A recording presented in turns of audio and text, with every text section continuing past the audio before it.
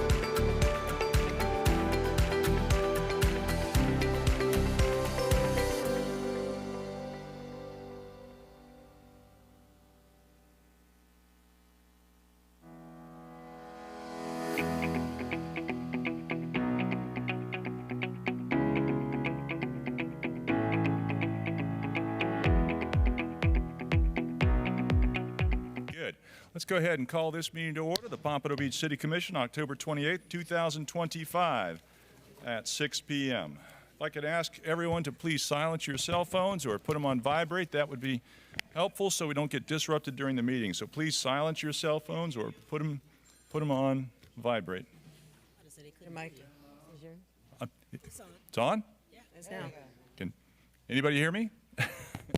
As I was saying, if we could please silence our cell phones or put them on vibrate, that would be great during the meeting. Thank you for that. All right, let's go ahead and call the roll. Commissioner Fezzik. Here. Commissioner Perkins. Here. Commissioner Sigerson-Eaton. Here. Commissioner Smith. Here. Vice Mayor Fournier. Here. Mayor Harton. Here, thank you. Our invocation this evening will be given by Pastor Brandon Jones from the Mount Calvary Baptist Church. If we can please rise for the invocation, followed by the Pledge of Allegiance.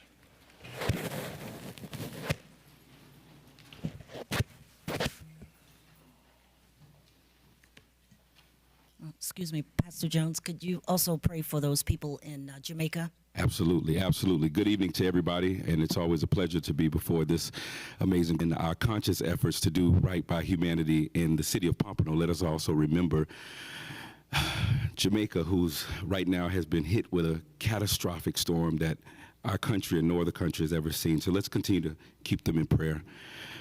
Heavenly Father, we come before you seeking your guidance. We come before you seeking direction. We come before you seeking your wisdom. Your word declares that if your people who are called by your name would humble themselves and seek your face and turn from their egregious ways, that God, we would hear then from heaven and you would heal our land. And so we pray tonight that as this amazing body of individuals meet together to make decisions on behalf of the people and the residents of the city of Pompano, that Father, you will allow them to consider the least, the left out, and the forgotten. We thank you for being with their family, and we thank you for being with the community as large. We ask these blessings in Jesus Christ's name. We do pray. Amen. Amen. Pledge allegiance to the flag of the United States of America and to the republic for which it stands, one nation, under God, indivisible, liberty and justice for all. Thank you. Very good, thank you. You may be seated. All right, takes us up to approval of minutes. Can I get a motion approving the special city commission meeting minutes of September 22nd, 2025? That's the second budget hearing. So moved. Second. Moved and seconded. All in favor say aye. Aye. Opposed? Motion carries unanimous. Thank you. Can I get a motion approving the regular city commission meeting minutes of September 23rd, 2025? So moved. Second. Moved and seconded. All in favor say aye. Aye. Opposed? Motion carries unanimous. Thank you. On our agenda this evening, we'll be striking item number 9. So 9 is stricken. Any other changes to our agenda, Mr. Harrison? No, sir. Very good. Can I get a motion approving the agenda as amended? So moved. Second. Moved and seconded. All in favor say aye. Aye. Opposed? Motion carries unanimous. Thank you. On our consent agenda this evening, we'll be pulling items 1, 2, 3, and 4. So 1, 2, 3, and 4 will be individually discussed. Item number 5 is eligible for discussion during audience to be heard. Very good. Takes us up to a special presentation. Cultural Affairs Department Year in Review. Mr. Tabing.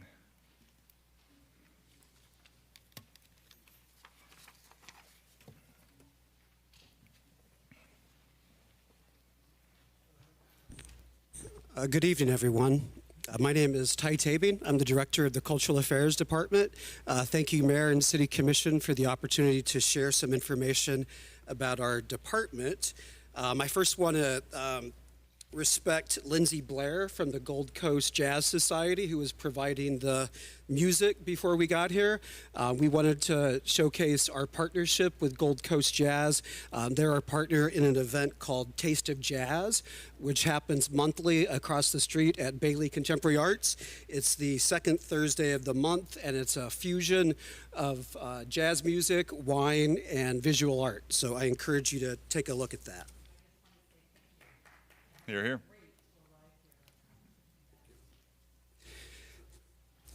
So I'm here tonight because for the first time in our department, we have year-over-year attendance numbers. We've been easily quantifying ticket sales, but we've been a little more challenged with some of our outdoor events, Old Town Untapped, Backyard Jam, Green Market, and Jazz Fest. So for 2 years now, we have been counting very diligently, and I'm here tonight to share some results of those counts. But before I go into that, I first want to really frame this discussion and discuss why the arts matter. I think there are 3 reasons why the arts matter. There are multiple reasons, but 3 that I want to discuss tonight. The first one being an enhanced sense of place that comes from art and culture. It's visible in some cities, Austin, Texas, Asheville, North Carolina. It's sort of their brand, and art and culture creates a city that isn't a cookie cutter city. It's a unique city that businesses and residents and investment seeks out. So that's one of the 3 reasons. It attaches people to place in a way that only culture can, and creates memories and experiences that people hold on and really connect themselves to the place where they have those experiences. The second item I want to mention is we are really focused on incubating local talent. It's one of the core values of our department. We do that in a number of different ways. We pay artists market rate for the work that they do. We have an artist in residence program that now we have 21 alums, graduates of the program, and we consider them kind of our army of creatives that we can employ to make Pompano Beach more of a cultural destination. And we also provide some supplemental arts education. The landscape for arts education gets leaner and leaner in the schools, and we have a couple of programs that address that directly. Arts Unplugged and Act to Succeed are the names of those programs. And we also offer year-round workshops. Just recently, we had a workshop called How to Use Your Acting Skills to Earn Money in South Florida. We had 12 people attend that 2-day conference, which occurred recently at the Hive. And the third reason is really, of course, economic development. Our attendance count is, for the past fiscal year, is 60,051. Our departmental budget is $3.7 million. That includes $200,000 from the public art program. That's a separate fund, not from the general fund, but we're including that to talk about impact. So the reality is that on average, and this isn't necessarily pertinent to Pompano, but the national average for going out to a cultural event is that an individual spends $41 in addition to the ticket price. So that's money that's invested in the place where the cultural experience takes place. And here in Florida, it's a big industry, tourism industry. 3.18% of our state's GDP is tied to art and culture. And here in Pompano, this output, this budget supports 104 jobs. And our local government tax revenue is $150,000, and you can see the other figures there. So our programs are directly feeding into the local economy. And I want to add a little more on our expenses. About half of our expenses are personnel.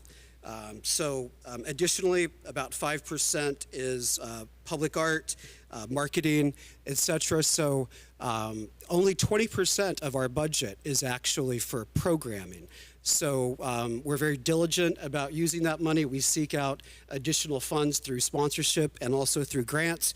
In fact, you can see our revenue, which the amount that we've generated through ticket sales, vendor fees, and facility rentals. All of the revenue that we generate is $207,000 from the past fiscal year, and about $70,000 in grants and about $50,000 in sponsorship, for revenue from our department alone of $325,000.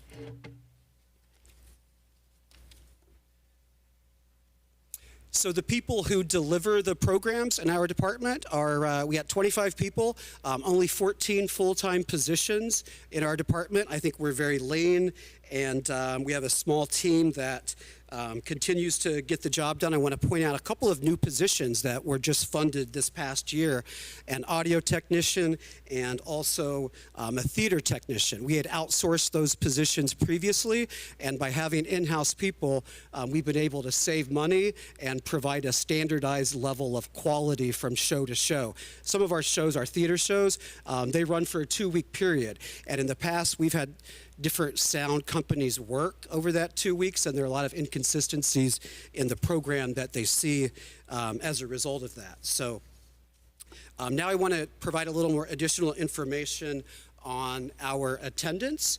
At number 60,051 breaks out between events that we have at the Cultural Center, external rentals, and recurring community events. And our festivals, which includes Exit 36, Light Up MLK, and of course our Jazz Fest. Our number is up from 57,000 last year, but our attendance at this past Jazz Fest was down by 5,000. So we had one of the coldest nights of the entire year, unfortunately coincided with our Jazz Fest, and it dramatically impacted our attendance to the tune of about 5,000. So we anticipate that number to be much larger in the future. And those people, that attendance number, have the opportunity to interact with 576 different opportunities within our department. And I'll explain what I mean by those opportunities in just a minute. And of course, the venues that we program, the Cultural Center, Allied Cultural Arts, Bailey Contemporary Arts, and the Blanche Ely House Museum.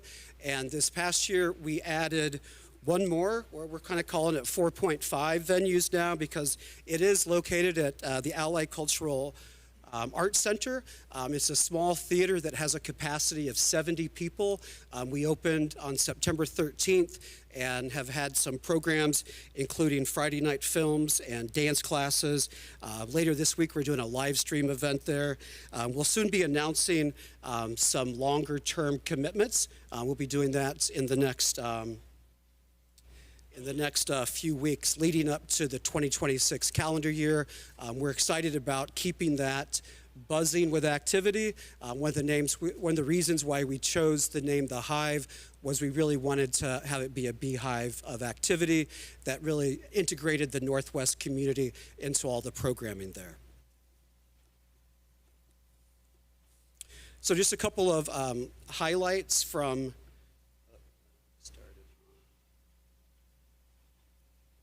a couple of highlights from this past year. We embraced Black History Month in February. That was a big month for us. I wanted to highlight. In addition, you can see the marquee that we added at the Cultural Center in February. That allows us to reach the 40,000 people going by the Cultural Center every day. It nicely ties into the architecture of the Cultural Center and is a great messaging opportunity for us. Additionally, I wanted to point out that May is Haitian Heritage Month. That's a month that we really embrace, given the large population of Haitians that are in Pompano and the surrounding area. And then in June, the third cohort group from our Artist in Residence program graduated, and we had our vernissage event at Baca to commemorate that. So some of the different types of programs, I'm not going to go into all of them, but we have recurring events. And again, to get to that 576 opportunities, I want to explain that a little bit. So Old Town Untapped is one of our bigger events. It happens the first Friday of the month, and it runs from October through June. So it's nine events each year. So that's 9 contributions to the 576 opportunities. Additionally, a Taste of Jazz, which I mentioned earlier, it's a monthly event, so that's 12 towards the opportunities for the public to engage. Additionally, I wanted to point out the Pompano Players that are listed there at the bottom on your left. The Pompano Players are our hometown theater company. We partner with Art Center Management and deliver 6 theatrical presentations. They run for a 2-weekend run.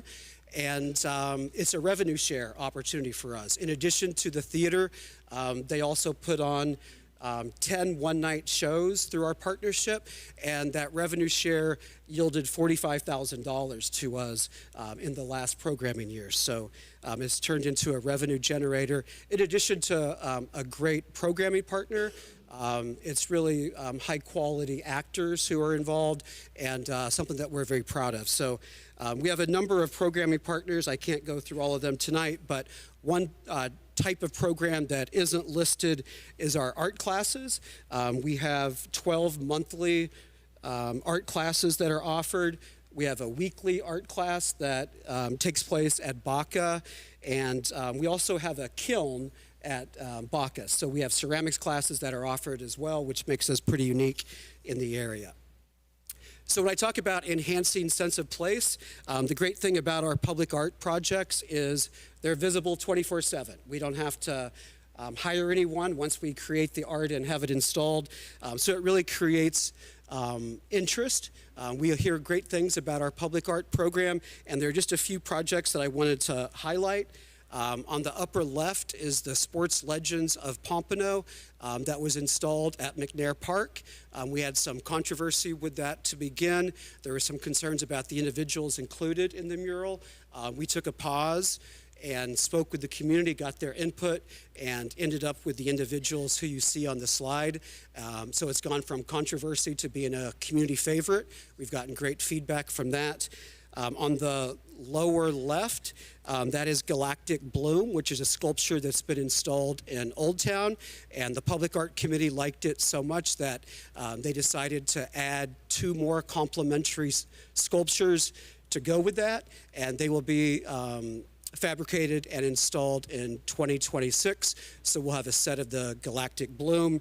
On the upper right is the latest installation in the Underwater Sculpture Garden program, where a piece of artwork is at the beach for 1 year, and then it's sunk in the ocean and attached to Lady Luck at Shipwreck Park. And then the last mural on the bottom, we've hired this woman who had done a mural for Taylor Swift, and she's become quite famous as an artist, and we had that installed in the backyard, and now it's become a bit of a selfie opportunity, and we're trying to encourage social media interactions with that. And speaking of social media, we continue to try and grow our social media following. I encourage everyone here, my next slide is going to have a QR code so everybody in the audience can follow us easily. But we're trying to grow our social media following 25% year over year. We achieved that just recently. Unfortunately, the 37,000 followers are distributed among those different handles, but we activate all of them. So we have a strong reach of 37,000.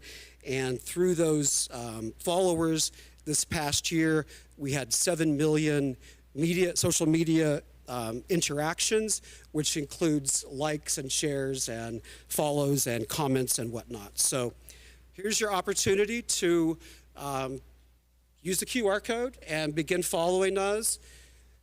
We really appreciate that opportunity because, again, most of our events are free of charge. Old Town on Tap, Backyard Jam, Green Market, and a couple others. Lunch with Art, which is the weekly art class at Baca. So not only do we provide free programs, but we're always cognizant about price points.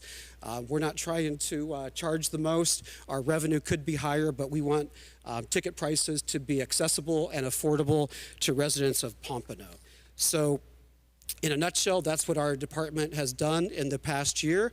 I want to thank the commission for the support that has been provided to our department year over year, and also thank everybody who follows our programs and gets involved in all that we do. I feel very fortunate to be the head of our department because I feel like we're doing some good things and we'll do even more things ahead. So that concludes my presentation, and I can answer any questions that the commission might have. Very good. Thank you, Ty. I appreciate that. Excellent presentation, excellent work throughout the year. Any questions from the commission? Questions? Seeing none? Thank you very much. Appreciate it, and keep up the good work. Look forward to future events. All right, that takes us up to audience to be heard. Do we have anyone signed up, Kervin? Yes, we do, Mayor. We have 6 speakers. Okay. First speaker, Jason Fuller, followed by Pat Anderson, followed by Carl Kervini. Just give your name and address for the record and limit your comments to 3 minutes. Thank you. Good evening to the Commission. Jason Fuller, 613 Northwest 16th Avenue. It has been brought to our attention that the city has expressed its intentions to take over the Westview Community Cemetery against the wishes of the community that owns it. A cemetery owned by our community, managed by a board that refuses to follow bylaws and a charter set in place for over 70 years. They do not have the right to give this land away nor sell this land. They do not own it. The city knows that this board is filled with people that do not have the best interests of our community. Ronald Thurston, President, Vicente Thrower, Chairman, Evander Derrico, Jr., Secretary, Gary McLemore, Vice Chairman. They signed the resolution to donate it to the city. We served a public records request.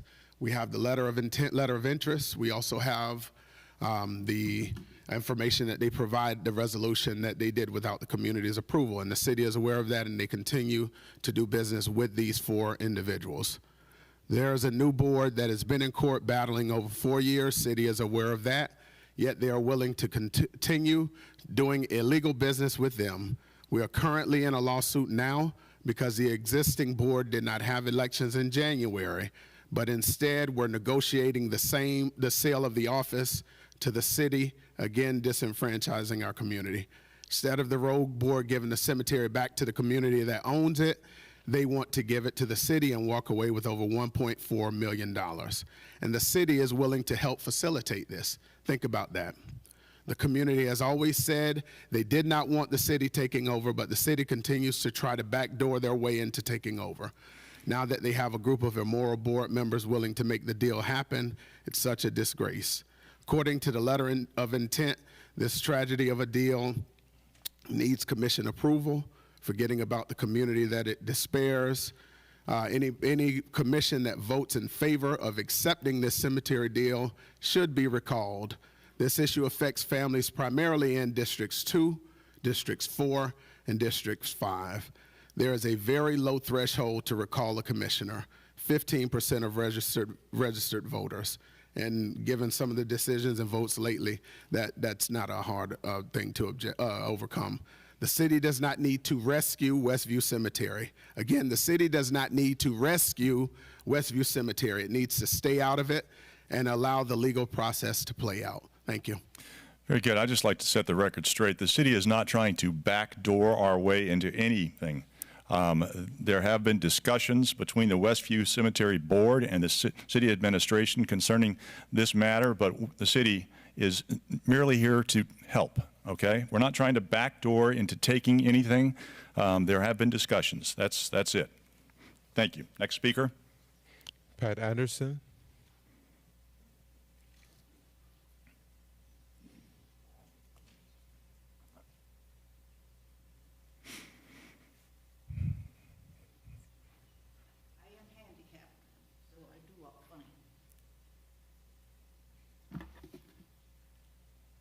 Hi.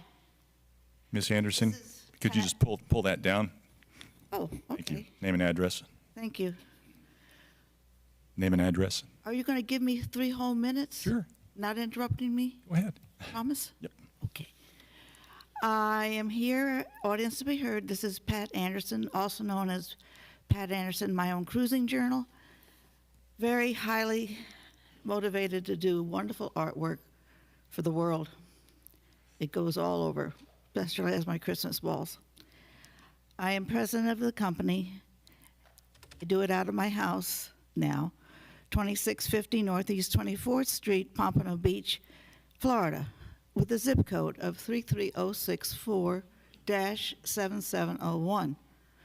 Everything on Pompano Beach, Sailfish Canal, is deeded as Pompano, not Lighthouse Point. I'm here tonight to tell you that all of this changing of zip codes and house numbers by Chris Ema of McLean and Nema is bad. It's bad. Multiple listing was fake AI, was sold next door to me to a Canadian.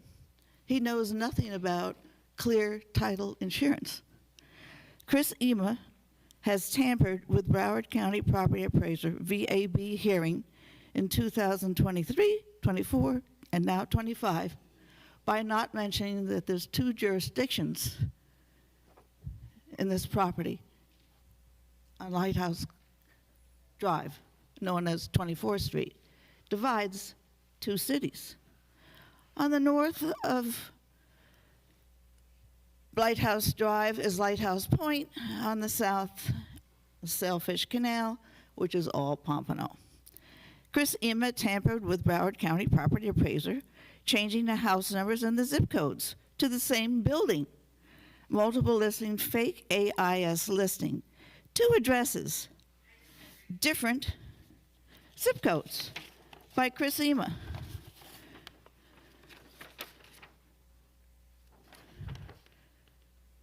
And at the same time, he has the same parcel number, 4843330110020. It's fraud to FEMA insurance, to the IRS, infrastructure and environment. That's all I want to tell you. It's not legal. And this is, I have photographs of all 50 permits that were not inspected by Mario. Mario, I never saw you inspect anything. But I sure know that you voided my permits. I'll give you 10 extra seconds. How's that? Go ahead. I know you're all trying to do a good job, but you really got to get rid of the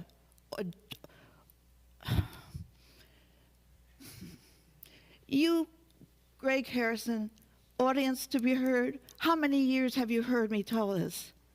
You've been Administrative negligence. very good. And Thank Mark you, Berman, thank you, Ms. Anderson. Thank you, Ms. Anderson. We you appreciate it. withhold evidence. Ms. Anderson, I'm going to have to ask you to stop now. Thank you. Stop me now. Thank you. Appreciate you coming forward. Next speaker. Carl Corini, followed by Patricia Williams, followed by John Bodnar.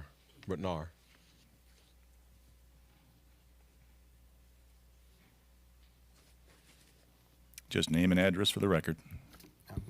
Thank you. My name is Carl Kuveri, Palmer number 2, South Coast Drive 2651, Pompano Beach 33069. Thank you for having me here today, not willingly, of course. So I was asked today, incidentally, about a management company that came to offer their services last year when I was on the board. I was asked by a management company. This reminds me that I need to follow up and try to get a response on the concerns I brought up in this hall in June of this year. This was with regards to conflict of interest. I quote from the Sunshine Laws 7183027, a director or an officer who is party to or has an interest in an activity that is a possible conflict of interest may attend the meeting, a board meeting, at which the activity is considered by the board and is authorized to make a presentation to the board regarding the activity. A director or an officer who is party to or has an interest in the activity must recuse himself or herself from the vote. I have no doubt the Commissioner for District 5 will look at this statute and observe it, while an executive board member in corporations in her district and simultaneously on other boards that are known to propose vendors to them.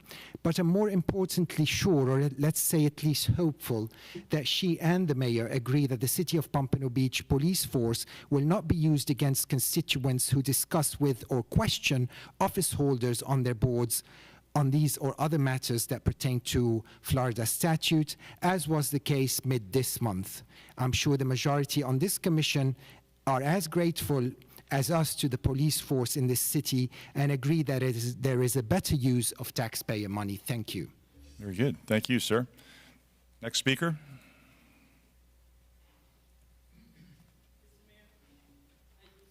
Yes, yes, go ahead.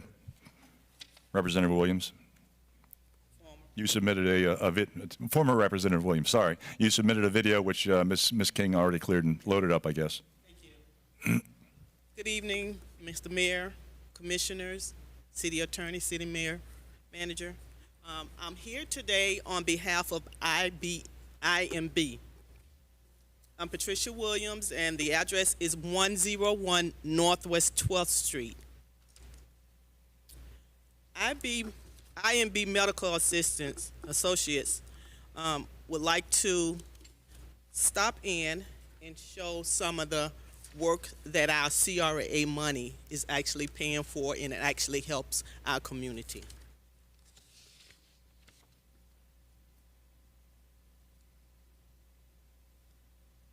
This shows a vacant spot that was on the corner of Northwest 12th Street and Dixie Highway.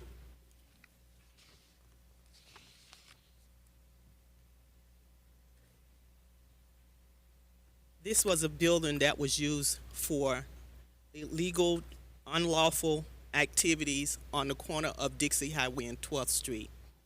The CRA partnered with IMB Medical Associates, and now we have a new building that assists the city of Pompano Beach. This is just an example how our CRA dollars works.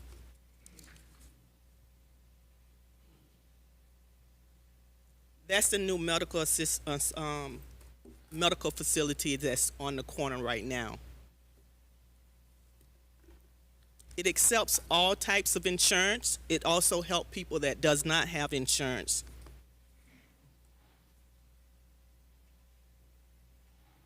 That's just a different view of it. Once the CRA partnered with IMB Medical Associates, they actually was able to do additional things that the facility actually have in place right now.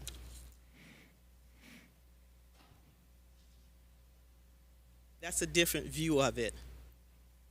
And looking at the corner, what it is now compared to how it was a couple years ago, the facility has only been open a little under 2 months. The mayor and commissioners, you will receive an invitation from Dr. Bazar and Dr. Innocent, inviting you for a tour of the facility itself so you can see our taxpayers' dollars at work.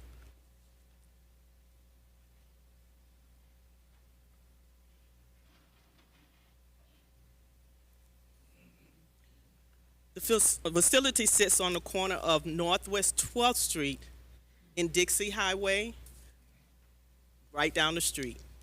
It's in walking distance to some of our residents that may need that type of services. Because of the CRA partnering with it, it actually give a plus to our community. Thank you. Very good, thank you. Commissioner Perkins? Yeah, it is a very nice facility. I've toured the facility. As a matter of fact, I attended the grand opening, and there was no one that I could see that was there at the grand opening but myself. This group is out of Miami, so I asked if they could better connect with the Northwest, and I asked if they could possibly hire some of the residents from the community into that facility. So I'm waiting on an answer, but it is a very needed and nice facility. Thank you. Very good, bless you. Very good. Next speaker? John Barnard, followed by Carlene Duncan.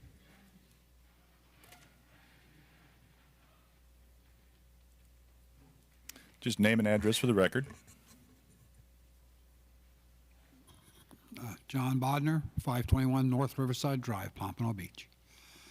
I'm here to speak about the so-called paving of that street, which this is my 3rd October being here now to find out what's going on with it.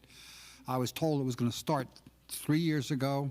As you can see, it's not. It's still like riding a carnival ride, that street. It's terrible.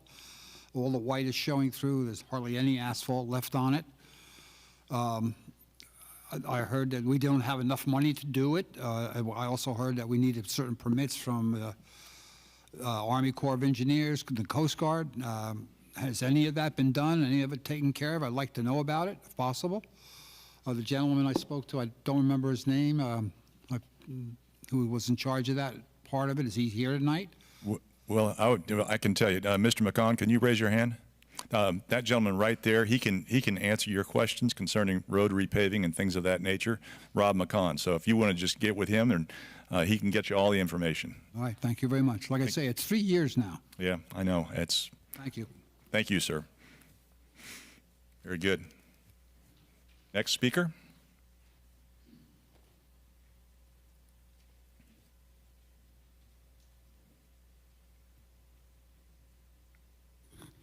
Good evening.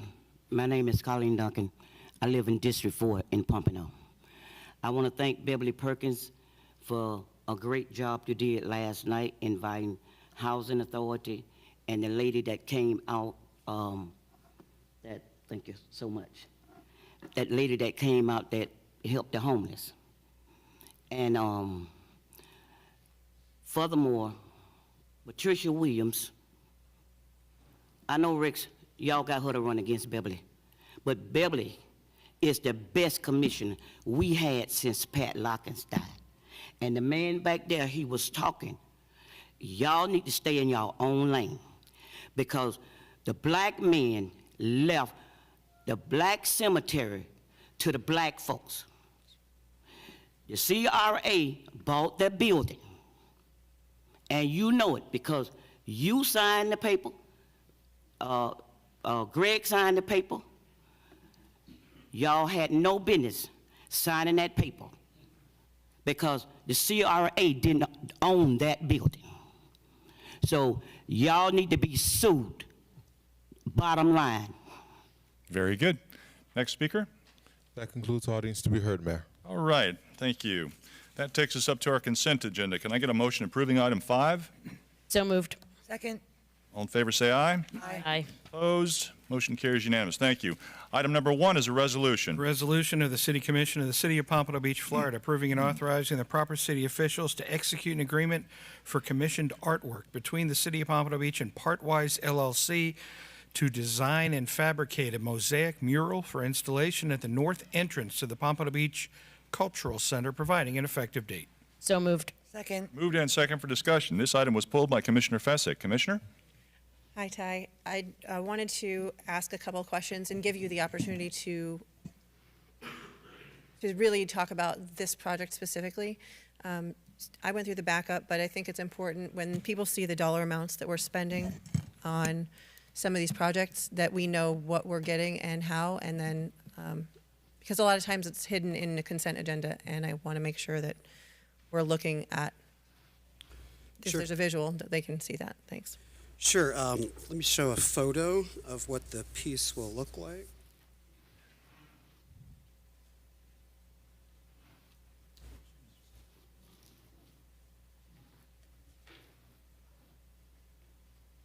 So that's in front of the Cultural Center, of course. We issued this artist call last fall. It was in the 2025 plan. This public art project went a little faster than some of the others, and we received 119 submissions. It was a national call. For larger ticket items like this, we do national calls, and the PAC, the Public Art Committee, unanimously selected this piece. It was clearly the front runner compared to the others. And, you know, in terms of looking at this piece, again, paying market value, you very much get what you pay for in public art. And this piece is constructed of epoxy painted aluminum, and it has layers to it. At the bottom, it's thicker and gets thinner as it goes up. We've met with the engineering department. Tammy provided input on the appropriate way to affix it to the building. And so we really think it's going to be a signature piece that brings attention to the front door of the cultural center. Often people talk about the cultural center and they think the parking lot is the entrance to the building. So we're trying to establish an identity, a front door, curb appeal for the building. One of my great frustrations is to go to a community meeting and I'll ask people if they've been to the cultural center and they confuse the building with the library. So we've had an identity crisis at the cultural center the 3 years that I've worked there. And so, we feel that this is an appropriate budget for such a signature piece in such a high-profile location. Thank you. And the reason why I wanted to sort of differentiate this also is because I've had a lot of conversations related to the money that we spend here and how it's budgeted out. So when we're hearing about roads and things like that, that I want to make sure that it's clear that this is a different budget, that this is something that you approve or we approve every year, and then these are the things that you go out and do with a specific goal. So I want to make sure that it's known that it's not from a road paving budget. This is from a cultural arts budget. That's correct. And it was not funded through the general fund. The annual allocation for the public art program is about $200,000, and it's based on a percentage of the CIP budget every year. Perfect, thank you. And this one I think was pretty interesting in terms of it being multi-layered and multi-dimensional too, right? I think that's important to give it depth, so it's multi-dimensional and can be viewed from a lot of different angles.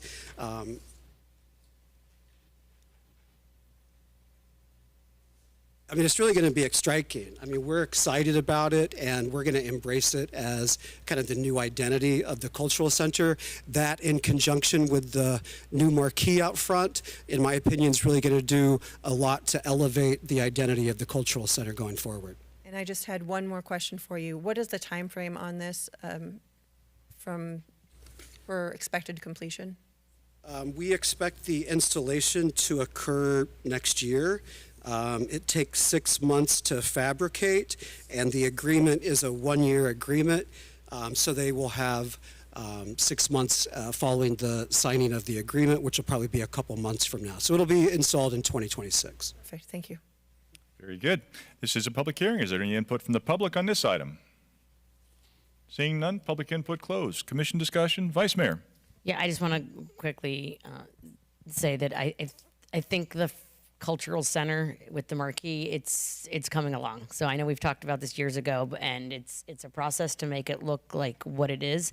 But this will help, and I do think the pictures you show up there don't even show, they don't show the depth of this, like the renderings in the backup, which show the depth and the layers of it. So I think it's going to be even more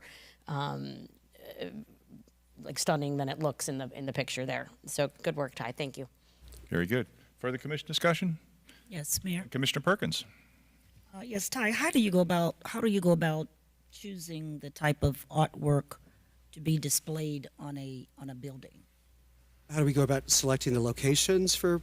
The location, number one, and how do you go about choosing the type of artwork that is supposed to be at that particular location? So each year, staff makes recommendations to the Public Art Committee, and ultimately they select the pieces that they feel address the needs of the community. And in this case, we pitched it as an identity-creating piece for the Cultural Center, and they understood that theory. To me, it's similar to the Hive in the same way that the Rhythms of Legacy mural really defines the Hive. I think this new piece is going to provide a real identity to us in a similar way. Laura Atria is our expert on staff, and so she does research about appropriate budgets for allocations such as this, and then she makes a recommendation, and ultimately the Public Art Committee makes the final decision about locations and about budget. Mm-hmm. Okay, can you place the picture there again? The artwork, can you display that again on the screen?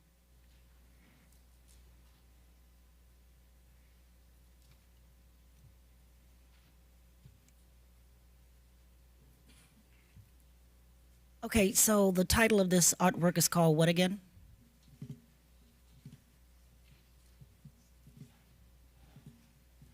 The piece is called Flora Palmae. It's described as a geometric exploration inspired by emergent order in natural systems, how simple rules can give rise to dynamic, complex forms. Drawing from the flora and fauna of South Florida and integrating the city's palette, the composition evokes a palm grove in bloom. Okay, now I can better understand it. Okay, because I wasn't, connecting with it until you read that. Now I can kind of picture it. Thank you. That's it. Very good. Further commission discussion? Seeing none, let's call the roll.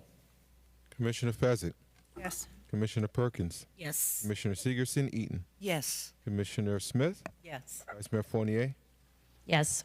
Mayor Harden. Yes. Item 2 is a resolution. A resolution of the City Commission of the City of Pompano Beach, Florida, approving and authorizing the proper city officials to execute an agreement for commissioned artwork between the City of Pompano Beach and Volcan Alcanaglu Design LLC to design and fabricate a sculpture for installation at Pompano Beach Community Park, providing an effective date. So moved. Second. Moved and second for discussion. This item was pulled by Commissioner Fezzik. Commissioner?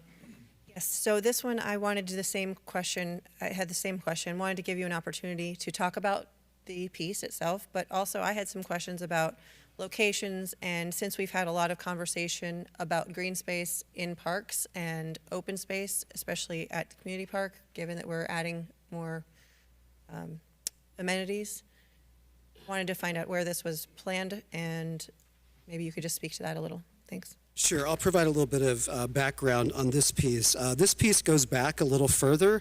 This was part of the FY23 Public Art Plan. The artist who was selected is out of Portland, Oregon. We received 153 submissions, and ultimately on May 22nd of this year, the Public Art Committee selected this piece. The description of this piece from the artist is that it was sculpted and transformed from a star of the American flag. Infinity, which is the title, embodies the boundless potential and enduring optimism that defines the American spirit. Its design features an abstracted star shape forming an infinite loop, symbolizing the limitless opportunities that lie ahead. The piece pays homage to Lincoln's famous quote, "The best way to create the future is to create it," by inviting the community to engage with and shape their surroundings actively. By day or night, the sculpture shines.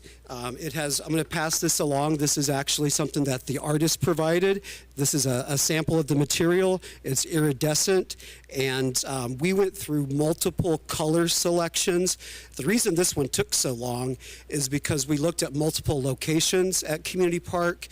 We wanted a piece that really captured everybody's attention on Federal. We got derailed for a moment. We thought the fence that was being installed along Federal might be an issue. Like, do we still want to proceed with this? It's a big ticket. Is it going to obstruct the view? And it did not. So there are two berms that are just north of the Moria apartments, and this is the second berm. So it's a little further. There's a bus stop that's right there, and it's just a little north of that. So the Public Art Committee has met with on-site Public Art Committee members, and Laura and myself.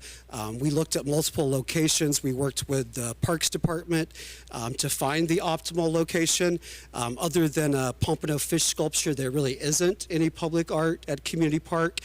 So we think this is a real signature piece that's going to be elevated on a foundation. It's going to be nicely lighted, and it'll be highly visible to the many people who go down Federal every day. So I'm going to pass this along so you guys can take a look at it.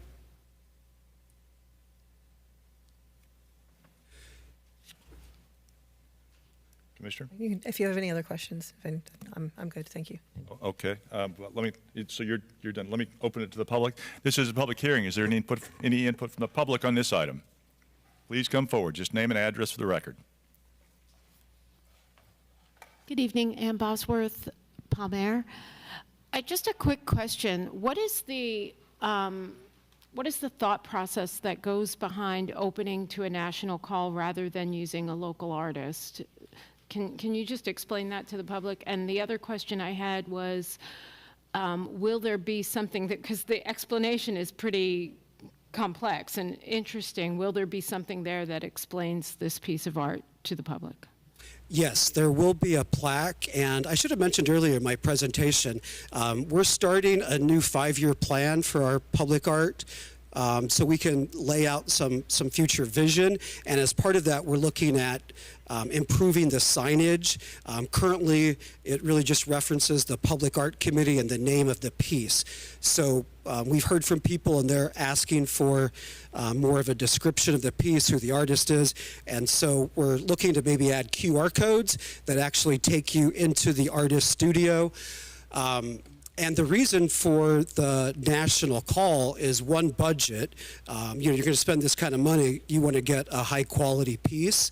So, for the smaller budgeted items, we will do a regional call, and certainly for the Pompano fish pieces, we do those locally. That's an entirely different kind of process. So the thinking behind it is really, if you're going to spend that money, make it a quality piece. I spent most of my career in Chicago, and all of the pieces there are done through national calls. And in the way of cost, I mean, everybody loves the Bean in Chicago at Millennium Park. It costs $23 million. So, you get what you pay for in public art, and that's become iconic and representative of Chicago. And we're certainly not going to reach those kind of budgets, but I think it speaks to public art and kind of a pay-to-play kind of system that we're in. Very good, thank you. Further input from the public? Seeing none, public input closed. Commissioner Segerson-Eaton? Thank you. So, yes, I'm glad to hear we're lighting, that we're taking a look so it can be visible by night. And, no, I've just, the last speaker, I mean, somebody locally would not be prohibited from a national call. Absolutely. Right. Local people are allowed to and encouraged to apply. We do outreach to the local community to bring artist calls to their attention. We'd love to select, and actually there were some people from the Tri-County area who were kind of finalists for this piece, and ultimately the Public Art Committee made this recommendation. So with the national search, you're just casting a wider net. Absolutely, that's correct. Okay, thank you. Very good. Further commission discussion? Vice Mayor? Thank you. I do think this park needs something, and I know we've been talking about this for years, so I think it's a cool piece. I was also concerned about the fencing, though, and the location, when I saw the fencing go up and then this item before us. So you have picked this location and believe that it will be elevated enough that it's not going to be hidden behind the fencing. That's correct. There's already about 3-4 feet, and with the foundation, it'll be elevated even more, and that will only enhance the visibility of the piece. And then in the public art backup minutes, it says that there's maybe some color options being considered. Is that the final color, or are we still talking about other color options? That's the final color. We had an exhaustive, I think it covered 3 PAC meetings, conversations about the actual color. We looked at, I think, purple and red, and because it's iridescent, the thinking is that it's going to get not 24 hour, but daylight. The sun's going to hit it at a lot of different angles, and we'll have some interesting reflections and interactions with the piece that will always keep it kind of lively and moving almost. Yeah, I can tell from the minutes that there was quite a bit of discussion on the color, so I was just wondering if this is, whether they were talking about purple and yellow, and if this was the final color for it. But I appreciate all the work that goes into this and all the debate from the committee in getting us to the right answer here. So thank you very much.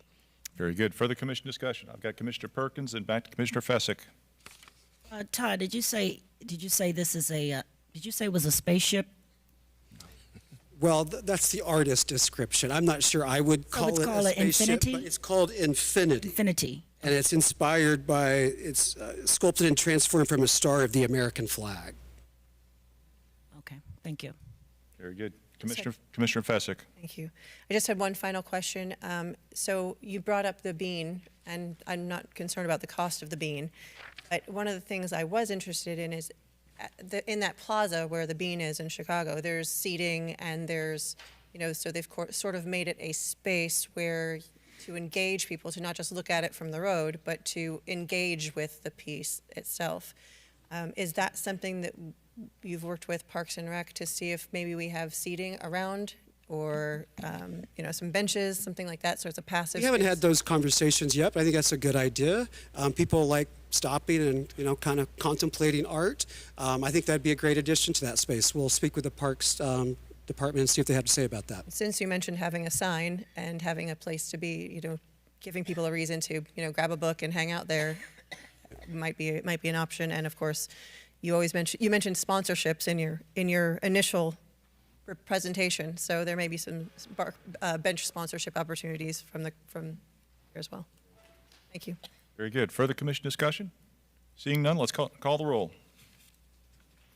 Commissioner Fezzik, Yes. Commissioner Perkins, Yes. Commissioner Segerson-Eaton, Yes. Commissioner Smith, Yes. Vice Mayor Fournier, Yes. Mayor Harton. Yes. Item 3 is a resolution. A resolution of the City Commission of the City of Pompano Beach, Florida, adopting the 2025 State Housing Initiative Partnership Act, SHIP Affordable Housing Incentive Strategies and Report, approved and recommended by the city's Affordable Housing Advisory Committee, and incorporating such strategies into the city's local housing assistance plan consistent with state law, providing an effective date. So moved. Second. Moved and second for discussion. This item was pulled by Commissioner Fesick and Commissioner Segerson-Eaton. Commissioner Fesick? Well, I wanted to go through this. I just had a few questions about it because it's a complicated piece, and was wondering a little bit more about so this is a report, and I was looking at it, how do we select our, and this may have been done even before I was on board or before I was paying attention to some of these final details, but with the report recommendations, is this sort of like a guide for 2026? So this is Alex Goldstein. Oh, is that microphone working? Hello? Hello? You hear me? Can we get this microphone working? Try it again. Check, check. Okay. Alex Goldstein, Program Compliance Manager, OHUI. So this is a report that is now due to the state, the Florida Housing Finance Corporation. It used to be every 3 years. Now they require it every year. It's a stipulation of our SHIP award. So basically what the committee does is it evaluates our current local housing assistance plan, all the incentives that are listed in that plan, and the goal is to make recommendations, additions, deletions, or no changes like it happened this year. There were no changes made. So we just give an opportunity for the committee to take a look at it. It's also open to the public. It's a public hearing. We have at least one public hearing to discuss the incentives before it is actually adopted and placed before you. So that's the process. Okay, so I know we've had a lot of conversations about affordable housing with the new downtown, with just in general, how there's absolutely a lack. At some of these things where there was no change, I wanted to bring up the possibility of us having a larger conversation or a workshop about how we would potentially make some of the community concerns that we've heard over and over again clear and have that conversation. So that's why I wanted to open this up, and that's why I wanted to have a larger conversation about this, because what you're doing is very important to the community, and I want to make sure that we're serving the community as best we can. Thank you. Very good. Commissioner Segerson-Eaton? Thank you, Mayor. Yeah, I just wanted to thank the Office of OHUI. My experience has been they've done just a yeoman's job, really, of helping residents in need. Whenever I call, Alex knows what programs are out there and how folks can be of help. And I also wanted to point out the fact that your office and the City of Pompano Beach recently was awarded by the Florida Housing Coalition. They were recognized as a model for leveraging the SHIP funds to advance home ownership, the homeownership development program. And we saw a video on it earlier, but it was at the end. So I just wanted to bring that up and say thank you for all that you're doing. I think you're doing a great job. Thank you. Very good. This is a public hearing. Is there any input from the public on this item? Seeing none, public input closed. Commission discussion. Vice Mayor. Thank you, Mayor. I agree with Commissioner Fezzik on this. This comes to us every year, and a couple of years ago, we increased as a result of looking at this report and the no changes, we ended up starting a conversation about increasing the developer buyout fee and made significant changes to our policy, which hopefully over time will increase those funds and allow us to, build some affordable housing stock in the city. Do you, as the city staff, come with recommendations each year, or say we don't make any recommendations to make changes? Do we really brainstorm what's going on here and come to that committee with ideas? Yeah, so absolutely. We come with our city actually has much more incentives listed in our LHAP than a lot of the surrounding areas, so we've kind of tapped out. But we always take a look at the surrounding areas and see what's new or what we could possibly implement into our plan. But we are ahead of the curve here, so there's really not much that you'll see on an annual basis that people want to add or change. But we always are looking. We have our ear to the streets, and we're constantly monitoring what other municipalities are doing, and if we see anything that could potentially be of benefit to the city of Pompano Beach, we definitely bring that to the committee's attention and we discuss it. And we can't tell them what to recommend, but we can provide examples. Thank you. Yeah, most years it appears that there aren't many changes to be made, but I also agree with Commissioner Fezzik that at some point this body should have a workshop on affordable housing. It's an important topic to the future growth of our city, to the downtown, to Cassandra Rhett there, who's always sitting here and needs help. It is a topic that we need to stay ahead of, and everyone's behind in Broward County on this, but I had a meeting yesterday with Suzette and Claudia talking about the MDA, and we talked about maybe a broader workshop on affordable housing. I have always had issues with the concentrations of poverty map, and maybe start talking about whether we should look at projects on a one-off basis instead of that formulaic map that precludes certain type of developments in certain areas. So we don't have to make that motion now, I think, but it's something to plant the seed that we should probably do that soon. Thank you. Very good. Further commission discussion. Yes, Mayor. Commissioner Perkins. Again, how are the people chosen to be on this SHIP committee? So this committee, we reached out to the prior members on the committee if they wish to continue to serve. We are happy to have them. So it's been difficult to find people that meet the categories that are required of this committee by the state. We're always looking for new people. We actually are capped at a certain number. We could have up to, I believe, 11 members on this committee, but we have to have at least 8 that covers 6 different categories. So it's kind of a committee to fill. So we have been, just requesting that the people that are sitting on the committee that represent those different categories, if they'd like to stay on, we ask them to stay on. But we're welcome to having anybody new who'd like to participate. It's also a public hearing, so even if you're not technically on the committee, we still welcome people to come to these meetings and discuss these initiatives. And we take everybody's recommendations. We listen, and we try to, if they have anything that they'd like to see in the plan, if it makes sense, we can tailor some of these initiatives and maybe put it in there. So we're always looking for people to participate. Okay, could you inform the commission whenever there's a vacancy open for Absolutely. whatever category? Now, I've attended one of your meetings. Pastor Wally Howard was on this. He's still on this, but his name is not listed here.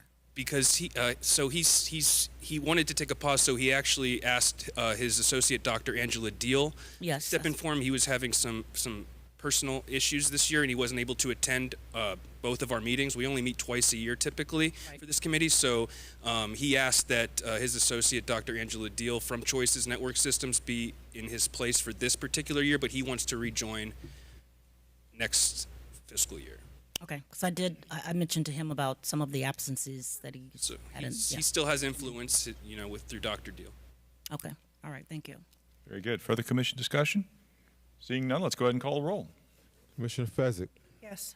Commissioner Perkins, Yes. Commissioner Sigerson-Eaton, Yes. Commissioner Smith, Yes. Vice Mayor Fournier, Yes. Mayor Harton. Yes. Item 4 is a resolution. A resolution of the City Commission of the City of Pompano Beach, Florida, approving and authorizing the proper city officials to execute a license agreement between the City of Pompano Beach and AEG Presents Southeast LLC, providing an effective date. So moved. Second. Moved and second for discussion. This item was pulled by Vice Mayor. Vice? Thank you, Mayor. Hi, Scott. How are you today? I'm wonderful. This is an important agreement. It touches most residents who go to the AMP, and the profile of the AMP has really been raised over the last few years, both with the investment that the city made in the facility itself and then through this agreement with AEG. So I did want to talk about some of the terms, since this is it's a long-term agreement. What are they? I was always concerned in the first agreement that we were giving up too much, right? They pay us a flat fee, but the AEG gets a lot of benefits from this also, right? They get all the ticket sales and anything else that we sell at the AMP, they basically profit from. So in this agreement, have we been able to strengthen our position as a city in terms of what we are getting from AEG? Good evening, Scott Moore, Parks and Recreation. Yes, each year we will increase revenue based on the number of shows. So the first year is $5,000 per show, and then that increases each year for the first 5 years.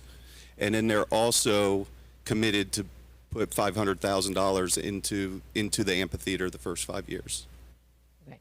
So they're going to invest $500,000 into some kind of capital projects that improve the AMP, in addition to the money that we have in our CIP to upgrade bathrooms or whatever we decide to do. Correct.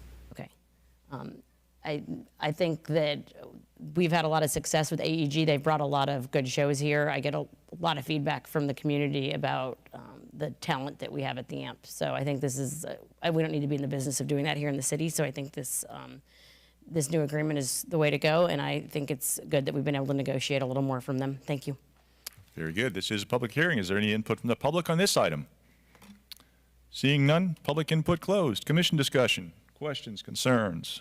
Seeing none, let's go ahead and call the roll. Commissioner Fezzik, Yes. Commissioner Perkins, Yes. Commissioner Sigerson-Eaton, Yes. Commissioner Smith, Yes. Vice Mayor Fournier, Yes. Mayor Harton. Yes, that takes us up to our regular agenda. Item 6 is quasi-judicial in nature. Mr. Berman will discuss the procedures we will use. Mr. Berman? Thank you, Mayor. Anyone wishing to testify on item number 6 must be sworn in and may be subject to cross-examination by the City Commission or by interested parties.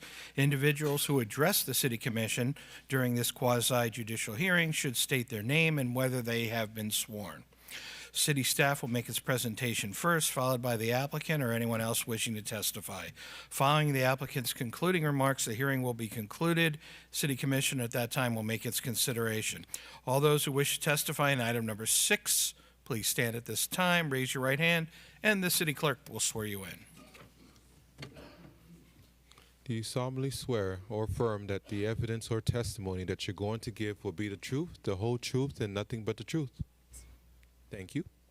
Very good. Item 6 is the second reading of an ordinance. An ordinance of the City Commission of the City of Pompano Beach, Florida, abandoning a 14-foot wide alley lying south of lots 1 through 5 within Block 2, Campbell and Saxon Addition Plat, and north of lots 6 through 10 of the same block, between Northeast 2nd Street and Northeast 3rd Street, and between Northeast 2nd Avenue and Northeast 3rd Avenue, providing for severability, providing an effective date.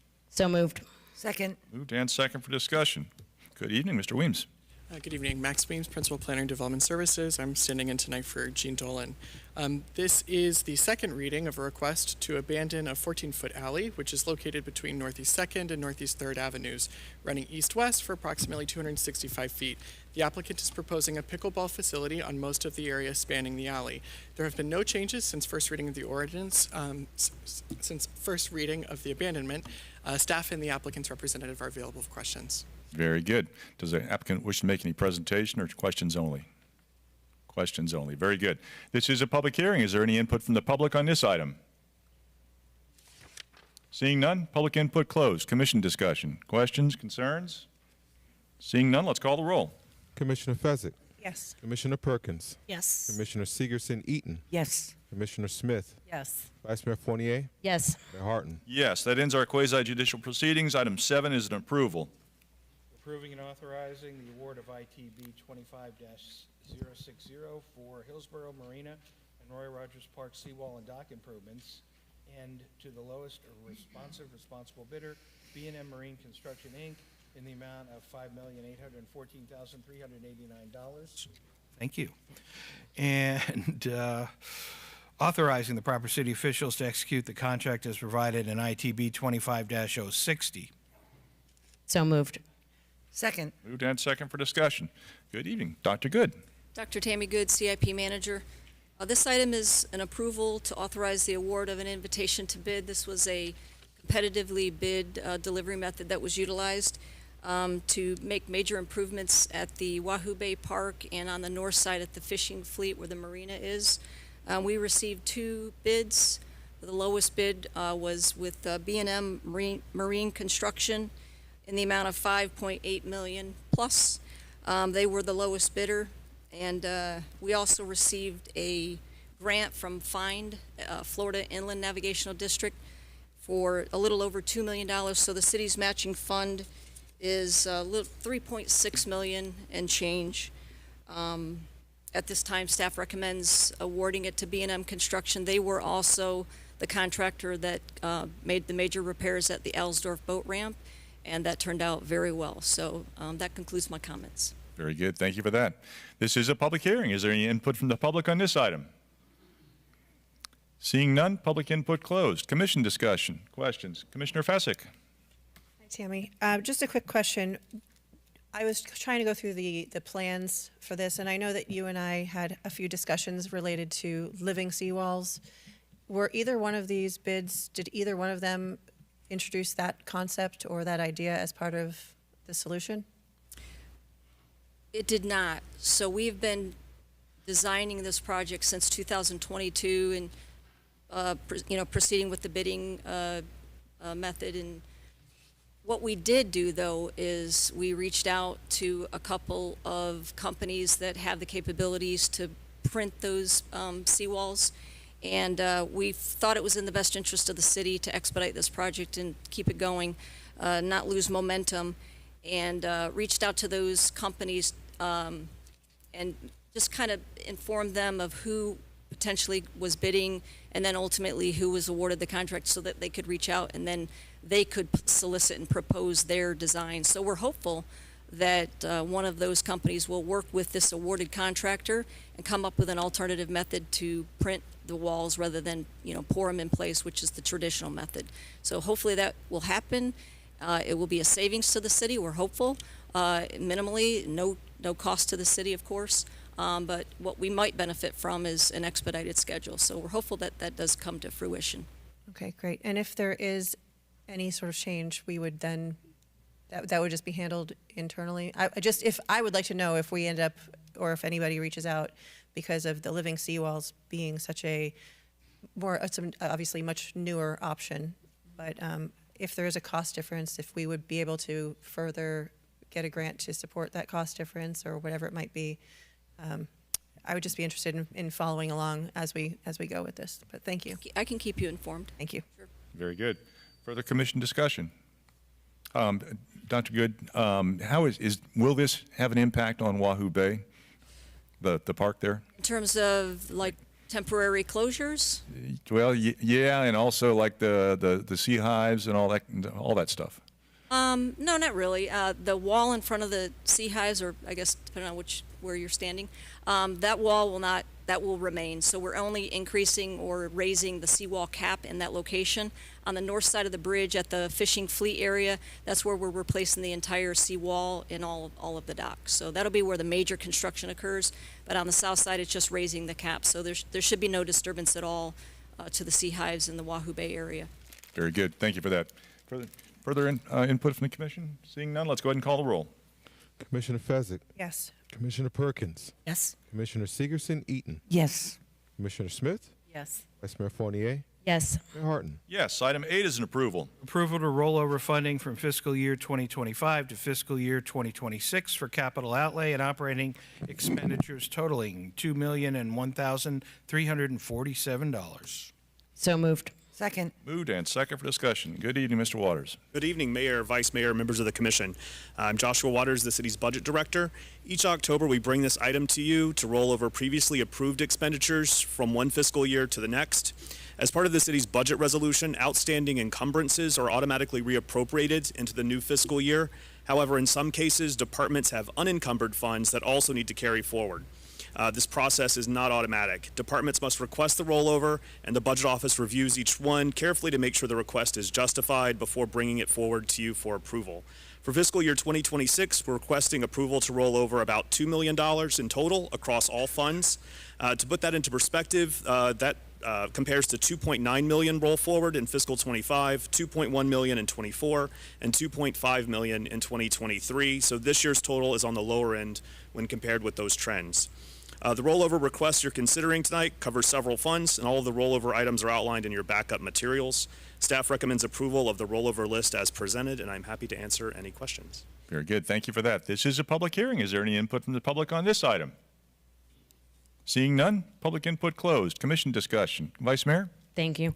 Mr. Waters, if there's an item that we decide or the group decides shouldn't be rolled forward because maybe it's not needed anymore or something's changed, what happens to those funds?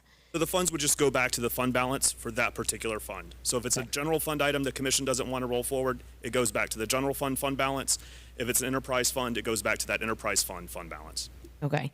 And so $2 million was rolled over. How much was there that was encumbered that didn't end up getting rolled over? So this is so for the general fund, $2 million is $405,000 of that is for the general fund. I'm sorry, what was your question? Well, is there some amount that didn't get rolled over that you decided, okay, we don't need this, or it's going, so that we'll go back to fund balance? So, and for the request that we received across the departments, the budget office, and working with those departments across all funds, decided about $650,000 was not justified, and so that amount would roll back to those funds. Okay. Again, that spread across all the enterprise funds. There were some for the general fund. As our finance department works to close out the books for fiscal year 2025, and we go through that audit process, we'll have a better understanding of where that leaves us from a fiscal year-end perspective. Okay, so if it's a utilities item, it goes back to that fund. Okay, thank you.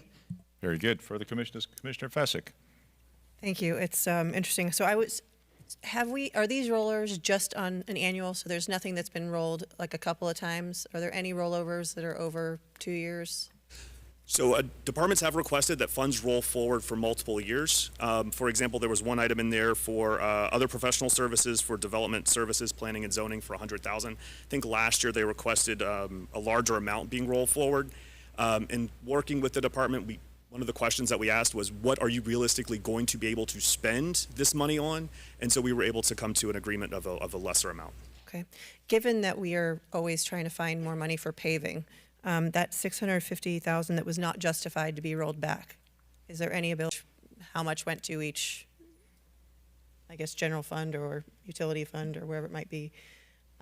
Is there any chance that if they don't spend, if the department doesn't spend the dollar amount that we would approve tonight, that we could maybe have whatever's not used within a certain period of time to roll into a paving, into paving, or roll into a fund that would allow for that?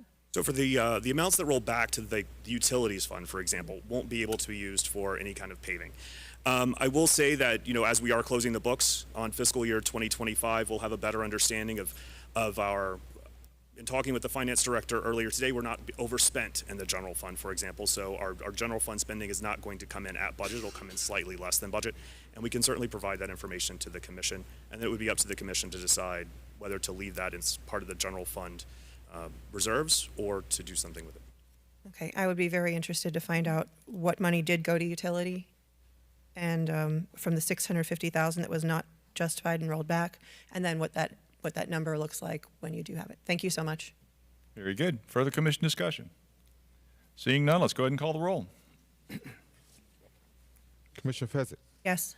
Commissioner Perkins. Yes. Commissioner Segerson Eaton. Yes. Commissioner Smith. Yes. Vice Mayor Fournier. Yes. Mayor Harden. Yes. Item 10 is a resolution. Resolution of the City Commission of the City of Pompano Beach, Florida, approving Yes. Item 10 is a resolution. resolution of the City Commission of the City of Pompano Beach, Florida, approving and authorizing the proper city officials to apply for the State of Florida Department of Environmental Protection revolving loan program for drinking water facilities. Upon approval, execute the corresponding loan agreement, carrying out all loan responsibilities under the agreement, establishing pledged revenues, providing for conflicts, providing for severability, providing an effective date. So moved. Second. Moved and second for discussion. Good evening, Ms. Mohammed. Good afternoon, Mayor, Vice Mayor, Commission. The Utilities Department is seeking Commission approval to apply for and accept funding through the Florida Department of Environmental Protection Drinking Water State Revolving Fund under loan application DW0624C0. The request is for a $30 million loan, which will fund Phase 1 of the water treatment plant upgrades, specifically the build-out of the city's nanofiltration facility, in order to address federal and state regulations on PFAS, which will go into effect in 2029. Under the proposed financing terms, 20%, or approximately $6 million, of the loan will be forgiven, with the remaining $24 million to be repaid over 20 years at a below-market interest rate. The loan will be supplemented with the existing bond proceeds issued in 2024, authorized under Ordinance 2025-01. The project is essential to achieve compliance with PFAS standards and to ensure long-term protection of public health and drinking water quality for the city's utility customers. It is also in alignment with the city's strategic plan and comprehensive plan for its commitment to capital improvements necessary to maintain or improve the potable water service. The funding opportunity is contingent upon the submission of a complete application by December 11, 2025. Failure to meet the deadline will result in removal from consideration by FDP.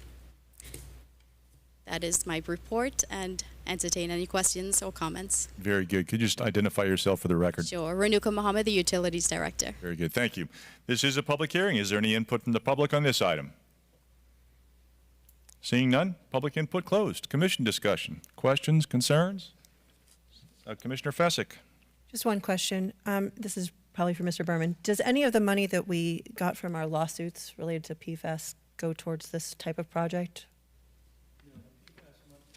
Right. The PFAS money goes toward projects and equipment for remediation of PFAS. It's dedicated for that purpose. Perfect. Thank you. Very good. Everybody likes clean water. Yep. Further commission discussion? Commissioner Smith. I just want to point out to the commission and to residents that our future water wells are located in District 5, and that we need to do all we can to protect those future water wells.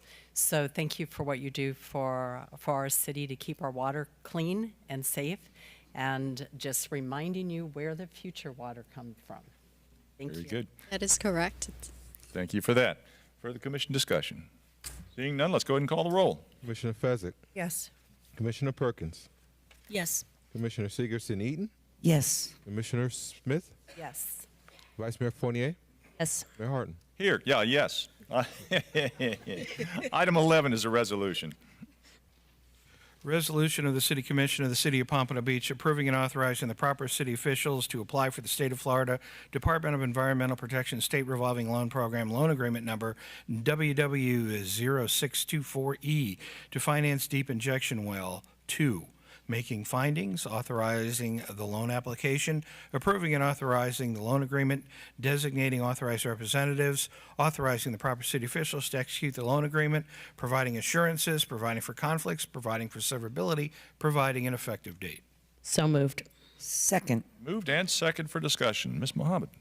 Okay, so this one, 25-591, accompanying item 25-592. The Utilities Department is seeking Commission approval to apply for and accept funding from the Florida Department of Environmental Protection Clean Water State Revolving Fund under loan number WW0624E. The requested amount is approximately $10.6 million, and it will fund Phase 1 of the water treatment plant upgrade, specifically the construction of deep injection well number 2 for concentrate disposal associated with the project. Under the proposed terms, the $10.6 million will be financed over the SRF maximum term of 20 years at a below-market interest rate. The loan will be supplemented by loan WW0624D in the approximate amount of $5.59 million, which has 100% principal loan forgiveness. And this is accompanying item 25-952. The project, of course, is essential to achieving compliance with the new federal and state PFAS standards set by EPA, which again goes into effect in 2029. The project ensures long-term protection of public health and drinking water quality for the city's utility customers, and again, also in alignment with the city's strategic plan and comprehensive plan to provide capital improvements necessary to maintain or improve potable water services. The funding opportunity is contingent upon submission of a complete application by the December 11, 2025, and again, failure to meet the deadline will result in removal for consideration by the state. And that concludes my report. Very good. Just for the record, can you identify yourself? Sure, Renuka Mohammed, Utilities Director. Very good. Thank you for that. Very good. This is a public hearing. Is there any input from the public on this item? Seeing none, public input closed. Commission discussion, questions. Vice Mayor? Thank you. I probably should have said this in the last item, but there's 10, 11, and 12. We are being asked to issue all these utility bonds, right? So this is based on the plan and the utility rates that this body passed some time ago. So I want it to be clear to people that we are now issuing the debt to do the projects that were in the plan, but the utility rates that we passed, I don't know how long ago it was, 24 months. When was it? 24. So further longer than I thought. So the utility rates that we passed a year ago are sufficient to service the debt from these bonds that we're taking to do the improvements that we need to our plant, to the wells, and all these systems to make sure that our water stays clean and it meets regulations. Correct. The adopted water and sewer rates in 24 supports the bond series 24, as well as the new loans from DEP. Okay, so it supports these loans, and now we are just going through the motions of We are taking going on through the the debt to process. do that. I just wanted to make that clear, that this is not, somehow we're not going to come back and be asked for increased utility rates again. That whatever was done in 2024 with a plan in mind to issue this debt to do these projects in the future. So bear in mind, this is for phase 1 of the expansion project. There's also in the plan a phase 2 to do further expansion of membrane treatment. And other improvements needed for the facility, and that will be associated with bonds later on. Right, and at the time, we had the discussion of investing in our plants, which we need to do, versus what was the Fort Lauderdale looking at the time, or Oakland Park? Lauderdale is, they're also investing in a new facility, a membrane and ion exchange. What was it, $5 billion, or I don't know, it was something like that. It was some staggering number. So these are big numbers, but they're investments we need to make to continue, building our system out. Right, safe drinking water and in compliance with the various regulations at federal and state level. Yes. Thank you. Very good. Further commission discussion. Commissioner Fessick. Just a quick comment. I think this is very interesting in terms of when we are spending this kind of money to invest in the systems for safe and clean drinking water. I would just really like to see from your department, and if it could be shared with us, maybe a semi-annual, like biannual sort of, because Absolutely. it helps a lot to see that the wheel is in motion, even though we know it takes some time. It would help a lot to see where that money is going and what's being accomplished to reach the goals. We can certainly prepare a progress report. Thank you. Very good. Further Commissioner Segerson-Eaton. Thank you, Mayor. These PFAS and PFOPAs and et cetera are it's an interesting issue as we are now our parts per trillion has gone from 70 parts per trillion to 4 parts per trillion in the drinking water, and to get these out of the water is very expensive and difficult to do. And here's the thing, and we're winning some of these lawsuits with these PFAS and from DuPont and some of the other manufacturers, and I've learned that these things are everywhere. They're on the inside of a McDonald's hamburger wrapper. They're in popcorn microwave popcorn. So they're everywhere. The manufacturers continue to use them for packaging, etc. So we're getting them, and they won't take them out. And yet, cities are being now required to create and build very expensive membranes and filtering systems to take them out. So I don't know. I serve on the Broward County Water Advisory Board, so I've sat through a lot of educational, presentations over the years, and it's just a head scratcher to me. So I just want to put that out. It's an interesting thing to research, but thank you for all you're doing, and welcome aboard. Thank you. Very good. Further commission discussion? Seeing none, let's go ahead and call roll. Commissioner Fezzik.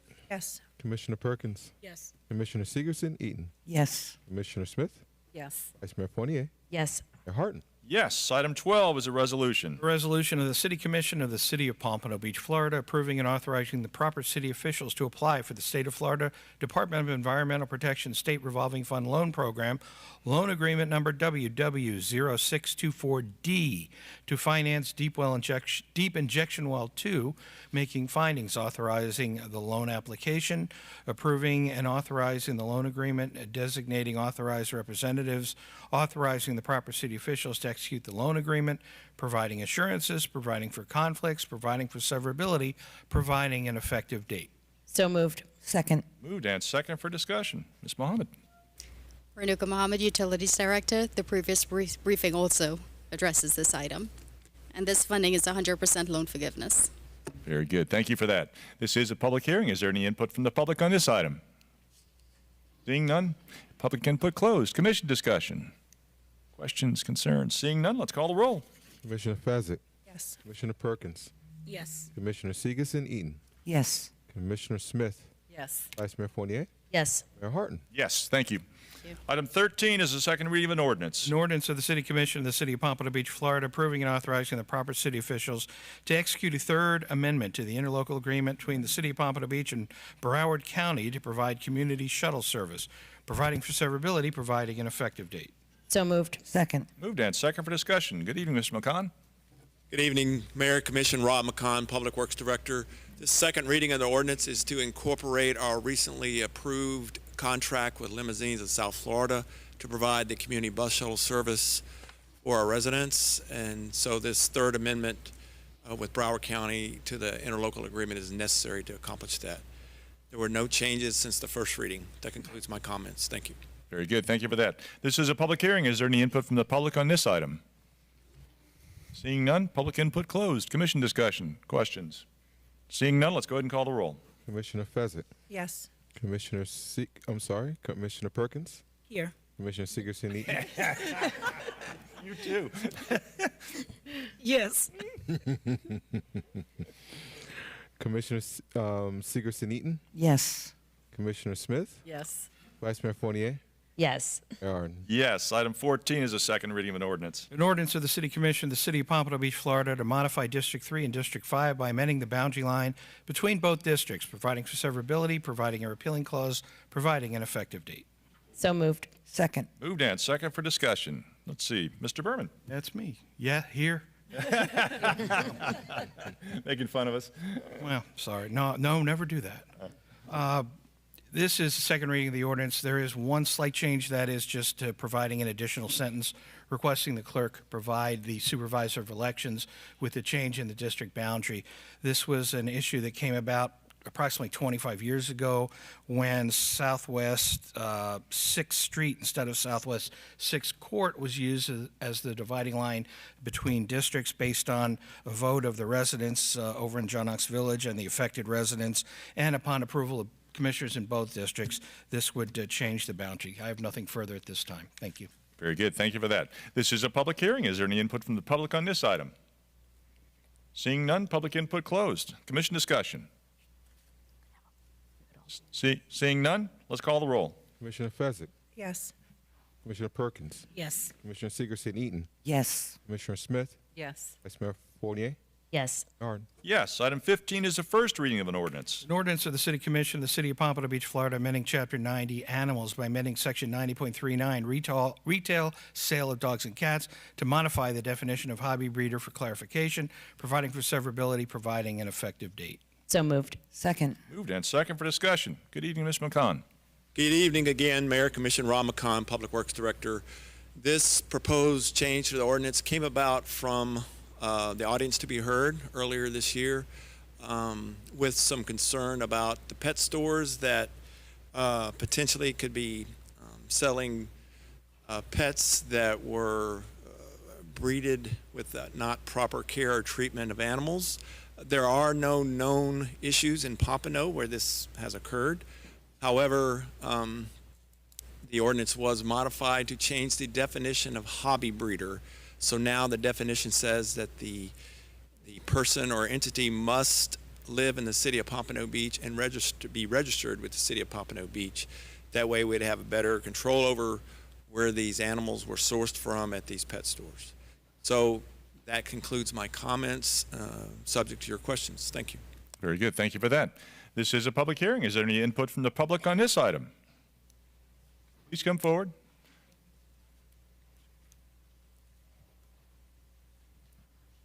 Just name and address for the record.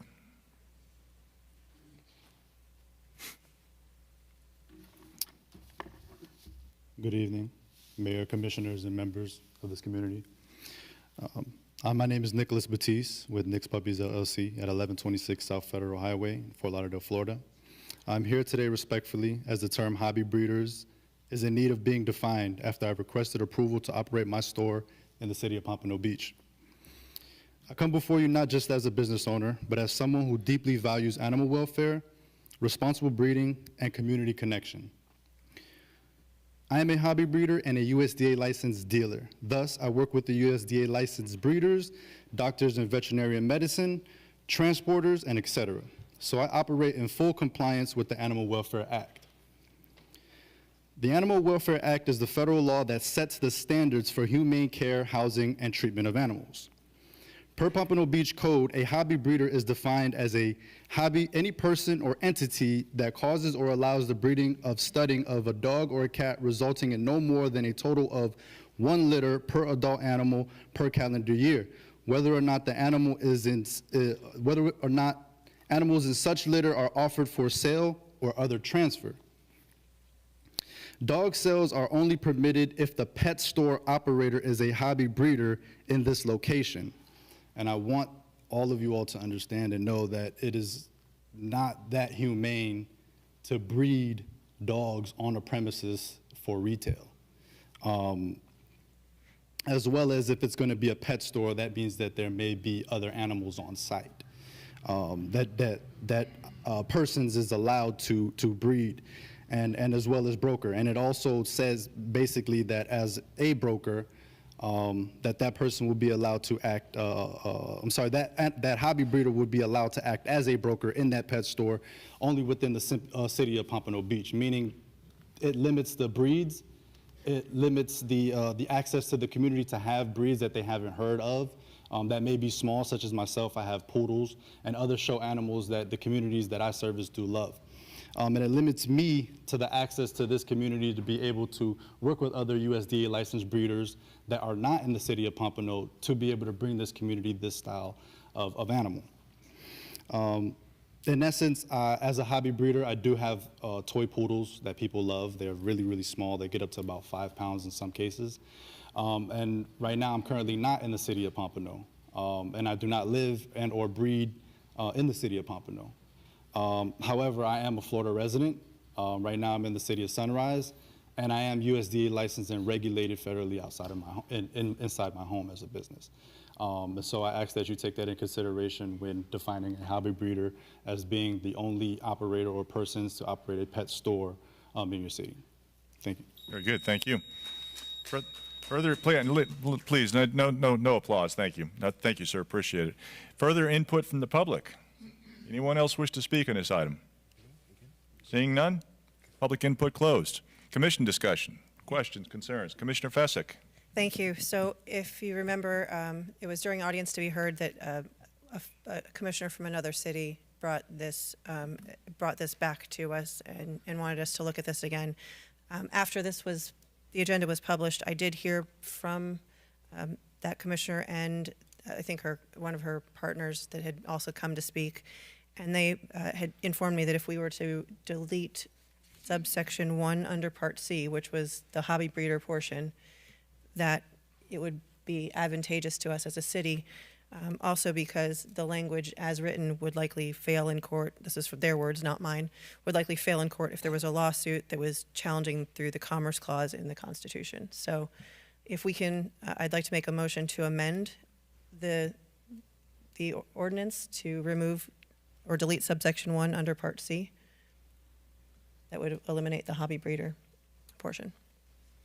So I'd like to make a motion to eliminate. Could we hear from, Mr. Berman, did you want to chime in before we get a second? Certainly. The direction that I was given was minimal, if you recall, and I'm not looking to make excuses, but we did something to tighten it up. And again, I don't work for a commissioner from another city. I work for this commission, and I follow the direction. Now, my suggestion instead would not be to delete what another commissioner from another city wants. I would suggest respectfully that this item be tabled. We take another look at it, and we can talk to that commissioner, or certainly talk with all the commissioners here and see if there's more appropriate language that you would like to see at this point. But you might want to remove. I'm fine with. Basically, you want to postpone it? Yeah, I'm fine with postponing it. Let's postpone it to November 13th. Would that be enough? Oh wait, you're having. I'm not going to be here, so December meeting. December meeting. To our December meeting. Okay. So motion to postpone until our December meeting. What is the date of our December meeting? Curvin? Only Curvin knows. Only Curvin knows. 9th. December 9th? Oh, he's looking at December 9th. Okay, December 9th. Okay, Curvin, you're not quick enough there, man. Come on. Okay, so the motion is to postpone this item until November 9th meeting. Seconded. Or December 9th, sorry. Seconded by Vice Mayor. Any discussion? No? Let's all in favor say aye. Aye. Opposed? Motion carries unanimous. Thank you. Okay, that's 15. 16 is the first reading of an ordinance. An ordinance of the City Commission of the City of Pompano Beach, Florida, approving and authorizing the proper city officials to execute a service contract between the City of Pompano Beach and PFM Asset Management, LLC, to provide investment advisory and management services, providing for severability, providing an effective date. So moved. Second. Moved and second for discussion. Ms. Furtado. Good evening, Mayor, Vice Mayor, and Commissioners. Alison Furtado, Finance Director. The city issued a RFP 25-045 to solicit qualified firms to provide investment advisory and management services. 6 firms submitted proposal, all of which met the submission requirements. Following a comprehensive evaluation process conducted in accordance with Section 7 of the RFP by a panel consisting of 3 internal and 2 external evaluators, each with over 20 years of experience, PFM Asset Management, a division of U.S. Bancorp Asset Management, Inc., received the highest overall ranking based on established evaluation criteria. Therefore, city staff respectfully recommends that the Commission approve the award of the contract to PFM Asset Management to provide professional investment advisory and management services to the city. This concludes my presentation. Very good. Thank you for that. This is a public hearing. Is there any input from the public on this item? Seeing none, public input closed. Commission discussion, questions, concerns. Seeing none, let's go ahead and call the roll. Commissioner Fezzik. Yes. Commissioner Perkins. Yes. Commissioner Seegerson-Eaton. Yes. Commissioner Smith. Yes. Vice Mayor Fournier. Yes. Mayor Harden. Yes. Item 17 is a resolution. Resolution of the City Commission of the City of Pompano Beach, Florida, appointing blank to the Public Art Committee of the City of Pompano Beach as a private citizen knowledgeable in the field of public art for a term of 2 years, said term to expire on October 25th, 2025, providing an effective date. Mayor? So moved. It is moved and second for discussion. Commissioner Perkins? Yes, I'd like to submit Kimberly Harmon. Very good. Kimberly Harmon. Any other nominations for this item? Hearing none, nominations closed. All in favor say aye. Aye. Opposed? Motion carries unanimous. Thank you. Item 18 is a resolution. Resolution of the City Commission of the City of Pompano Beach, Florida, appointing blank to the Public Art Committee of the City of Pompano Beach as alternate one for a term of 2 years, said term to expire on October 25th, 2025, providing an effective date. So moved. Second. Moved and second. Commissioner Perkins? I'd like to submit Marie G. Johnson. Marie Johnson. Very good. Any further nominations for this item? Hearing none, nominations closed. All in favor say aye. Aye. Opposed? Motion carries unanimous. Thank you.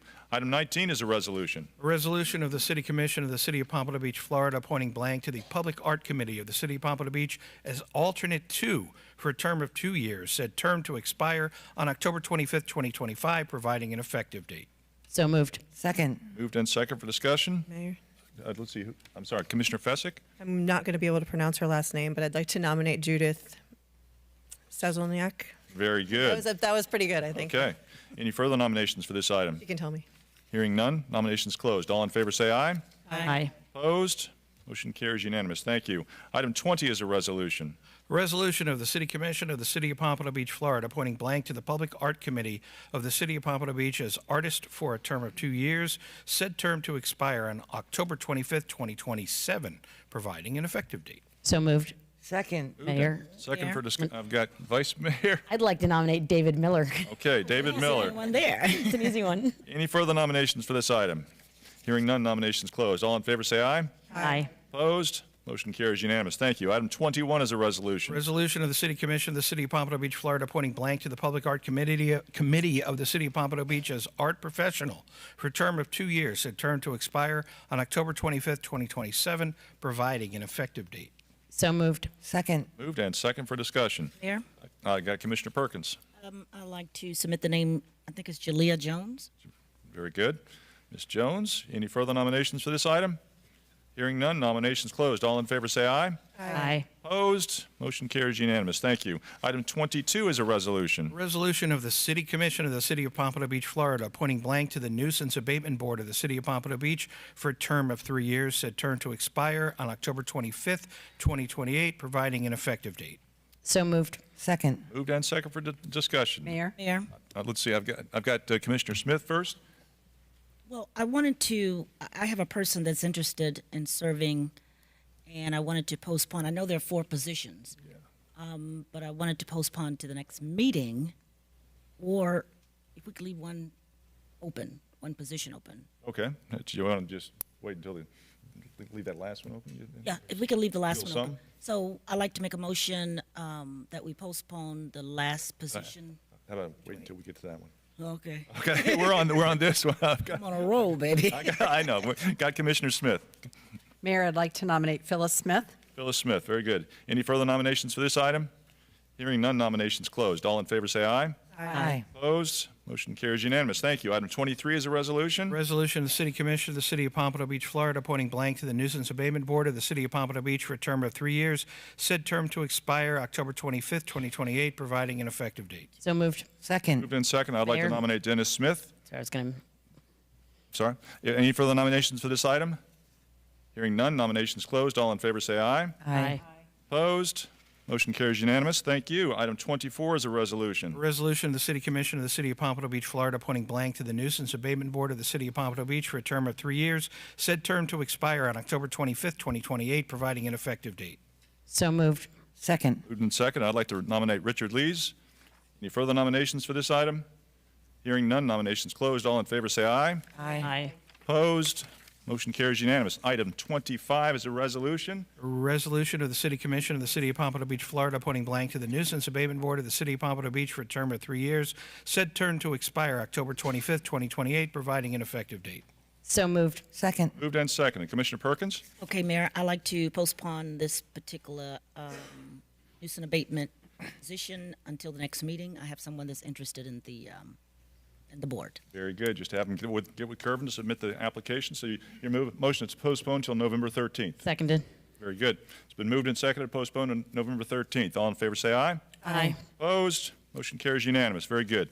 Item 26, discussion on Southeast 6 Terrace Bridge Replacement Project. Mr. Saropoulos, you've got a presentation, I believe.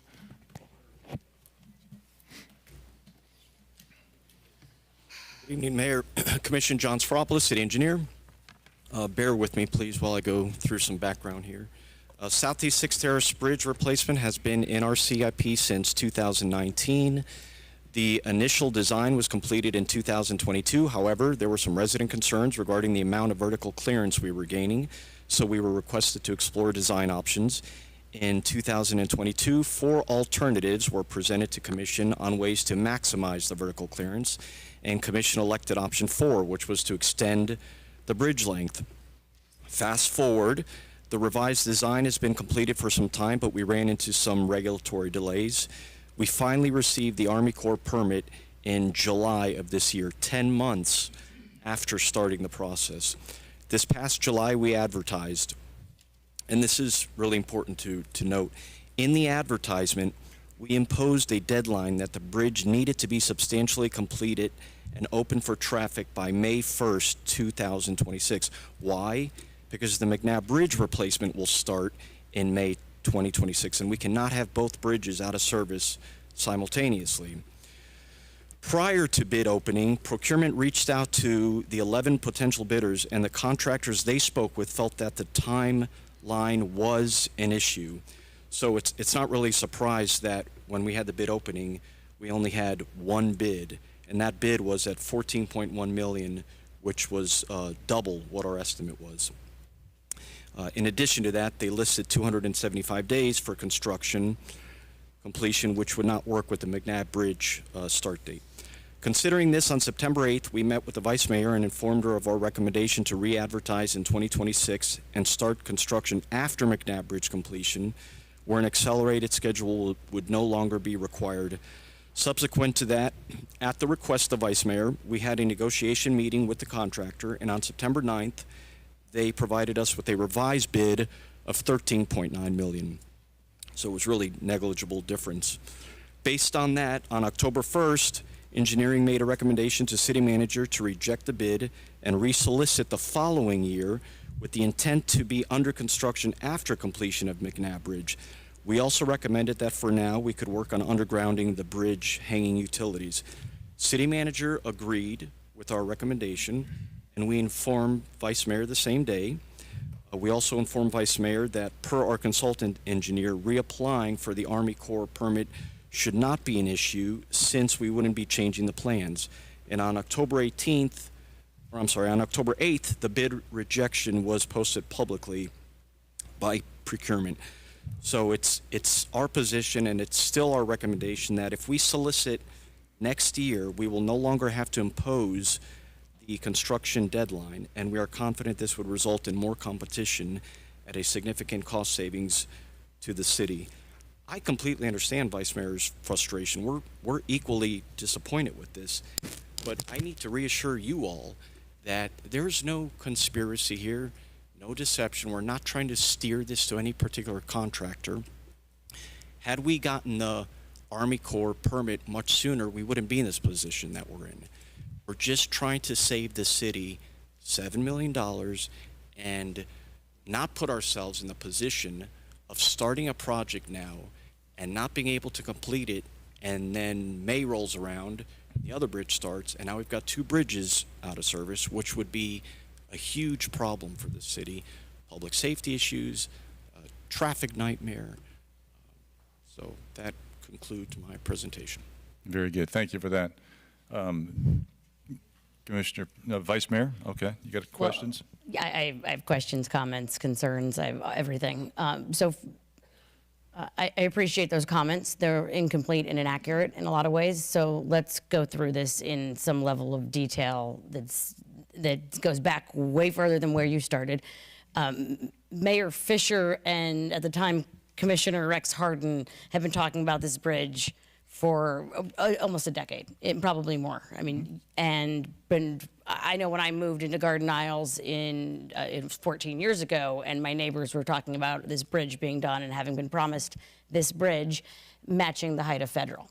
So any idea or misinformation out there that someone just realized in 2022 that the intent of rebuilding this bridge was to raise it is ridiculous. And if that's really what the engineering department thought, then you guys need to go back and figure out how to communicate with the public better about the intent of the projects. Because everyone in this room and all 300 waterfront homes behind that bridge knew that the whole reason to build the bridge was to raise it. So, like I said, let's go back. That there is no question that the intent was always to raise that bridge. When Mayor Fisher left office, I remember he looked at me and he said, "We didn't get the bridge done, but I have secured funding and made sure that it's in the CIP and in the plan to fund that project." And that was in 2018. Okay, that's a long. We're talking about 8 years. Roll forward, the city starts designing that bridge in 2020 with former Commissioner McMahon here, and I don't know where the communication gap happened there. I really don't know. But all of a sudden, the residents of Garden Isles get a letter that says, "Here's your bridge, it's 6 inches higher," from the Coast Guard. And that's when the residents realized there was a problem with whatever process was going on in the city, that they had wasted 2 years and $750,000 designing a bridge that didn't meet the needs or the intent of replacing the bridge. So the residents were rightfully frustrated at that time. And yes, spoke up and the options came forward of how are we going to raise this to match federal like it was promised. And that change was made in 2022, but the change only happened at the city. The people always knew what they wanted and what the point was. Somehow the city didn't, and the city commissioner at the time didn't understand the intent of rebuilding the bridge. But now we're all on the same page. We spent the last 2 years doing everything as quickly and as efficiently as possible, in spite of the obstacles from the federal government. But we designed the bridge 27 inches higher.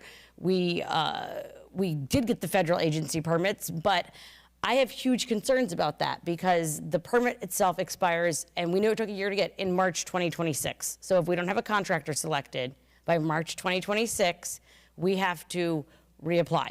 Now, it should be easier. However, it's not that simple, right? So let's talk about a few things.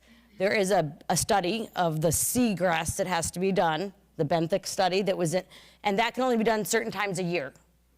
So I believe it's June to September, so we can't even start doing that till June. And then let's talk about something else really important, because it took us 10 months, 11 months to get this permit approved. You know what is happening right now? The federal government is shut down, which means the U.S. Army Corps is not working at all on permits. So you know what the backlog is going to look like when the government reopens? Do you think us getting our permit and wanting it to be extended is going to be top of the pile? It's not. And we know it's not going to be a month or a 2-month process. We couldn't even get a hold of someone for months, John. We went through this together. And the community did. So I'm just trying to, I think the point of today is a discussion of what we're doing and a plan, and giving the residents a real answer to what we're going to do here. So like I said, I have huge concerns about the permit and letting that expire. So for me, March 2026 is drop dead for us having a contractor. I don't know if there's some way to get them started on something nominally in the utilities in the meantime or whatever, but I don't think under any circumstances we should let that permit elapse, given how long it took to get. And ladies and come on, folks, please. Enough of the applause, please. Thank you. Okay, so let's talk. Please, sir, I'm going to ask you to please stop shouting and stop speaking out like that, and stop the applause. Thank you, sir. I want to talk about the costs, because that is a big issue, and everyone knows I like to save money, and I think this is extremely expensive also. First of all, I've been saying for years that the Kimley Horn estimate was too low. At every budget meeting, I say, "Where's Dr. Good?" I say, "Dr. Good, do we have enough budgeted for this bridge?" I don't think it's enough, and we say we think we do. Okay, so we didn't, and I think it's going to be clear that we still don't. But let's talk about the cost, because there's two components to this. Number one, the reason the costs are so high is because we asked them to do it on a compressed timeline, right? And there's a good reason for that. The McNabb Bridge has to start, but there's another good reason for that. This is a heavily trafficked bridge, and if you asked me, can this actually be down for a year and a half like the Fifth Avenue Bridge, I think the answer is no. So I think from a policy perspective, we should, as a city, be saying we should be paying to accelerate this so that it's only closed for 6 months, because it is a huge disruption to the traffic pattern in Garden Isles around. I mean, we have congested. Atlantic and Cypress doesn't flow because people took a lane out of the road there. McNabb is under construction. We have problems everywhere we look, so we should try to minimize this. And if that means it costs another $5 million, so be it. Because tomorrow night we're going to be asked to issue $212 million of debt for a new city hall building that no one here in this room, I think, even wants. So $5 million to get the bridge you've been promised. Ladies and gentlemen, please let the Vice Mayor speak. Thank you. So that's the first thing on cost. We are paying for something, and we're paying for something of value, which is getting it done quickly. And I think that's real. And the time, you know, you're an engineer, time and money, it's a trade-off. Okay? The other thing I want to ask everyone in this room, including you, John, is, and you saw the bids, do you really believe in a year, let's say it takes another year to get the permit, that we're sitting here in almost 2027, that the cost is actually going to be lower? Does anyone in this room think that the cost of materials, labor, Ladies and gentlemen, please. tariffs, everything, that the cost to build a bridge is going to be lower? You might be the only one. But in the same... Vice Mayor, you asked a question of Mr. Seropoulos. Let him answer. I'm not finished yet. I wasn't finished with the question. With the question of... I'm not finished with the question, too, Okay, John. Would go you ahead. like to interrupt me, or would you like me to... No, go ahead. I was just... I want an apples-to-apples comparison. You know what I mean about the time? So as saying it'll be done in 6 months. That's my question. Not can you get a cheaper bridge, but an apples-to-apples comparison, because the price we're looking at now is a bridge being built in 6 months, which I think we should strive for anyway, given the disruption to the neighborhood. So apples to apples, do you think in a year, asking a contractor to build a bridge in 200 days is going to cost less? Well, I don't think it would be 200 days. I think it would be more realistic, a 10-month construction schedule. That's not what I'm asking, because I think that we should be setting the policy that that bridge can't actually be down for that long. I can't forecast that, but I can tell you, based on our comparisons, that this project is overinflated, not just from the compressed schedule, but just in general it's overinflated. We compared it to McNabb Bridge, to Fifth Avenue Bridge. No doubt. Consultant compared it. Dr. Good did exhaustive research. It is exorbitant. No doubt it's expensive. I agree. It is more than the other bridges but we were paying for a couple different things here, right? We're paying for time. That's one component of it, correct. And we are also, we have the permit, so we're paying for that. We don't have to go through that process again, which could be, like I said, we don't know how long that'll actually take. And I know that you can't look at me and tell me that you know that answer either, because we went through that process together. I don't know for 100% certain, but I'm confident that it would be much sooner because we're not starting from scratch. You're confident the federal government's even going to be operating by then?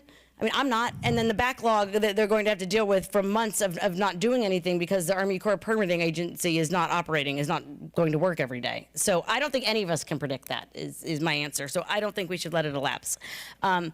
So there's the cost of construction that I don't think will go down. I know there was a bridge in Fort Lauderdale that was recently done. It was cost $5 million. I asked the bidder if it was bid today, what would it be? And it was only a year ago. He said $8 million. So that's 60% increase. If you look at the cost of construction materials and forward projections on construction materials, labor, all of that, you know that it's gone up 60% since 2020, and the projections are to continue to go up. So if I were to bet on this, I wouldn't bet that it's going to be cheaper in a year. If you want to drag it out for a year and a half, maybe. But the point is, I don't think we can do that either way with the traffic issues in my district and in the neighborhood. I don't think that bridge can be down for a year and a half. So those are the issues on costs. In terms of communication, you missed a few things on your timeline. So first of all, we did meet on September 8th, and you and Dr. Good briefed me about the bid. I did not request that we go negotiate. I asked if it was a qualified bid, and I believe that you said no, that because of the time, because it didn't meet some 260 days. So I emailed procurement, is it a qualified bid? And I received a response that said, yes, they have been deemed to be a responsible and a responsive bidder. It is a qualified bid. The next step of our process is to negotiate a best and final. So that was not me. That's the procurement process in our city operating as it should. And that brings me to another point about our procurement process and how it operates, because this is something we need to talk about. There was one bid. And ideally, there are more, right? And when there's more bids, you have a selection committee, you rank order them, and then that ranking comes to the commission, and we pick and we generally decide to go with whoever the city suggested. In this case, there's one bid. So the city took it upon themselves, in spite of emails that I sent in response to their messages saying, engineering recommends rejecting this, and I said, I can't support that. And they went and rejected it anyway. Staff went and rejected the bid anyway and did not communicate that to me, or in spite of working together for years on this project. There was zero communication for 13 days that bid had been rejected. So that's a communication problem and a problem with the process of a city staff rejecting a bid and setting policy that I believe this commission should be setting. This commission should have to reject the bids, and it's a safeguard for city staff, because when Commissioner Moss was here, we did a change the procurement ordinance, and I remember he used the analogy, let's say someday it's not Dr. Good here, it's Dr. Evil. So Dr. Good is the head of our CIP.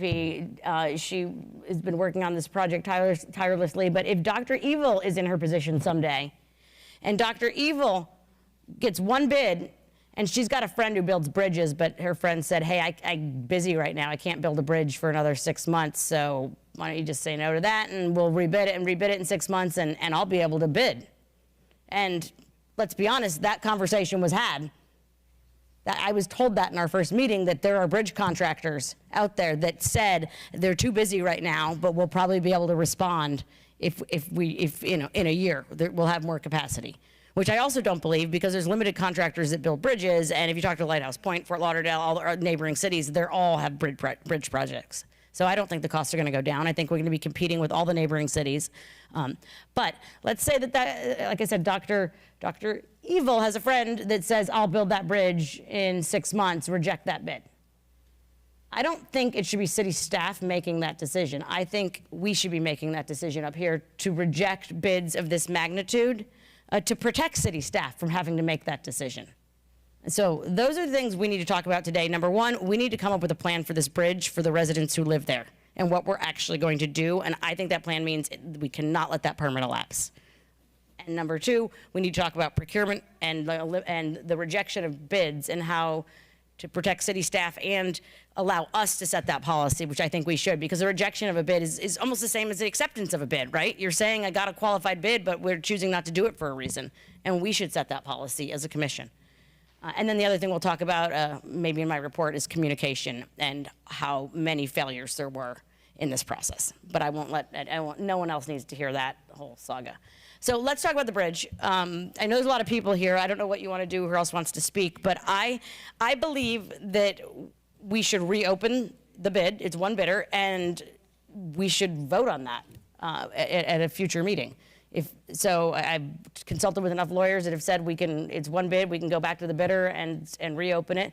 It also, for the sake of transparency, I've been told this is the same bidder that is doing the McNabb project.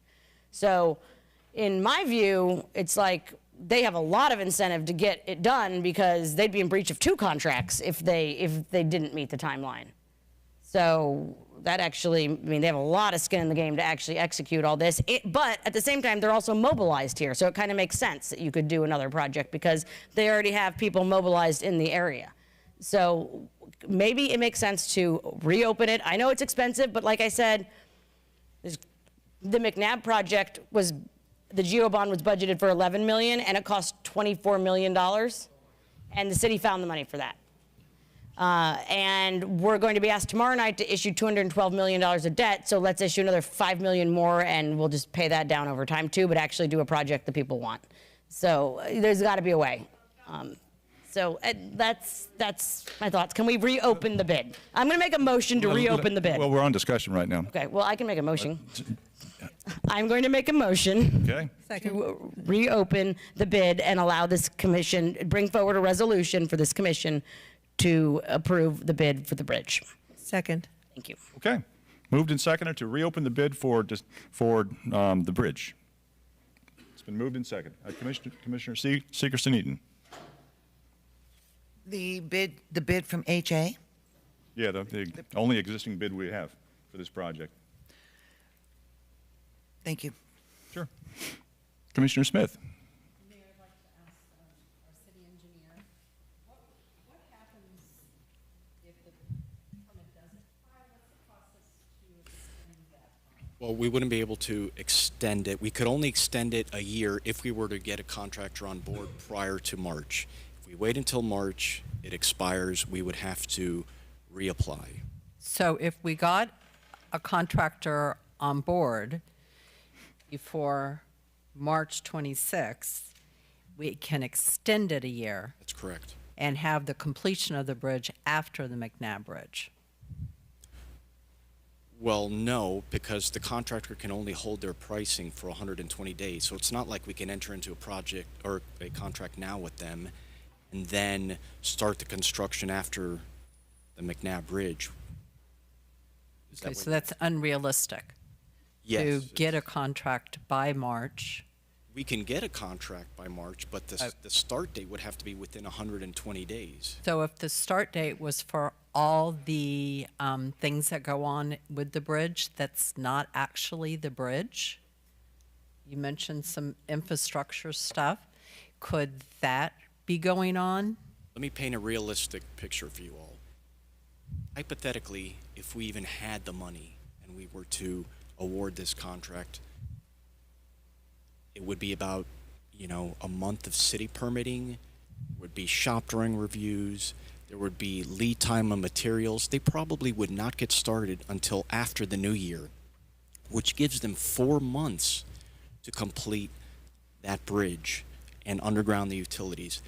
I'm not confident that that can happen. And I don't want to put the city in the position, like I said. But could the infrastructure be done during that time with the bridge construction starting after McNabb? Would that be within the 120 days? So if the infrastructure's done and that's going on, there's no disruption to the Sixth Terrace Bridge, and then the Sixth Terrace Bridge will not be taken down and rebuilt until the McNabb Bridge is completed. Does that seem realistic? It's a possibility. Okay. All right. Thank you. Very good. I got a couple of questions, Mr. Saropoulos. How long have you been city engineer? Maybe 9 years? Okay, long time. To your knowledge, has the city ever come out and said that bridge, the Sixth Terrace Bridge, was going to be raised to the height of the Federal Highway Bridge? No. We said it I'm sorry, I couldn't hear you. No. We stated that we would maximize the bridge height as much as possible, but there's fixed ends there, and we can't just make that assumption without going through the design process. Okay, the only reason I ask is because Vice Mayor apparently is under some impression that it was going to be raised to the Federal Highway Bridge height. That mentioned that. I believe that's what she said. Correct. There were people that did mention that, but we never made that commitment that we could raise it to that. We said we would maximize it as much as possible. Gotcha. Now, the March 2020, the permit, if we don't utilize the permit, if it lapses, do we have to go back and do the benthic survey in June? We would. Okay. It's not it's a 3-day, it's 1 day of diving and 2 days of the report itself. So it's a 3-day process. And what else would be involved in reapplying for the permit? That's it. That's it? So no additional engineering studies? Well, that would be part of the engineering study. We would have to pay them like $6,500. I think I got an estimate from them on redoing that application and so forth. Okay. So $6,500 to do the reapplication, so to speak, the background information that goes into applying for the new permit. Correct. Okay, now you say you're confident getting the new permit would not be an issue. What about our consultants, Kimley Horn, I believe? How do they feel about it? The same. I have that in writing for them. It was indicated somewhere, I was reading online, that somebody said Kimley Horn was concerned that we wouldn't be able to get another permit. I don't usually quote online sources, but I just wanted to get it out there. This is from Kimley Horn. It said the reapplication should be straightforward as no changes would be proposed. And then they mention in here the benthic survey and additional engineering time. We'll need to resubmit the application. and complete the new benthic survey, but they did not indicate that it would be a problem. Okay. On timeline, as far as what's going on about this particular bid and communication, Vice Mayor she was very strong on communication, or lack thereof. And now, did you not notify Vice Mayor about the bid rejection? We notified Vice Mayor on October 1st of our recommendation to reject the bid, and that city manager had agreed with the recommendation. But did you ever actually notify her the bid had been rejected? No. I'm waiting for Mr. can answer Mr. it. Saropoulos.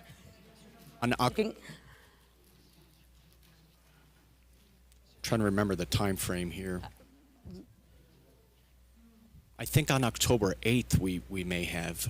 I'd have to go back through the timeline, but I know that on October 1st for certain we informed her of our recommendation, and Greg agreed with the recommendation, and when he agrees with that, that's our cue to move forward. Gotcha. Okay. And Mr. Harrison, you didn't notify Vice Mayor about rejecting the bid? No, sir. That is part of the administrative procurement process that we have here. And it's been that way. I've been here 12 years. It's been that way all the time that I've been here. Very good. Don't report to a single individual commission member about a project like this. It's to all of you as a whole. We work for the body. Understood. Understood. Thank you. Now, Mr. Berman, I guess this one goes to you, or I'm not sure who it goes to. Are we at this time able just to reopen this bid? It's been talked about? Normally, if there's an error, Normally, that's a simple question. the bid can be reopened Okay. if it was closed inappropriately or improperly. But, okay, if it wasn't closed improperly, City can decide to reopen its bid if it wishes to, though. okay, so there's no foul, no harm if we decided to reopen it and award it. Not that I'm aware of, no. Okay, good. Just want to get that on the record. Now, Mr. Saropoulos, the bid that we got, I mean, you I don't want to put words in your mouth, but it sounded like you were questioning the timeline that the contractor indicated they could live with. So if we reopened the bid and awarded the contract, if the contractor just says, "Oh well, sorry, couldn't meet the timeline," what do we do? Well, I mean, we don't award it. No. If the contractor says, "Oh yeah, I can build it. I can get it built in a quick time frame. That way, we don't have any problems with the McNabb Road Bridge," and we award the bid, and suddenly it's like, well, okay, tick tock, and they don't perform, and suddenly we're faced with having both bridges open at the same or closed at the same time. What do we do? What are our options? We have a big problem. Well, I mean, we can enforce liquidated damages. Is that in the contract? It's in the contract, but it's so insignificant. I mean, you know, whatever that number is in the contract, they could extend the bid out by several months. Maybe they would be $100,000 in liquidated damages, but it's a $14 million contract, so I don't think that would present an issue for them. So it wouldn't be a big disincentive for them to say, yeah, we can do it, and then not be able to perform. Gotcha. Okay. Very good. And there's a lot of discussion about, well, wait a second. You're saying that you think you can get a better bid. I mean, Vice Mayor, and she's right. I mean, prices go up. So you're saying if we wait, we can get a better bid, a better price, a significantly better price. We're not talking about, you know, $300,000-$400,000. Because we would not be imposing the construction deadline that we are now. By not imposing that deadline, there would be more competition, and we would get a significant cost savings. There's a reason why we only got one bid. All the other contractors, procurement even called the candidates, and they said that they had concerns about the time frame. And do you know why we didn't do alternate bids, one quick and one giving more time? Just to, Well, more time wouldn't have been an option because then it would have coincided with the McNabb Bridge. McNabb Bridge has a hard start date. no, I understand, but you made this a very compressed timeline because you wanted it done before the McNabb Bridge went out of service. Correct. So why didn't you give, on this particular project, why didn't you give it a longer timeline so they could take the Garden Isles Bridge out of service after the McNabb? We just didn't develop it that way. Or the intent was we need this bridge done prior to the McNabb Bridge. That's how we fashioned it. That's how you fashioned it, right? But then the pricing came back and it's just too expensive. Period. Correct. So we don't know for sure that we'd get better prices. It's just the assurances that staff has gotten that we would have a lot more competition for I think we could based on the historical information that we've reviewed. Like I said, McNabb Bridge, Fifth Avenue Bridge, FDOT bridges that we've looked at, our consultant engineer, Dr. Good's evaluation. So we compared it internally and our consultant. Gotcha. And because I mean, this is about $7 million more than we had anticipated? Correct. And how much money do we have for this project right now? 6.3 million, I believe. So we have 6.3. We anticipate it's going to cost 700 or 7 million, and this bid came in approximately 14. Correct. So $7 million short. That's right. If the commission wanted to direct the city manager to go with this bid. Correct. Gotcha. Okay, very good. Thank you. I've got Vice Mayor. Quite a few things to respond to there. So, Mayor just asked one question about if we had any idea what it would cost if we did it after the McNabb Bridge. Well, the same contractor did give us a cost estimate, and it's actually higher. So I had gone back to the city engineer and said, how are you telling me it's going to cost less when the same contractor said, if I'm going to do it after the McNabb Bridge, it's spreading into 2027, it's actually going to be $15 million.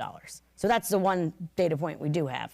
I can tell you their numbers don't make sense because all they did was take their accelerated construction cost estimate and tack on 6% to 9% escalation. What they should have done for that other option was deduct out what the accelerated construction would be and then add in the escalation. All they did was take their one option and added in escalation. So there's no rationale. That's not apples to apples then. Like, I'm still of the view that we should pay a premium to get this done quicker. So whether it's now or after McNabb, I don't think this bridge can be out as long as the Fifth Avenue Bridge was. And I don't think we can stand to have 12 or 18 months of this bridge out. So I actually think we are going to have to pay to accelerate this timeline no matter when we do it. So apples to apples is those two prices, it costs more if you wait a year. Okay, so that's the first thing. The second thing that really scares me about what you just said, John, is I don't think they can build a bridge in 4 months. Geez, is there a contractor that's supposed to build a bridge in, I don't know, 12 weeks this summer? Do you know of one? It's not 12 weeks. I think it's more like 18 weeks. Okay, 18 weeks. And I said that not because I don't think it's possible, because they did not give me the impression they could. First of all, it's the same contractor, John. In their initial bid, they listed 275 days. Then at the negotiation meeting, which was in early September, they specifically said to me, we needed to have started yesterday to be able to even be completed by. So I never got any credibility from them that they can make this happen. Well, that scares me because the same contractor has agreed that they're going to build the McNabb Bridge this summer while school is out. And you just said, I don't think they can build it in 4 months. Well, they're going to build the McNabb Bridge in less. That remains to be seen. They haven't started the bridge yet. Agreed. But that's where we're at, right? We already are all in that they're going to get that one done. So this is maybe good practice. I'm not going to go by something that hasn't happened yet. Okay. Well, you have to. You picked them for McNabb. Anyway, the point is, if you believe they can get the McNabb Bridge done this summer and selected them there, the idea of you saying that you don't think they can do it in 4 months scares me because we have the same contractor about to build take the McNabb Bridge apart, and there we're going to separate neighborhoods and children from a school if they don't get it done. So, Mr. Harrison, you know this is a hugely important project in my district, and yes, you answer to all of us, and that includes me. And I know you can't stand that, but it does. It means you answer to me, and it was so important you knew to ask Tammy and John to come talk to me on September 8th. I didn't ask them to come brief me on this project. They did or you did. Came to a September 8th meeting right after the bid closed and talked about this project because they knew how important it was.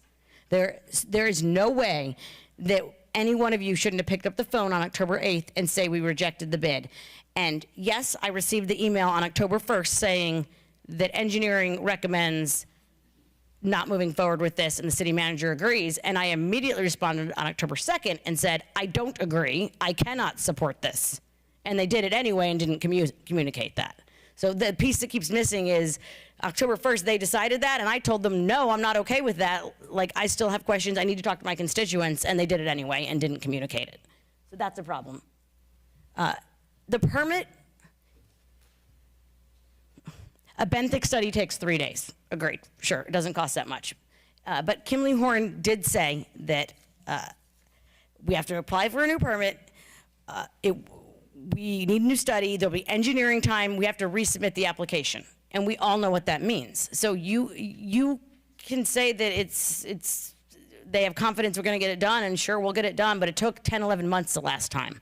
And I am, as I said, completely confident that it's going to take just that long now, given what's going on. There's going to be a huge backlog of permits if and when they open. You know, it was difficult to get someone on the phone because of Doge going on at the time and people losing their jobs, and it was a different person every day in the office. This is not and we had layered tariffs on top of this. Inflation's going back up. I mean, there is just no way that this looks better in a year. And that's if we could even get a permit. So Rex, it takes 3 days to do a study, and it's not expensive, it's the time. And I will argue that the amount of time that was wasted by designing the bridge the wrong height the first time cost millions of dollars. And it's time to just bite the bullet and do this, because we keep kicking a can down the road and it keeps costing more and more and more because there's poor decisions that are made. And with respect to the comment about federal, we have always said we would maximize the height of this bridge. The only time I ever heard it would be matched was when I was at a meeting at Emmalou, I think it was, with you and Mayor Fisher, and the conversation about the 5th Terrace Bridge, and this one was always, we will do the best we can to match the height of the bridge to federal. So if you're questioning where that came from, it didn't come from John, it actually came from you probably about a decade ago.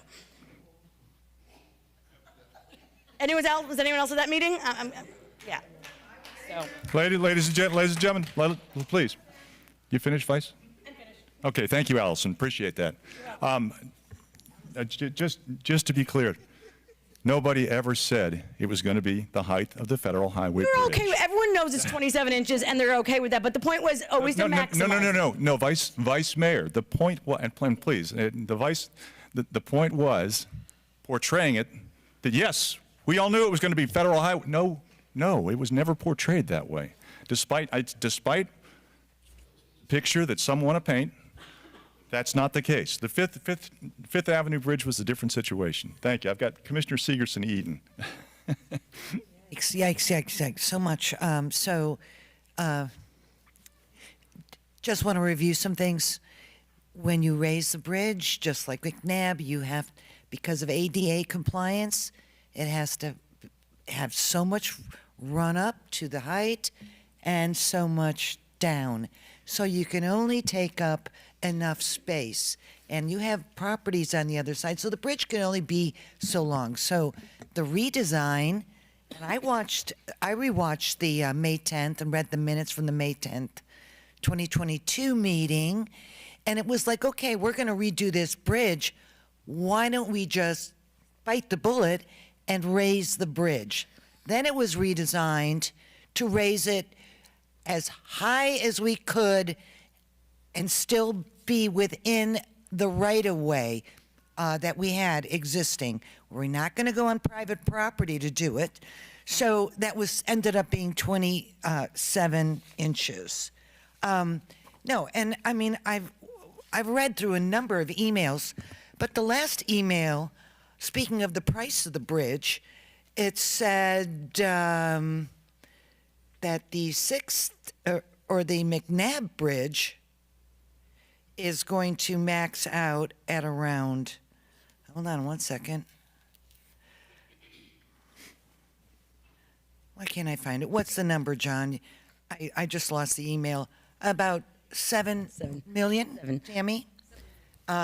So, and the McNabb Bridge which, from what I've heard in conversations, and you can correct me if I'm incorrect, it's closer to having reached the end of its useful life. It's a bigger bridge by, what, 30% or 40%. 40%. So it's a longer bridge, and the cost of the McNabb Road Bridge is $7 million.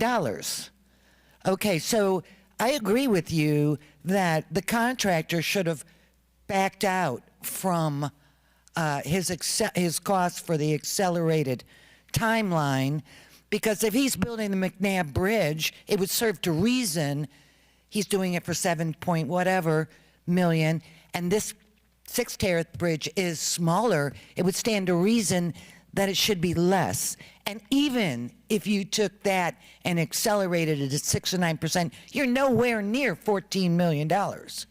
So there's another thing that I want to point out. This is CIP money. All of the districts in the city, we compete for that money.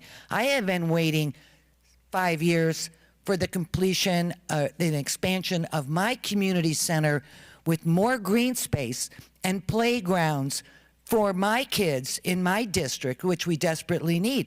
I'm waiting on that. We are all competing with those CIP funds for a different district.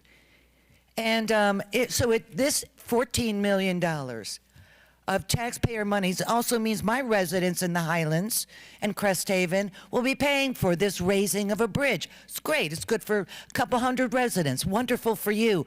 But at $14 million, well, it's true. Ladies and gentlemen, please let the commissioner speak, please. $14 million, really? When my renovation for my Civic is going to cost less than that. But I'm going to have to wait another 5 years until that money gets replenished. So responsible use of taxpayer dollars, I don't see this as that. And is everybody in a quiet down? Thank you. So I don't see it as responsible. And I think staff did the correct thing in rejecting a single bid. Now, if we go back out again where there's no time constraint, I bet you we'll get numbers right around $7 million to rebuild a bend. And oh, by the way, since I was elected, I've always supported this bridge. In May of 22, I supported the raising of the bridge.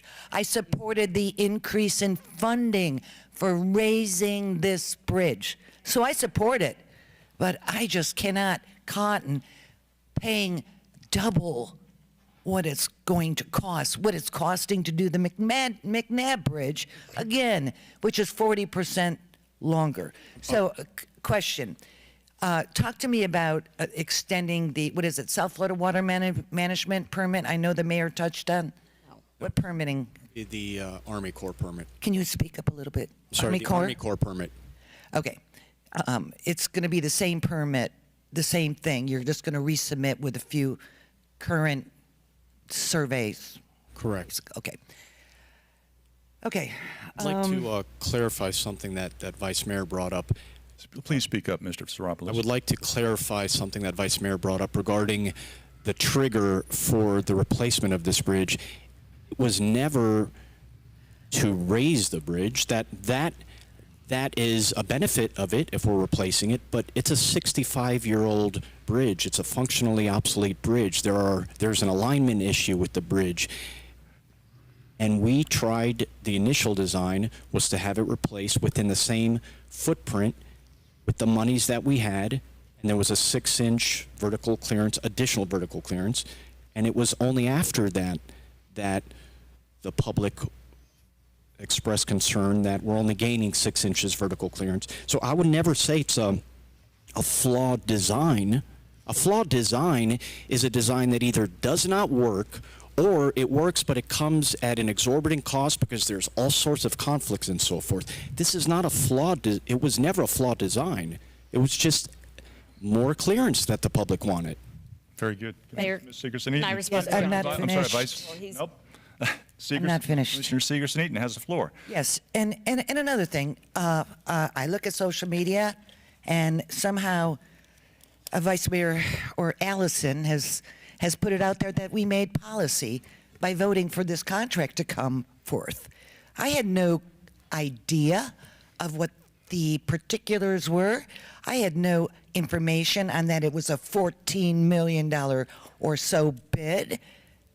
And according to our charter, and it's just, this is why, I mean, great, want to make a motion to have something put on the agenda so we can talk about, but by having, and actually I support the bridge to being done, just not overpaying for it. I had no backup, so I was completely unaware of that it was going to cost the city around $14 million. Or the particulars of the South. That's Alison Fournier's district. She's following that. But I feel like I was hoodwinked into voting and supporting something that I had no information on and should have been brought forth in a more formal way, according to our charter, Section 22. These should be brought. We need backup. We need to know what's going on. I would not support. I am not going to support paying double the price for a bridge using taxpayer funds. I'm just not going to support it. And I hope my colleagues would also look at it this way because, you know, if waiting another year saves $7 million, I'm for it. Thank you for now. Very good. Commissioner Fasick, then I'll come back to Vice Mayor. Thank you. Okay. I remember sitting in the audience a few years back when this came up and watching subsequent meetings. And I do remember, I remember that it was discussed that some people had thought initially federal highway, but I believe that then it was the 27 inches. And so when we found out that that was the highest it could go. But I do remember that specifically.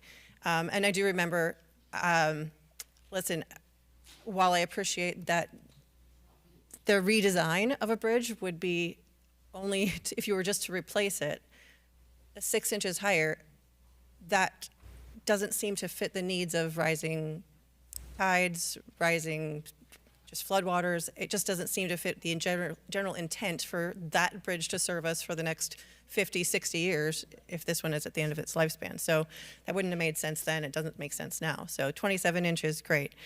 The cost of the time to do these things, right? So I just want to touch on that. It's not $6,500. It's having the consultants come back out again. Then it's having the timeline of the Army Corps of Engineers. It's going through all of that process. And yes, time is money. And this is going to be very much one of those situations, if we don't continue to move it forward, that it's going to take another 10 years to get it done, probably, because it won't be a priority. It'll be pushed and pushed and pushed. And that backlog, I think we've all seen it post-COVID. Costs went up, and the timeline to get anything done within any federal government was really, really difficult. Cost of everything went up. Tariffs of construction costs going up. There's a lot of factors that I think would negate the higher cost of this bridge, personally.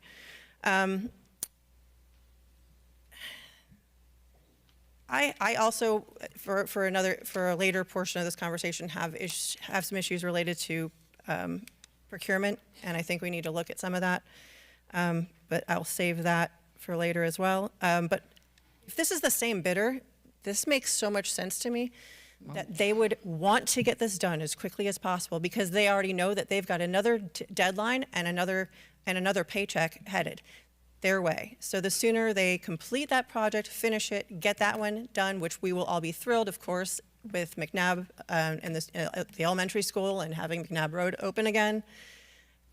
I think that this would actually be an incentive rather than a deterrent for that contractor to hustle and get it done, which a lot of times in many of our construction contracts, they sort of take their sweet time to get a project finished. And so this actually I look as an insurance policy of sorts to get both bridges done in a timely fashion. If they cannot, that was the question, if they cannot get it done by a certain time frame, if something unforeseen comes up with McNabb Bridge and there is an extension or there needs to be some change, I have seen many times where we have been up here, we've gotten a contract amendment that had a change order that, hey, they need more time because of unforeseen circumstances, and we have granted that. And so if that's at all possible, based on any other Army Corps or any other issues, if at all possible, I would look at that as being an option to get the bridge moving.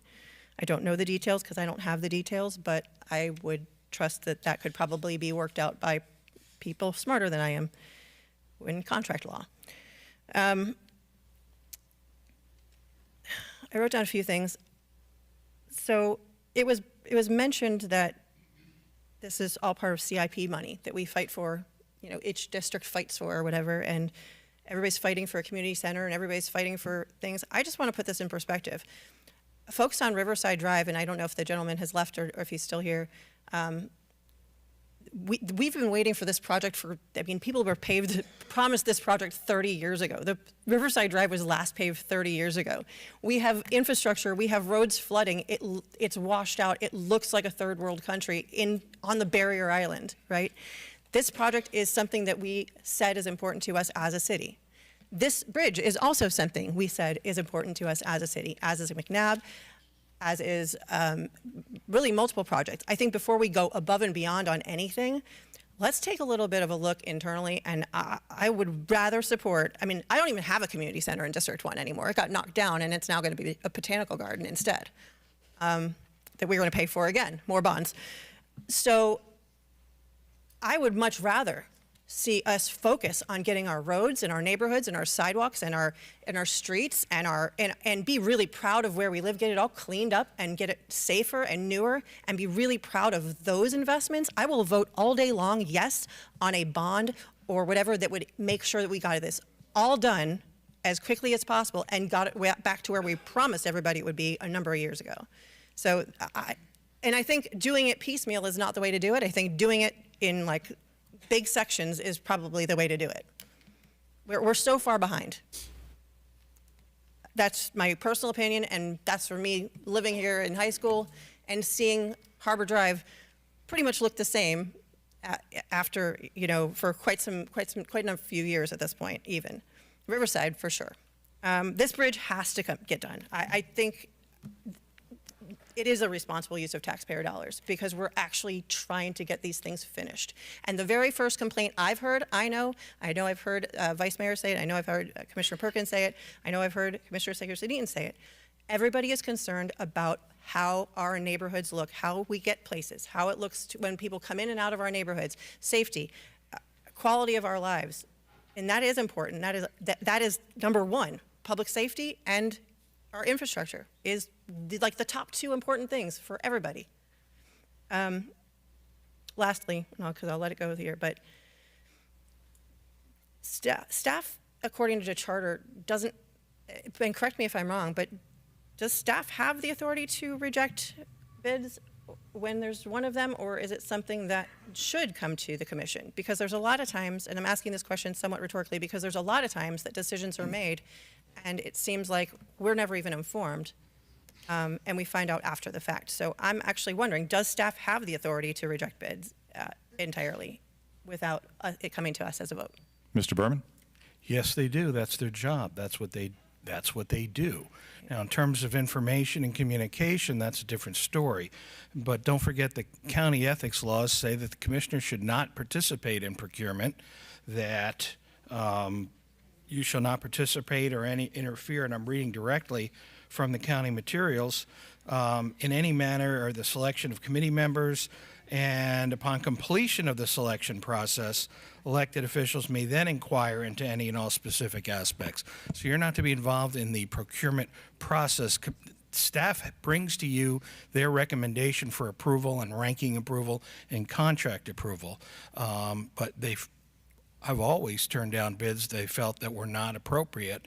And, again, the communication and the dissemination of that information, that's something that you can talk about. Right. Excuse me, no, if I could ask the folks in the corner to please be quiet or step out in the lobby so we don't get disrupted. Thank you. Appreciate it.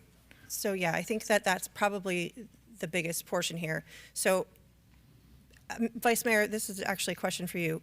In working on this project that is so important to your district, when you initially brought this up, did Mr. Harrison delegate to you to speak with John or to answer questions for you related to this project? Vice I Mayor, think I was up wanna next answer the anyway. question? So I was routinely in communication with John and Tammy about this project since I was elected, before I was elected, and certainly since I've been elected, we have communicated regularly about this project, yes. And they were the point people for this project. So yes. Okay, thank you. Because that's really what I was going back towards, was we were talking about communication. And when I bring a project, or when I bring a problem that I have in my district to our city manager, I oftentimes then get directed to deal with the appropriate staff member or department head. And then we solve problems together, and he's always looped into the emails or looped back into the emails when time is appropriate. So I understand that what you're saying, Mr. Berman, but at the same time, that the reality is that in a day-to-day working, I don't believe that her having conversations with the engineering department would qualify as being involved in the procurement process. So that's it. Thank you. Very good. Vice Mayor? Okay, yeah, well, I'll start with procurement, even though it's not where I was going to start. I believe we're still owed a procurement workshop that hasn't happened, and this is just another reason why we need to talk about it. And I understand it's not part of what we're doing right now and part of our processes now, but there are other entities, the county, other places where they have to reject bids also. And I think it's a policy that we should consider based on what we've learned here is going on at the city. The city staff is routinely rejecting bids that they don't like or that they think are too much or for whatever reasons, but that puts them at risk also because, like I said, what if it's their best friend saying, "I'll bid again and I'll submit next time"? You know, so I think we should be part of rejecting, like Commissioner Parkins, the parking lot at the senior center. Let's say that the city put it out to bid and they didn't like the contractors they got, so they just rejected it and never even told you. You should know that, and you should have the right to say, no, let's go with that anyway. Don't reject those bids.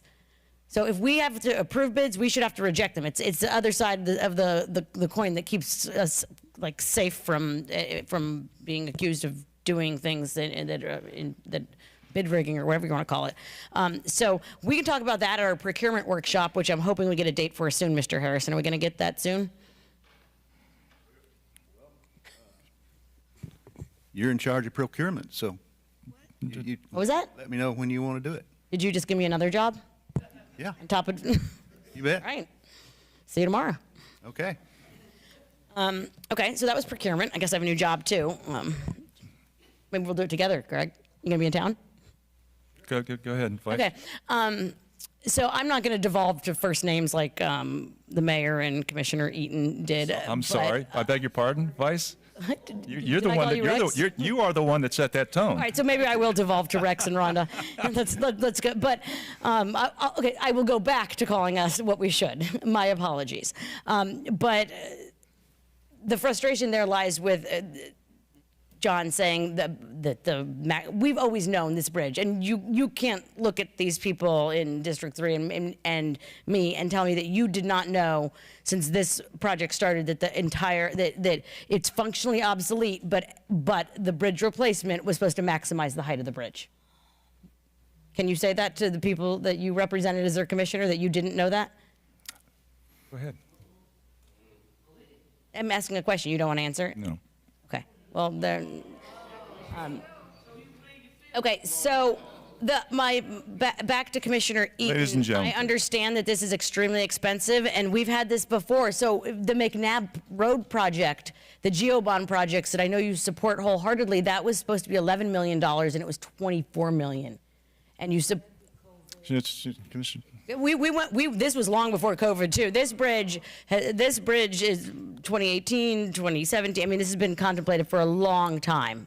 I will never be convinced to pay double for That's fine, but my point is that was made up through fund balance and other things. So I think this idea that we're all we're wrestling for CIP funds and it's a zero-sum game, and if I get something, you don't get it, and is not really a good way to look at things in our city. I think we all want the best for the collective in the city. I don't know why you're looking at me like that. Oh, okay. It just doesn't. I want the best for your district. Go ahead, Vice Mayor, you got the floor. I want the best for your district and all the districts in our city. And with respect to my district, I know how important this project is and how long it has been promised. And maybe there is some combination of fund balance, because I know Suzette and her team we just heard from the budget director that there's more money going into fund balance. So there are other ways that the city has been able to accomplish things when they want to do it, like the McNabb Road project, and maybe there is some way to finance part of it. I don't know, but I think we can get creative and try and get this done without having to go back and do the permit again. And I think that should be the goal, to work towards that. So I don't, my motion, I'd like to let people speak since they're here. My motion is to bring this bid back my motion was always that what you voted on wasn't to do the bridge that costs more. It was to bring back an item for us to discuss the bridge, which would have had backup in it. That's what you had voted for before. To bring the contract forward. To put that on a resolution to approve a contract, and then all that would have been in the backup. That was the point of the motion I'd made before. You weren't voting on the contract. But I think, maybe we can let the public speak, since there's a motion to bring the contract back. Well, sure. I mean, we're discussing it up here first in this situation. But yeah, so you Good. Okay, very good. And yeah, I've always known this particular project was about raising the height of that bridge, and that was part of the problem early on with this project. It was driven by raising the height of the bridge, as opposed to saying we've got to replace that bridge today.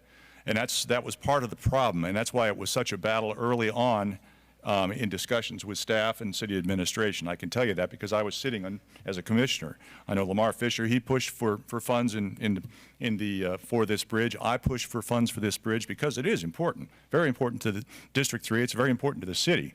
But part of it was always maximizing the height of the clearance for the boating community that lives back in there. And it's a hard pill to swallow for some parts of the city to say, well, why am I paying to raise that bridge? But it's for the overall community, and that's the way it needs to be looked at. So yes, I've always known it was about the height, but and just as Mr. Psaropoulos pointed out, it wasn't a failure on the part of staff. Staff looked at it first, and they designed it. They figured out, well, okay, yeah, let's raise it, but let's not go and get too far out of whack here. So they came up with a design that did raise it. And yep, that was not good enough. And the community, the commission spoke out and said, nope, go back to the drawing board, figure it out, make it higher, which staff did. And they came up with this design, which took way too long in everybody's mind. U.S. Army Corps of Engineers took way too long in everybody's mind. And here we sit now because we only have one bid for this project, which is double what the staff has estimated it's going to cost. Now, I know Commissioner Fournier, Vice Mayor Fournier. I apologize for that. I know that Vice Mayor Fournier, this is very important to her. It's also very important to me. It's very important to every one of these commissioners sitting up here. Now, she's been pushing to get this thing done no matter what. It almost sounds like she may have a favorite contractor she wants to use, as opposed to saying staff is directing things to favored contractors. Staff is just going to put it out to bid, and hopefully we can get multiple contractors as opposed to one. And that's what staff is looking to do in the future. Mr. Psaropoulos has explained to us that he doesn't have a concern about getting the permit. Our consultants, Kimley Horn, does not have a concern about getting the permit reissued in the future if we stick with the rejection of this bid. 10, 11 months for a new permit. Do we have to go through the same steps for the resubmission of the permit that we went through in the original? No. No. Did we have to submit the entire bridge drawings and all that with the original? We have to submit, but it's not going to have to be redesigned. The design is complete. Right. So they've seen all that. So that's it. You know, I support this bridge, as I know Commissioner Segerson-Eaton said she supports this bridge. So does Vice Mayor, so does Commissioner Fessick. I mean, everybody's up here supports this bridge, but I can't support spending an extra $7 million for a project if staff tells me they can get it for roughly half the price. Now, I'm not naive. I don't think it's going to be half the price. It's not going to come in at 7, but 7, 8, 9, that's still a far cry from $14 million, which is what we're faced with right now. And I know everybody can boo and shout me if they want to. I live in District 3. I don't live on the water, but I live in District 3. I've represented District 3 for years. I support this bridge. I support this bridge getting raised as high as we can possibly do it, but I can't do it for this particular bid. So I'm not going to support this. I got Commissioner Fessick. So I just. Oh, I apologize. I apologize. I'm sorry, Commissioner Fessick. No, Commissioner Perkins. Sorry, go ahead. I'm sorry. You asked. I apologize. Well. I'll come back to. Thank you. Okay, here we go around the mulberry bush.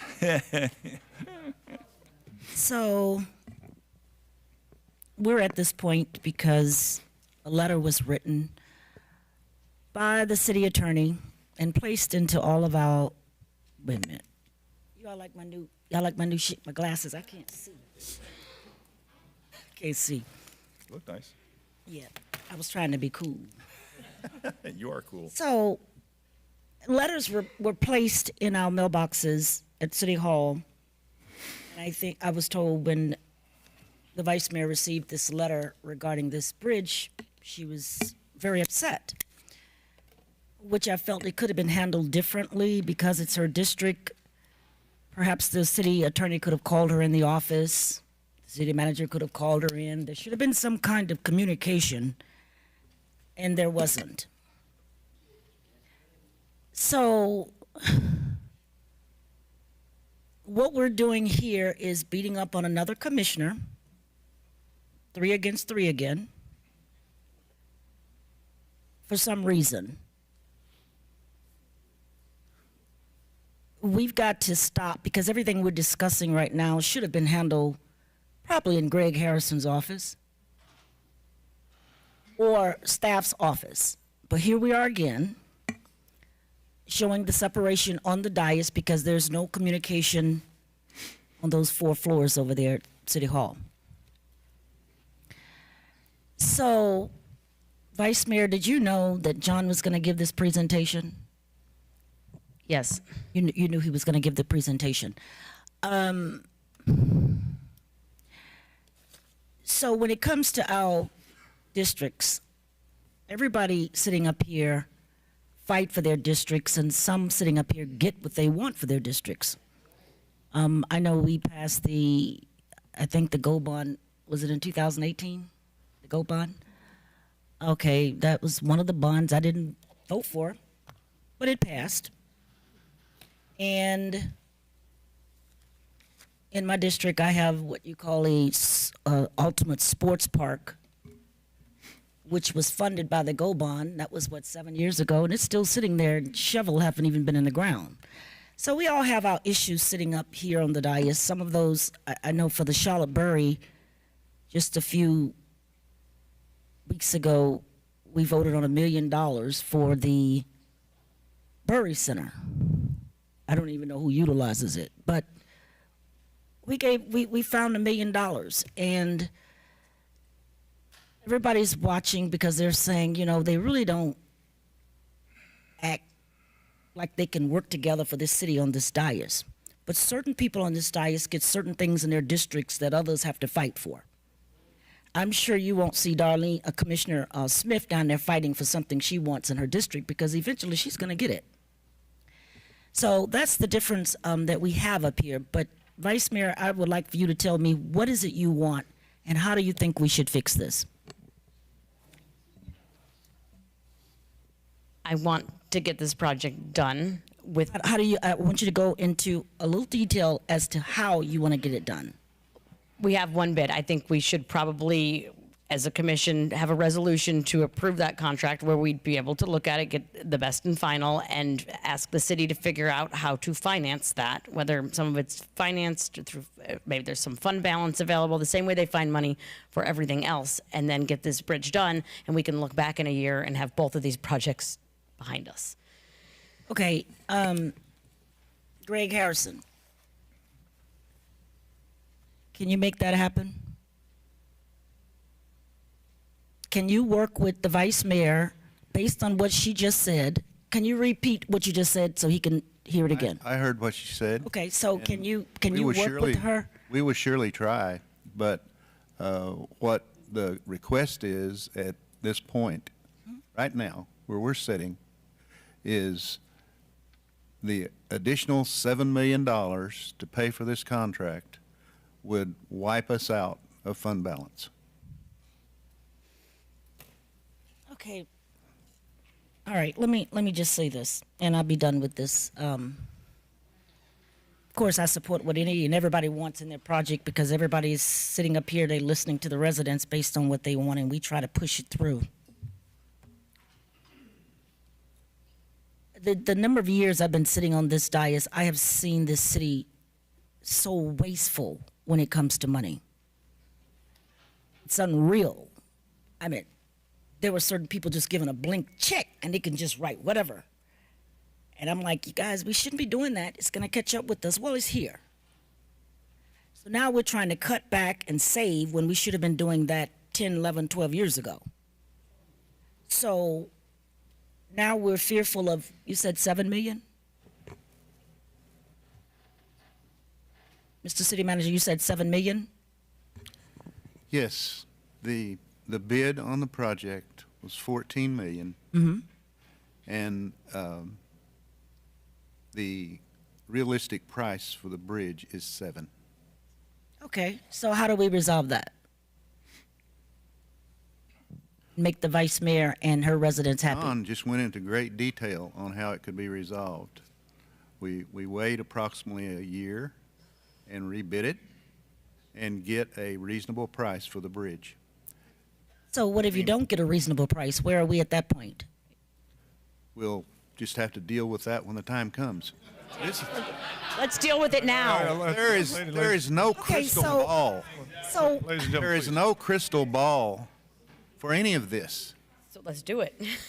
So let's do it. Vice Mayor, please. Okay, so what I would like to do, because I know we're not going to sit here and work this out on the dais, but you need to get with Vice Mayor and work with her, because what I asked staff to do last week, I said, well, I'd like for you to call in Vice Mayor and Commissioner Fournier and talk with them and see if you can get some kind of level of communication. I asked staff to do that. And my understanding, I know the meeting, yes, it went well with you, they said. I don't know how the meeting went with you. It didn't go well? No, I walked into a memo from Mark with. Oh, okay, you never met with them yet? No, we did. Okay, but it was a good meeting. Yes. So what I'm saying, Mr. Harrison, is that you could fix this and we got to start somewhere. We got to start listening to the commissioners and listening to the people. This is workable. So I don't know what's going to happen if you put the bid back out there again. I can't really say, but I think this is workable. I don't think it's something that difficult. Really don't. We're talking about money, of course, yes. Mm-hmm. But I think this can be worked out.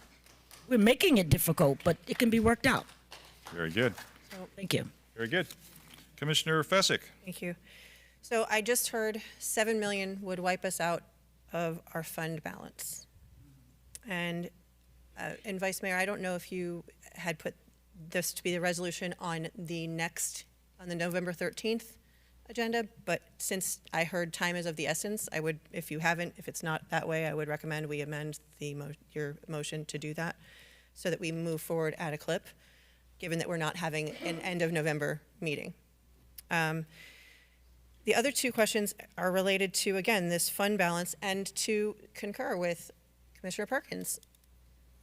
I would be interested to know, based again, how much we still need, how much we have allocated for, and how much we still need for the Riverside Drive project, and how much we still need for, let's say, the entire city to be repaved. What is that big dollar amount, this gigantic ball of money that we don't have? What does that look like? Because I think what we're going to come to at some point in time is we're going to need to address those issues, and I'd like to know what that looks like. What's the big scary number that we just need to know, right? And maybe we need to know that all at the same time so that we can push go at the time we need to make a decision and not have 8 conversations that are district specific. Let's move forward as a city and try to, and Commissioner Sigerson-Eaton, maybe you have something that you want to, that is really important to residents in your district, and Commissioner Smith, same with you, and Commissioner Perkins, same with you, right? Maybe we have to look at what that looks like and look at the big scary number from a city perspective not a city/CRA, not a CRA, but a city perspective, and see where we stand. And see, for example, like the Ultimate Sports Park that you brought up, that's still sitting empty, right? So where is our money from the GO bond? How is that spent? How is it allocated? Why don't we have the money that we thought we would? And COVID is no longer an answer. I understand some things can be attributed to COVID, fine, but not everything. That's like me, blaming last month's, king tides for a bunch of things, right? That's why the delay is happening. I would like to see us work together to get those bigger numbers, Mr. Harrison. Is that possible, that we could all have that well in advance, perhaps by the end of the week? Because I don't feel like that's a big ask. I feel like those are numbers that people should know, so that we know what that looks like before we have that, before we look at all those things, and perhaps we know that as part of the backup to discussing the big scary number. We can go over everything that we just got through going through with the budget. That's what you all are trying to do here, is redo the city budget. Well, to be fair, The asphalt overlay was explained in great detail to all of you during the budget process. Mm-hmm. Commissioner Perkins, you know very well that Tammy is working on that Ultimate Sports Park because she's been out there with you and explained it to you. And No. Stop. No, she has not been out there with me. I have not met her at the Ultimate Sports Park. Mayor, if I do know, since we're getting off the subject, I do know. Sorry. I'm sorry, Commissioner Fessick, just hang tight for a second, guys. Yeah, I'm just going to finish the thought. So the thought is this, right? The budget, I remember everybody sort of ganging up on me at one point in time because I said, I'm new and I would like to be handheld through this budget process. In fact, if you want to go back and public records request some of the questions I had, in fact, I even went to our internal auditor and I sought him out in the office and I actually asked him for specific information, which thankfully he got to me very quickly. Thank you, DC, if you're here. He got to me very quickly and I said, make it like a kindergartner. Give me all the numbers and then give me the path to help me explain it. I said, so that I know well in advance of when we sit down for budget, where I can look for certain things and I can get there. I talked to Mr. Waters, who after a budget meeting, and I said, could you please explain this to me a little bit more in more detail? Because I wanted to fully understand those things. What was missing from every budget meeting is one, I also asked for every one of those budget meetings, instead of happening up on the 4th floor or in the office across the street, the cultural center across the street, to be held here, because most people can't make it at 9 in the morning or 1 p.m. and they watch it later, right? So to have it recorded was something that was important. I also asked for more detail, and I kept getting more detail, and we would leave with, you either get this much detail, which has every line item that then you have to manually go figure out what that line item looks like and where it goes, and even that is not it does not make sense to the average consumer. It doesn't tell you, hey, we spent this much with this people. It just says special legal fund. It just says procurement. There's these massive round numbers that don't make sense if you're trying to look at a budget. If I go to Walmart and I buy a bunch of stuff, right? I get a line item bill that tells me exactly how much I spent. And guess what? At the top of each one of those line items, it says sporting goods, home, grocery. They are subdivided on a receipt. I was asking for that from a city level. So I'm digressing but I want to come back to that. I don't want to be made feel like I'm not doing my job by asking questions, because I definitely did, and I asked about 15 different ways, and then I read through 15 different ways of sorting through different piles and old books and new books, and I asked questions. So please don't insult me by saying that was discussed during budget, because during budget I said I would still like a round number of everything, and I still have not received it. Thank you. Very good. I got Commissioner Perkins, you wanted to say something, then I want to get Dr. Good, but let's try and wrap this up so we can get then I'll let Vice Mayor, but then can we wrap it up and get the public? We can always All right, I'm okay, I'm done. I'll just pass it to Vice Mayor. Okay, well, Ms. Tammy, Dr. Good wanted to mention something also. Thank you, Dr. Good, CIP Manager. First of all, I want to preface and I think give the community some insight on how and why we make decisions. John and myself, we are subject matter experts. Between the two of us, we have over 60 years of construction experience. He's an engineer, I'm a doctor. We don't make decisions lightly. 40 of those 60 years have been spent here at this city. I'm a resident of city of Pompano Beach. So I'm appalled that we're even having this discussion of contemplating paying double for a bridge. I am very confident that when we put this project back out to bid, we will get a much more reasonable price. I have done exhaustive research on the prices of bridges, and I am very, very confident. We even compared the contractor that gave us the $14 million price tag. We compared his bid to the bid that he gave the city just this March, and it was $7 million for the McNabb Bridge, which is 40% longer. The numbers don't add up. And even if we did, the commission made a motion and found the money today to award this contract, the contractor is not going to start tomorrow. The contractor himself even said, I cannot start this bridge and get it done in the time frame to be done before the McNabb Bridge starts. So they wouldn't be starting for a year anyway.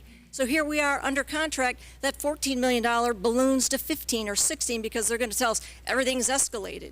I've done the numbers. I did the research on escalation as well.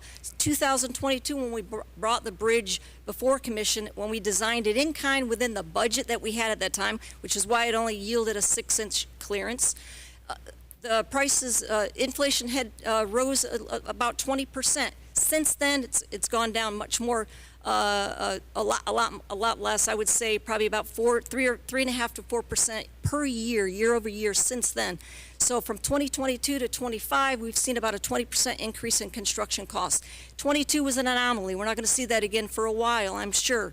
So yes, I'm very confident that if we bid this out next year, we're going to be seeing significantly less lower costs. And again, even if we awarded it today, the contractor is not going to start the bridge today because we would be delaying the start of the McNabb Bridge. So are we going to satisfy the Garden Isle residents and build this bridge and delay those that are waiting for the McNabb Bridge, which is in much more dilapidated state than the Southeast 6 Terrace Bridge? We don't take these decisions lightly. We do this based on logic, rationale, evidence. That's how we make our decisions. It's not because we're, it's a contractor that we like or we dislike. That's not how we operate. Very good. Thank you. Vice Mayor. Thank you. I'm looking at an email from the contractor that says option 1, bridge opens to vehicular traffic on May 1st, 2026, 13.9 million. And I was told by procurement that they signed whatever was required to say that they would be done by May 1st, and they were responsive and responsible bidder to meet what the bid asked for, which was opening May 1st. So I respectfully disagree with what you just said, Dr. Good. I mean, we've added some delays here, but this bid and this cost was to get it done by May 2026. And with all due respect, Vice Mayor, if I were that bridge contractor, I would say anything I wanted to hear for us to award the $14 million contract. Very good. Thank you, Dr. Good. Liquidated damages of only $100,000. I would never get a project in Pompano again then if I had 2 bridges lined up and bid on them and couldn't execute them. And let's see how he performs on the McNabb Bridge. I can tell you have some disdain for this contractor. I don't know who they are from the Man on the Moon, but I don't either. Okay, that's. I've had no complaints about McNabb so far, and the bridge hasn't started yet. But the reason that bridge costs less also is they're already there mobilized, and there's utility work that I don't know if it's included in that estimate.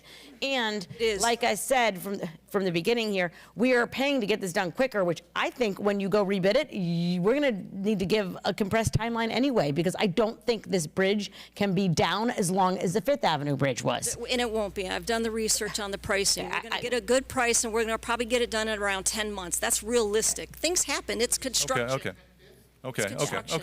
So I tend to agree with the mayor that this is going, and I've said this, I have 2 quick things I'm going to respond to, and then I do think we should probably let the public speak if we're ready. But every year we sit at the budget meeting, Tammy, Dr. Good, sorry, and I say, do we have enough budgeted for the 6 Terrace Bridge? And always assured that we do. And I think this is a good wake-up call that even if if this doesn't move forward now, we don't have enough budgeted for that bridge. Yes, we do. $6.3 million is what we have in the bank right now, and that is enough for this bridge had we bid it under normal time constraints. I mean, even the mayor agreed that likely when it comes back in a year down the road, that we're going to get bids that are, I feel differently. I mean, I did the Fort work. Lauderdale, I put hours into this research, and this was just a few weeks ago. I'm not getting in. I'm not getting in a fight with you, Doctor. yeah. It's we can. Okay. And the other thing, I want to remind people again this day is that tomorrow night you are going to be asked to issue $212 million of debt for a city hall and a parking garage, and then there's another $25 million bond that we're going to be asked to issue to do a botanical garden in the East CRA in the future. So there's all kinds of debt that the city's willing to take on and pay for and find ways to fund their pet projects, but this is a real infrastructure project that matters to the neighborhoods and to the residents, and I think, for me, that amount of debt that we're going to take on is really hard to swallow when we can't even get the basic infrastructure done. Very good. I've got Commissioner Smith, but just for the record, I want to put out there, I'm not an expert on bidding. I've got nothing to do with it, so I don't know what any future bid would come back at. I use idle, errant numbers. Go ahead, Commissioner Smith. Wish you had that kind of power, huh? Yeah, it's. I'm just concerned, as everyone else has stated up here, except for the vice mayor, she's okay with this extra $7 million. I too want to see the bridge happen. I've been hearing about the bridge for a while, but for us to strip the fund balance, which includes our streets, the capital improvement plan money includes our streets, correct? The paving of our streets? Does. No? The paving of the streets is included in the budget, which has been accounted for and is not going to be subtracted from fund balance. Okay, so we're okay with that. But I don't think it's responsible for us to spend double. I wish, too, that we knew what a bid would be, but I think if we rebid this, we get a new permit, rebid this after the McNabb Bridge or close to when the McNabb Bridge is going to be finishing, and if at that time we're talking about doubling the price, then we have a serious problem. But right now, we don't have to follow a time restraint of getting this done before McNabb. That's a self-induced requirement that we've made. So let's step back. Let's take the pause that we're being recommended by staff, which knows a lot more about this than us. Let's take that pause. Let's rebid it. And let's see what discussion we'll be having. It'll probably be about this time next year. And Okay.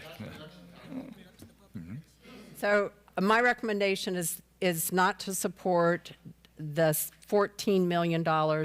It is to support what the city staff is recommending that we do.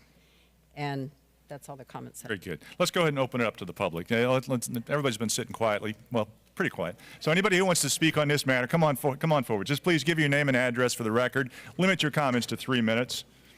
Ann Bosworth, 4015 West Palmyra Drive. The one thing I just want to say is, if you order from Instacart and you ask them for they ask you to give them an alternative, right? So, and when they don't follow your directions and when they don't communicate with you, you feel kind of ticked off, right? That Instacart didn't do the one thing they asked you to do. So the thing that's frustrating to me as somebody listening to this, and it wouldn't matter if it was my Commissioner Segerson Eaton, it doesn't matter.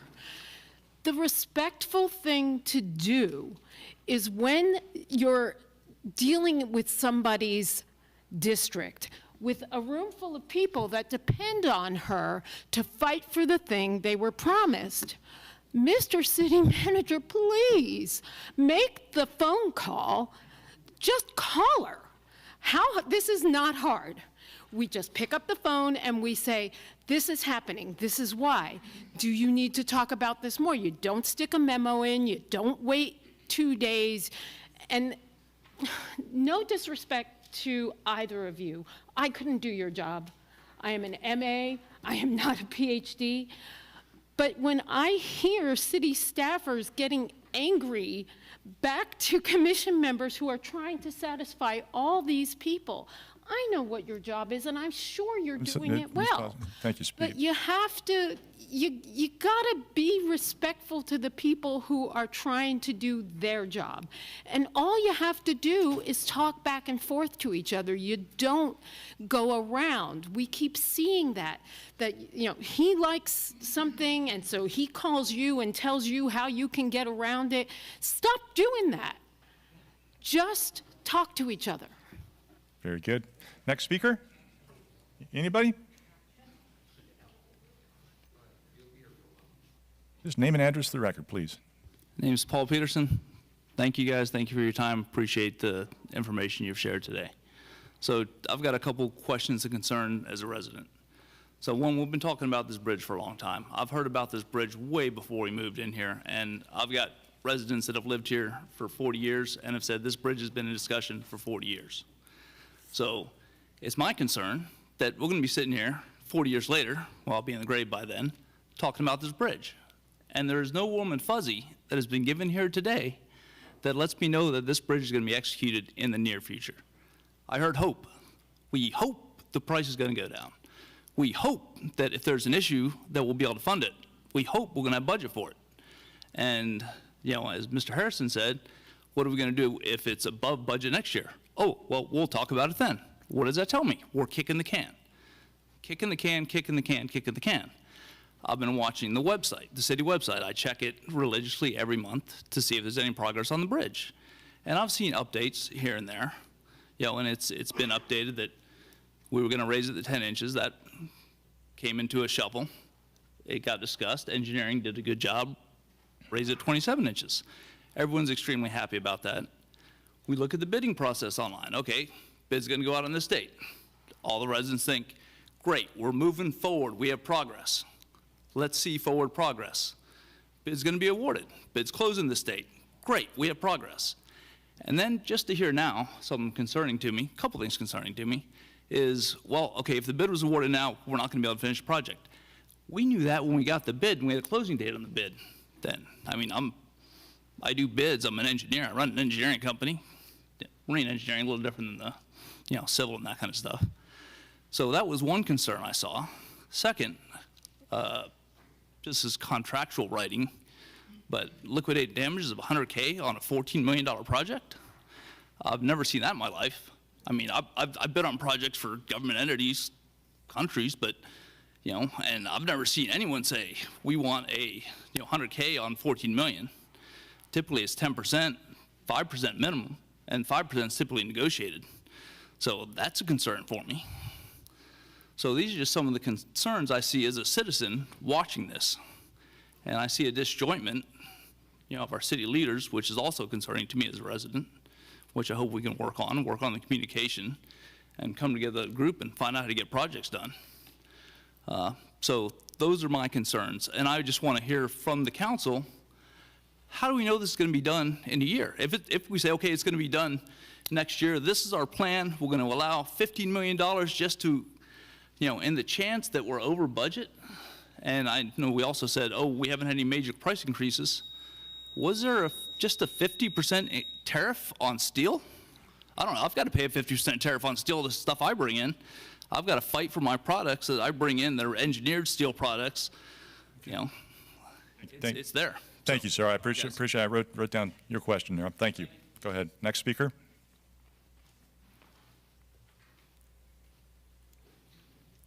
Hello, Daniel Batra, Garden Isles as well. First and foremost, I want to express to you guys have a really tough job, and I'm very, very fortunate to live in such an amazing city that you guys represent such a diverse set of constituents as well. I also know that the city manager and their staff have a very tough job. In fact, I feel like I know you, John. We've exchanged emails probably over the course of the last year, maybe 2 dozens, chasing down the permitting process. And I also respect all of the commissioners and their concerns over the fiscal responsibility of the city as well.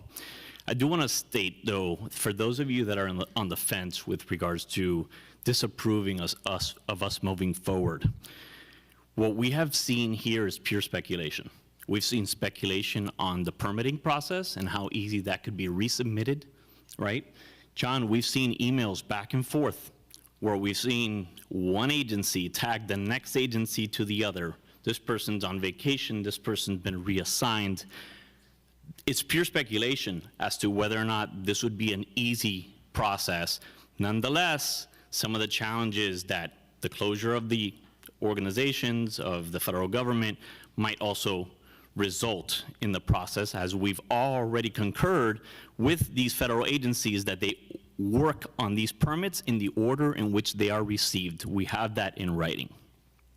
Next thing I wanted to also discuss was with regards to the winning bid or the bidder that we have. We could also work together on making sure that we can negotiate within those penalties of them sticking to those particular timelines. Consider also negotiating now that we would have consensus whether or not we should move forward with this bidder or not, to discuss perhaps removing some non-critical items that should be considered for removal. Maybe some art on the front entrance of the bridge could be passed on to the following year. Help them also ensure that they're not going to run into all sorts of bureaucracy with regards to getting inspections done. Work together as a city to make sure that we can streamline that for that contractor. And then lastly, with regards to the community and whether or not this benefits a lot more than just those Garden Isles residents, as we are all going to benefit from reassessed values of these property taxes that are behind that bridge, and they're all going to go up. Ladies and gentlemen, please. That's all. Thank you. Appreciate that. Next speaker. Hi, Commissioners. Thanks for everything you do. Mike Grossman, local real estate agent, been in the neighborhood for a long, long time. Since I had long, brown, thick hair.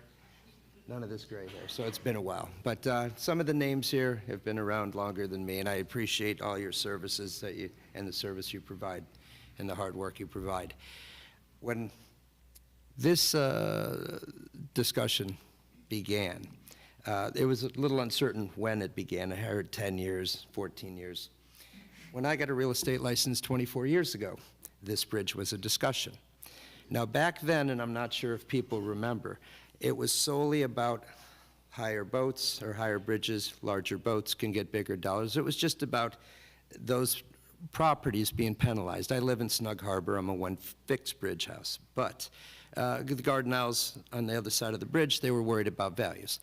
But what came up, and I don't know if it's on record because we discussed this here 20 years ago, the bridge is not only a height issue, but I think it was an unpermitted construction bridge that was supposed to be rectified once Garden Isles and Cypress Harbor and so on were completed, and it was never actually rectified.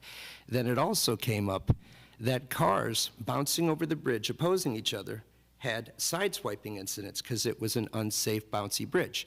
So then it also came up after the Coast Guard got involved and talked about certain things and so on. It also came up that our first responders, which I haven't heard one time here tonight, they've considered that bridge unsafe for generations.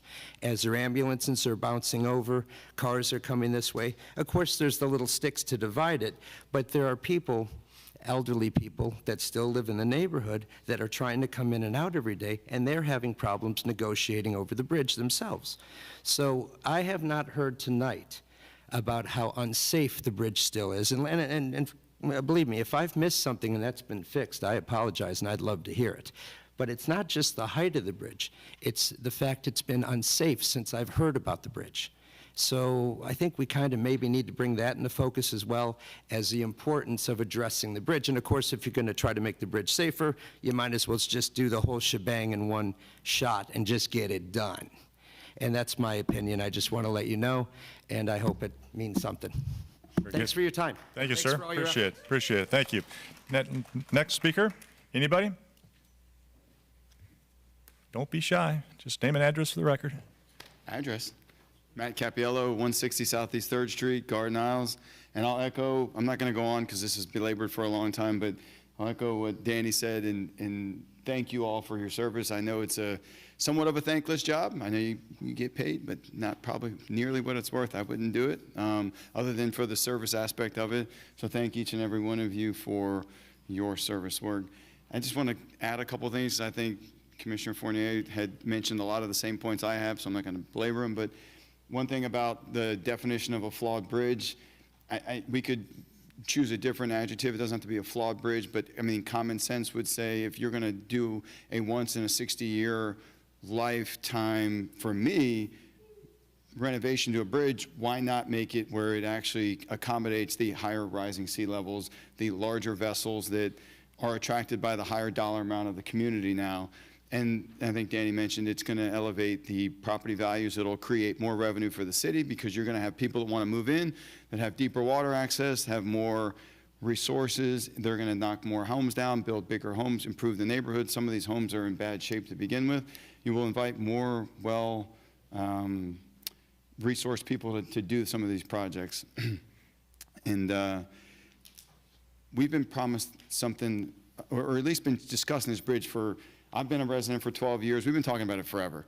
And one thing after another seems to get in the way and move this on. And if it was budgeted at $6.5 or $7 million in 2022, everyone in this room knows costs have substantially increased in the last 3 years. If it's 20 or 30 or 40% in 8 or 9 million is somewhat the real number on a long, elongated timeline, and we know we need to truncate it anyways.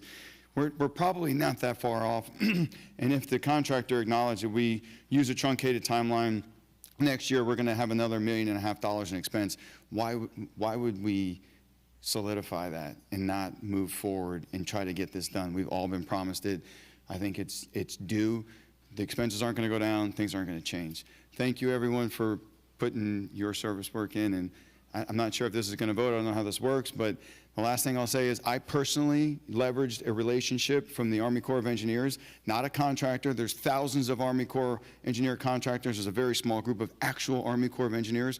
One was a college friend of mine. I was on an email chain with Danny and John and Allison, and I got him to get us answers to move this along. That was a heavy lift. He's now moved on from the Everglades project. He's in a different state. I don't know that we're going to get that consideration again. This will get delayed again. That I feel confident of. So to wait is not going to serve us any good. Very good. Thank you, sir. But please, ladies and gentlemen, please. Next speaker. And please, just hold your applause. Yeah, definitely for me. My name's Peter Wynn, 259 Southeast 3rd Avenue, Pompano Beach, Garden House. This is just incredible for me to even fathom what's going on here. The same people that were involved in the 5th Street Bridge is now talking about saying that it's, it's only going to take 10, 13, 20 weeks or whatever. But when you did the 5th Street Bridge and they kept on coming back to you saying, we're going to have to be longer, we're going to have to be longer, we're going to have to be longer. What did you say to them? Can you speak into the microphone? I'm sorry. What did you say to them when they were delayed and they delayed you and they delayed you? What are you going to say to them when they do the same thing at McNabb? And what are you going to say to them when we finally get our bridge done? You have no control over that. You just let them do it. And I know you have no control over it, but you're sitting here telling us that, no, this is not going to be an issue. No, it's not going to be more money. No, it's not going to be, we're going to get a better bid. But you don't know that. This department didn't manage the Fifth Avenue Bridge, but I do know it. I do know it. There's evidence. I have 15 years of data that I make my decisions on. So I'm very confident in what I know. Okay, so then who was the person that was doing the 5th Street Bridge? Are they no longer with us? Or they're no longer with us? I don't know. Yeah, it wasn't this department. How do we hire these people is my next question to you. These are our engineers. I mean, how do we hire them? How do we hire them? Yes, Mayor, how do we hire them? Mayor, that's administration. Let's not let the audience start attacking staff. No. Attacking staff. Yes, you are, I'm sir. asking a legitimate question. How do we hire these Talking people? about drawing straws to hire them, I think that's the tactic. This gentleman didn't say that. But you instigated it. Go ahead, sir. You've got a legitimate question, but administration hires people. So That's it. This is what I'm going to finally end with, just for all of you commissioners up here. Years ago, when we started this effort, a grassroots effort, to oust the person that was our city commissioner in Garden Isles, we found a brilliant candidate. That person was a political member of this community for years, and we started a grassroots effort, and we got her in office. What we are going to have to do now going forward is anybody that opposes this and feels that they are thinking that they're doing better for their commission, well, we're going to find out who's going to run against you, and we're going to put our time and our effort and our money into electing that person that will work with Allison. Thank you. Very good. Thank you, sir. Next speaker. Ladies and gentlemen, please hold the applause. Excuse me. Good evening. Ruel Miles, and admittingly so, there's a perceived bias to my statement. I'm a member of the contractor team. Okay. Ladies and gentlemen, out there, please. If you have a conversation, take it out in the lobby. It is difficult because the microphone system just doesn't seem to really broadcast very loudly in here. So please take it outside if you have a conversation. Thank you. Go ahead. So, can I ask a question first then? Sure. I pause respectfully, but... You want more time? Sure, okay, that's fine. All right. But reset the timer to 3 minutes. So, as I stated, my name is Ruel Miles, and I'm a member of the construction team, both on McNabb and who presented for 6 Terrace. So there could be some perceived bias, but the one thing about me is, at the end of the day, there's God, so you don't need to lie to man, okay? We did not state that we could not open up the bridge to vehicular traffic for the May 2026 date. Vehicular traffic, not that the bridge would be completed. I was reticent in getting involved, but during the pre-bid, that was one of the questions that was asked. I took notes, we recorded that it was very clear, vehicular traffic. It's doable. There is a amendment that was submitted based on where we are today that still asserts that it's doable, but it's doable working together. There's no difference than when we had our final and best and final offer. The number was reduced, again, based on where we were. Not necessarily, unless I'm asked, going to go into the specifics of those numbers, but there was a reduction. It is disingenuous for competent staff, and that's my word, competent. I really do believe you're competent in the same way that you provided. Address the chair, please. In the same way that they provided, based on their competency, because there was some discrepancy. What did you mean when you said May 1st? And they made it crystal clear, just like I'm looking directly into your eyes, open to vehicular traffic. There's a difference between completion and substantial completion that is publicly safe. The group that we're a member of stepped up to the plate and said that we can do that. We understand the time constraints. We are the firm that's doing McNabb. With additional cooperation from staff, which we're getting at McNabb, dealing with the outside utility agencies, that job would be much further along. We accommodated the school in moving the construction off the bridge until 2026. McNabb and 6 Terrace are 2 different bridges. One is a prefab, one is cast in place. It's 2 different bridges. That's one of the reasons why you're seeing that there's difference in the cost, along with the timeline. But the factor that's here that I really believe that should be presented in front of you equally is this. Number one, we're doing not an excellent because we're not perfect. There are no gods in this room. We're doing a good job for the community on McNabb. And if there is a call or email or a text, we're responsive to it because that's what you should hire in any firm that comes to work for your city. Number two, the particulars are that you wanted the bridge to be open. Thank you, sir. That's it. Appreciate it. Next speaker.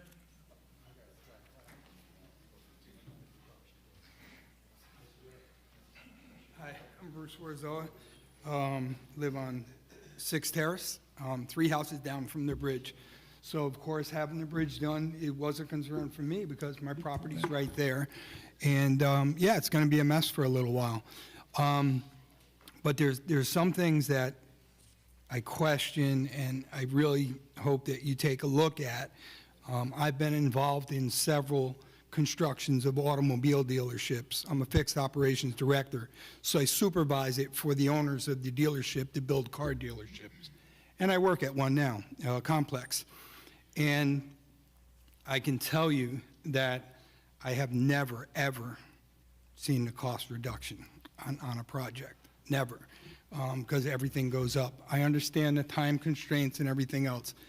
I recently renovated a duplex in Pompano, bought it, renovated it, gonna rent it out, top of the line, did everything on it. The permit process, 2 years to get that project done, exactly 2.5 years. We started it in '22, we just finished it 2 weeks ago because of permitting and the way that the process went and everything else. Now, part of that was probably on us too, but I'm just saying permits don't go always perfect. We say we can just resubmit for it, it's gonna be cake, it's gonna be easy, it's gonna go right through, 8 months, 10 months, that turns into a year and a half, and if I understand correctly, you have to have the permit before you put it out to bid, right? You need to know what we're doing. Am I correct on that or am I wrong? I'm not sure. But I think if you're gonna put it out to bid, you have to have that permit done, saying that you're allowed to do it.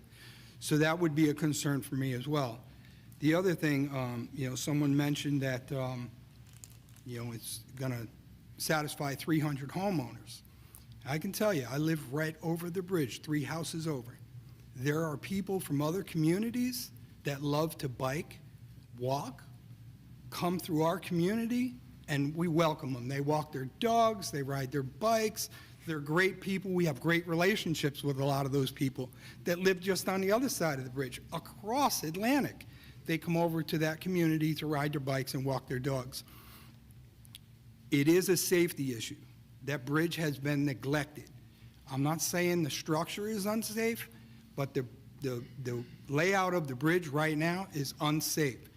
On the south side of the bridge, it's wide open. There are young kids fishing on that bridge, walking down the seawall. There is no fence there.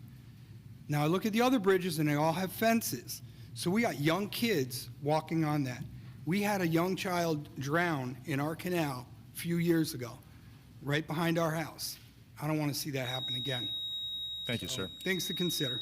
Appreciate it. Next speaker.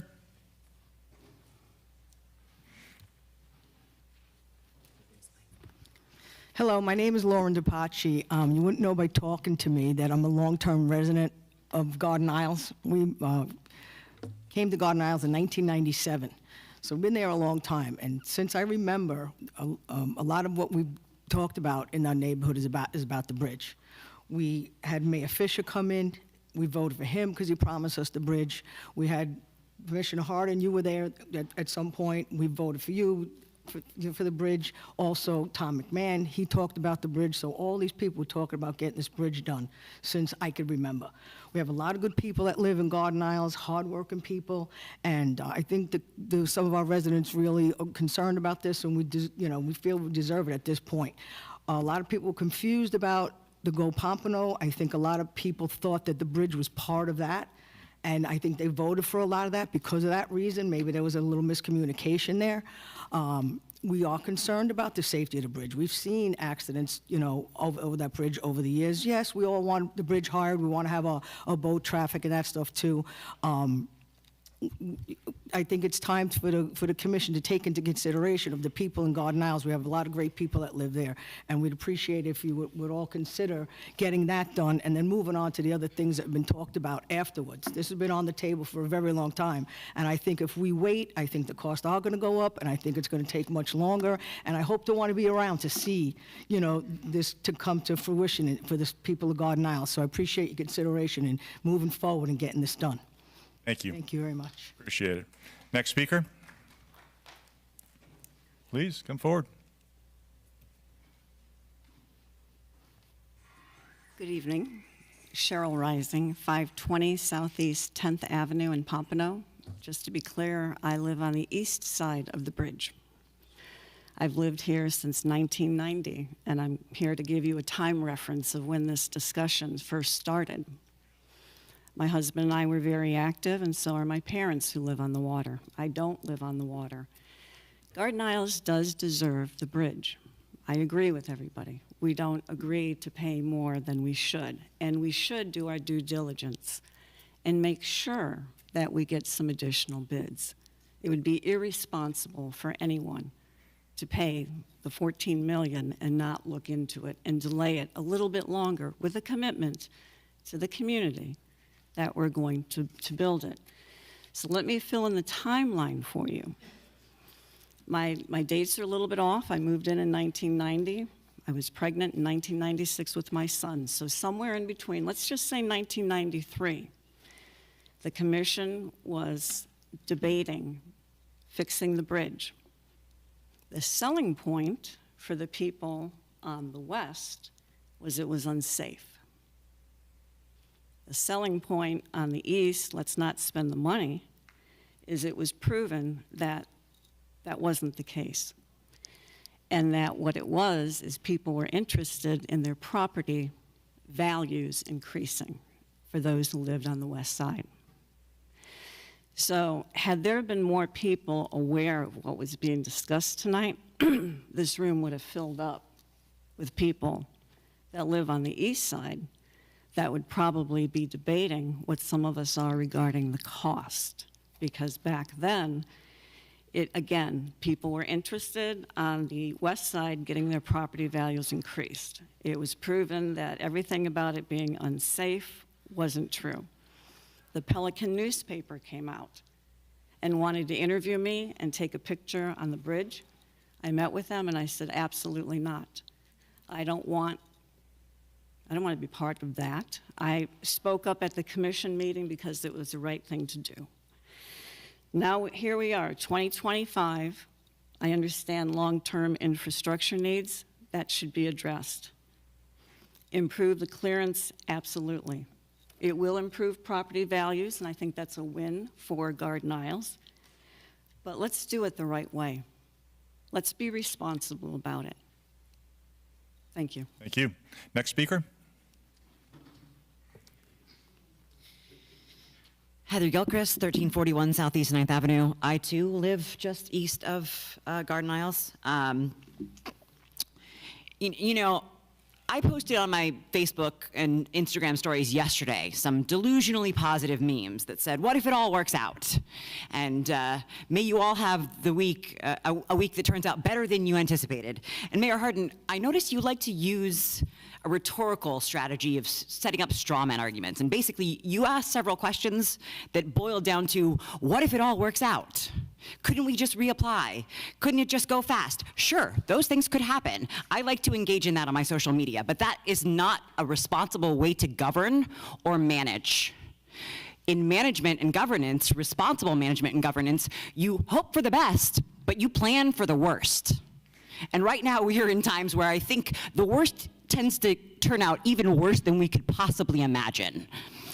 So with that said, I think this is a case of the devil that we know. We know what the downside is right now. We don't know what the downside is going to be in a year, or in 2 years, or in 5 years, when it's probably more likely to actually get done. And more importantly, with those things that we don't know, if this bridge is as old as you say, it's 65 years old and it is past its functional life, What if there's a catastrophic collapse? What if we have a massive storm that erodes the structure of the bridge? What if somebody gets injured? What are you going to do then? Very good. Next speaker. Start it over. Mike Skaversky, 1630 Southwest Fifth Avenue. Are you the engineer for this? Mr. Skaversky. Is he the engineer? What? God forbid. God forbid. I just paid another $249 for a flat tire on McNabb Road from that road work they're doing. I wasn't going to bother coming to this thing, but I received the message that I saw what Allison wrote, and then I got something from the city. So, you know, we got propaganda going from both sides.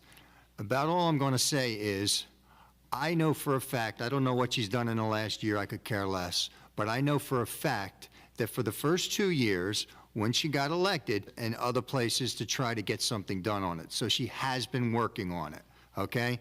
Anybody that says she has not been trying and working her butt off on this bridge is full of you-know-what. So I don't want to hear anybody saying she's not doing this, she's not doing that. That is one thing that I know she was concentrating on.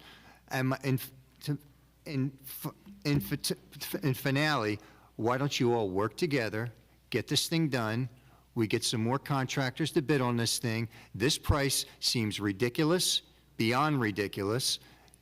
Get some more people out there to bid on it, and let's get it done. Plain and simple.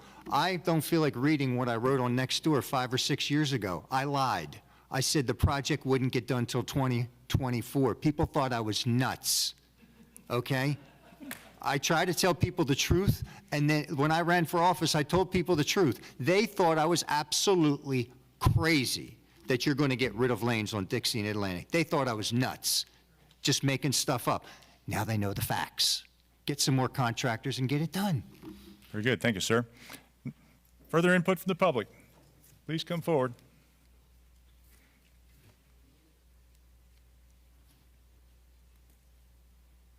Good evening. My name is Brian Smith, 220 Southeast 3rd Ave, Pompano Beach, Florida. Thank you, Mayor Hardin, commissioners, and Vice Mayor Fournier.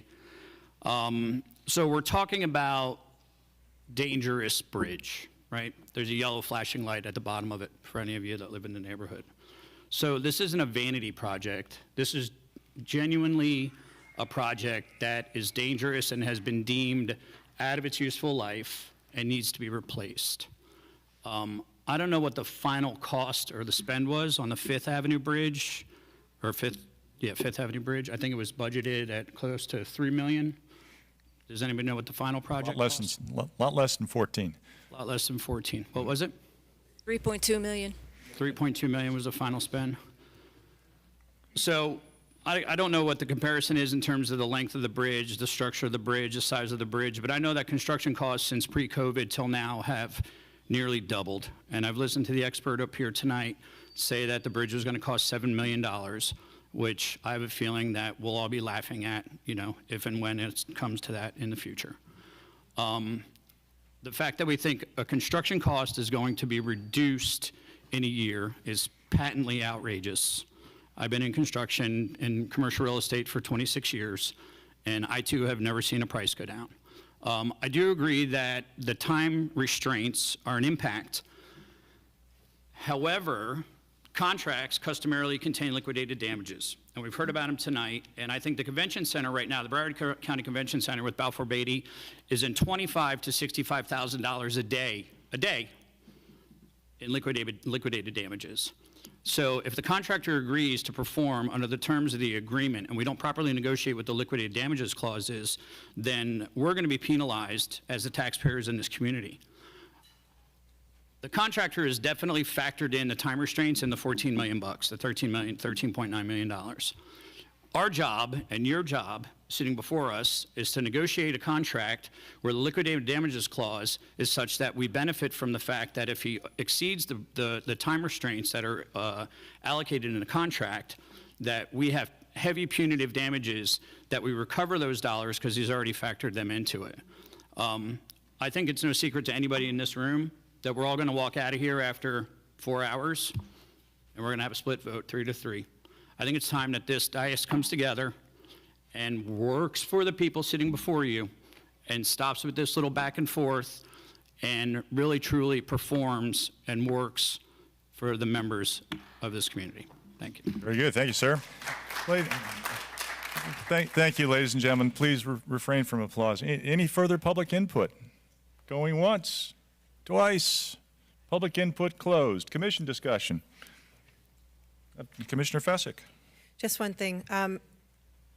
Just want to make sure that we remind ourselves that all we're voting on at the moment is to bring this back where we can have all the backup and have all the information and have all those questions that we've heard tonight answered for us by the time we see this again on November 13th. So that we can, if there are any outstanding questions that any of us have ventured to ask residents as well as fellow commission members, that we will have those questions as part of our backup, or at least I would hope that they would all be part of the backup for the 13th. So I think there's a lot of really great information shared, and so with that, I'm out. Thanks. Very good. I've got Commissioner Smith and Vice Mayor. Is that what the motion is? To bring it back to November 13th? That's not the motion that I heard. I heard that it was to bring the proposal, open the bid back up. No. Not that it was coming back to us to take a look at. It would be opening the bid back up for the city to go ahead and No. approve it. That was the motion that I heard. The motion is to bring back the contract, to reinstate the bid, go back to the bidder, reinstate the bid that they'd canceled, and then bring the contract to us for our approval. Okay, So it is I did what not Commissioner hear that Fessick in said. that motion. I heard that it was to bring the bid back. Well, it's not really, I mean, it's a contract. We don't get involved in bidding. I don't even like using Yeah, that so word. why would we be getting involved in November 13th to look at it? The contract. Right. Why would we be involved looking at it on November 13th when that's all done with procurement and city staff? What would be the purpose? I guess I'm confused as to why we would be doing that. So like any other contract, no? Go ahead, Vice. You So explain like the any, motion. it's my motion. So like any other contract that the city brings us for a project, they bring a resolution. It'll say like a resolution to approve the contract for the 6 Terrace Bridge and the name of the contractor and the price and all the backup. So the motion is to put that on our next agenda. Yeah. Done? Vice Mayor? Thank you. I have just a couple of quick questions. I think we've beat this one to death, but it sounds like there's a representative of the contractor here. Can we ask a couple more questions to get clarity on what they're agreeing to? Do you mind? We really don't get in that. I mean, ask staff. I believe that individual was not the part of the prime contracting firm. Okay. Yeah. Okay. So it's not, okay. It just sounded like that. So but it did sound like I heard that the requirement was to be open to vehicular traffic on May 1st and that they committed to that not being done with the bridge, but vehicular traffic, and that was the commitment. Wanted to reiterate that. Thank you. Very good. Just want to, some of the public there, one of the first gentlemen got up, I think. He said, no hope of this project moving forward. I think there's great hope moving this project forward. In fact, we wouldn't be sitting here having this discussion had we gotten 2 bids.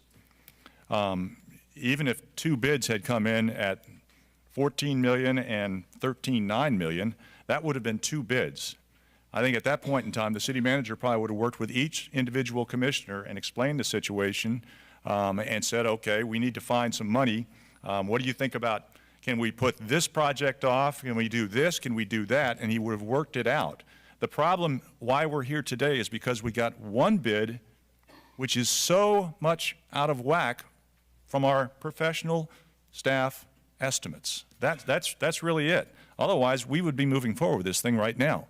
But that's not the case. We got the 1 bid. And it's not pure speculation from staff. I mean, staff may be wrong. You know, we may have a meteor hit Pompano Beach, God forbid. But yeah, that could change things. They can stand there and say, well, no, we're confident that we can get the permit done with U.S. Army Corps of Engineers. But if suddenly At the federal level, they fire everybody at the U.S. Army Corps of Engineers. God knows how they would function, but that will definitely delay that, without question. There's certain things that are out of our hands, but we've got a pretty good staff who can get things done now that we've got the design done.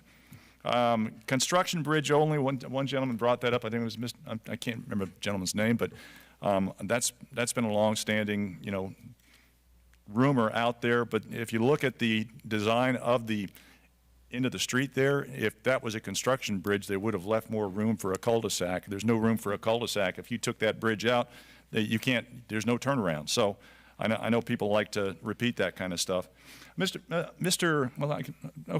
John, Dr. Good, whoever, what is the story with damages? Why are such paltry damages if the contractor doesn't deliver? What we were referring to is currently in the general conditions, the liquidated damages are set at $500 a day for every day that they do not meet the substantial completion, and $300 a day for every day they do not meet final completion.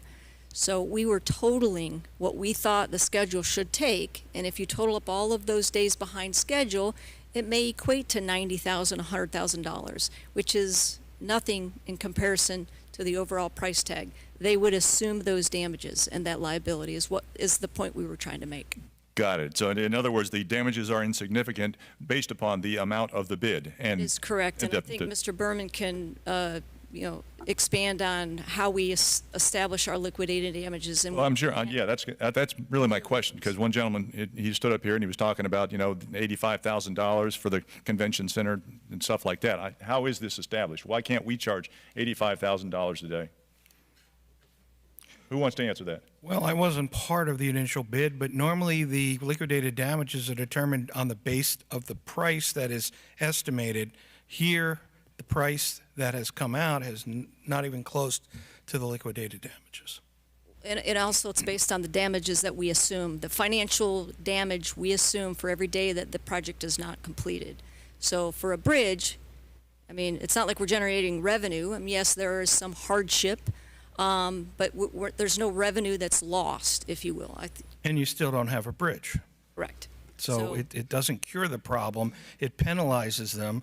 In this case, the way the bid was done, it's not going to be adequate based upon the ultimate price because it's not what the estimated price was. So it's of no significance. So in the future, though, we could charge more liquidated damages or not, because it's got to be based upon the actual loss. That's right. We can't really show much of a loss for the use of a bridge. That is correct. They could take an extra year to get that bridge done, and all we can do is charge them $100 a day. That is correct. Gotcha. Okay. We have kind of beat this thing to death. Commissioner Segerson-Eaton? Yes, I know we've beat it to death. And I just want to say that I am in favor of this bridge. Yeah. I voted for this bridge. I voted to raise the bridge. And I think maybe, I think we've pretty much fleshed it all out here tonight. I mean, we've got all of the backup that we didn't have at last meeting when we supposedly were setting a policy. When the constraints on the time element were negotiated, and the bridge contractor raised the price. So I think we've had a with this sort of mandated acceleration period, and having two bridges that are going to be done. Again, it's just I want the bridge to get done, and maybe we can entertain some sort of motion, going forward that we're looking towards this. Let's get another bid out there. So let's maybe we can put that on the table so that the residents know that we are listening, but we have to be fiscally responsible, and it's just an exorbitant amount of money, and I think we've really fleshed it out completely. We've gone through it. We've listened to the public input. We know the issues, and I just can't support bringing this back and then voting whether we want a $14 or so million bridge, because I know my answer is still going to be no. Mayor. Mr. Berman? Thank you. I just want to make clear again that Per Broward County ethics rules, the commission, even if it's, you vote to bring it back, I'm not saying vote one way or the other, this commission cannot act as a de facto selection committee. They can weigh in after the selection process is complete. They can ask questions, but the commission cannot itself serve as the selection committee. Here, there's really not much of a selection with one vote, but that is what potentially you could be doing if you bring it back and say, all right, let's hire them. It's not for the commission to make that. There was a selection committee. They made their recommendation and evaluation, and the commission is not, it would not be appropriate for the commission to effectively do that in a de facto manner. But Mr. Berman, Commissioner Segerson-Eaton still has the floor, but I've got a question on that, on what you just. I'm fine, Mayor, thank you. I'm sorry, I thought she was done. No, I appreciate your input. Yeah, I don't think this is, we have one bidder. You know, that is, you know, for all the reasons. So I'm good, thank you very much. Thank you. So, Mr. Berman, you're saying that if this motion were approved tonight, we can't award the contract to this bidder? I'm saying that if you were acting in the capacity as a selection committee, that would be inappropriate per the county laws. You can instruct staff to take another look or see if they can renegotiate, which I believe they've already tried to do. But if you are making the actual selection of this group, that could put you in hot water with the county. That's my concern. It's an ethics violation. Okay. Very good. Commissioner Fessick? I just have a couple questions. So based on, this is a question about procurement, but or our contract, construction contract. So what I'm understanding is for liquidated damages, we can only charge amount based on revenue lost when just like to stay on schedule. And it's some nominal fee. But yet a contractor can turn around and extend that time and then for whatever delay and then come in and ask us for more money. So, part one question, we assess liquidated damages based on a financial loss, and typically the amount that is set currently is based on staff time, and that was just raised or increased just a few years ago. Before that, it was $100 and $300. So that was no incentive for the contractors to complete the project in the time that they indicated they would get it completed. So we increased it to $500 and $300. And it's basically just to cover staff time while we're out there continuing to manage the project. Okay. And your second question was? My second question is, how many other times has it been where there has been only one bidder that has responded to a request or a, request for a contract or a request for bid? How many times has it been that staff has brought it, there's been only one responder and staff has brought it to us to say yay or nay? So that has happened, not a lot, but it has happened. And if staff has evaluated the bids and we feel like it's a fair market price, we would accept the bid. For this one, staff feels like it is not a fair market price and we decided to reject the bid. It is completely based on the schedule and the cost that we received, nothing else. So what I'm understanding then is when there's only one bidder, you make the decision for us. We as subject matter experts, we evaluate the cost and compare it to comps and fair market rates, and if we feel it meets that, then we will make the decision to award or not. Okay. And so if even if you brought it to us because they were the one bid, and you said, listen, we think this is a little high, and maybe then we discuss, we actually see the contract or see how it's written, we have the opportunity to go over it. So, because I want to stay in guidelines of what Mr. Berman was saying, but at the same time, if there's only one bidder, then everybody has an opinion, and of course they're welcome to them. And you have your professional opinion, which is also, you're welcome to that. That's why we hired you, for your professional opinion. But at the same time, if there's only one bid and we can line by line kind of go through things because we now, all of us have the opportunity to review it, get potential input from the public, et cetera. If at the end of the day or at the end of that, everybody says, okay, well, there was only one bidder, we have one of two options. If you deny this, we can go back and get more bids and try again. Or if you approve this, then we'll move forward with it, or we can amend it. So I just, that's my concern, is that how many times, and this is another question, I guess, to top on that, how many times are we not even seeing things because staff we got one bid and staff just decided we don't think that's cool, so. Because, yes, that's because that's our job. And if we bring something before you for approval, it is because we are confident that the cost that we're receiving is fair market rate. Okay. Otherwise, we would not bring it forth. All right, thank you. Historically, projects take about 5 years to get done from the time commission approves budget to the time of occupancy. If we brought every project before commission and went line by line item, it would be 10 years to get a project completed. So that's why, as subject matter experts, we evaluate it and we give you our recommendation for each project. Thank you for that. Further commission discussion? Being none, let's go ahead and call the roll on the motion. Mayor, I just wanted to make clear that what I captured as the motion was to reopen the bid for consideration. Is that really the motion? Vice Mayor? Do you want to? I think it's a two-step thing. The bid has to be reopened because it was rejected, and then bring back a resolution with to consider the contract. Okay. Is that to approve the contract? Yes. The resolution to approve the contract. Gotcha. But in order to do that, according to Mr. Berman's memo, it has to be reopened. Reopened, okay. Commissioner Fezzik, Yes. Commissioner Perkins, Yes. Commissioner Segerson-Eaton, No. Commissioner Smith, No. Vice Mayor Fournier, Yes. Mayor Harden. No. Further discussion on this matter? I just want to say thank you for everybody who showed up, had a part in this. We'll get you that bridge. We will. All right. All right. Any additional audience to be heard, Mr. Alfred? No, Mayor.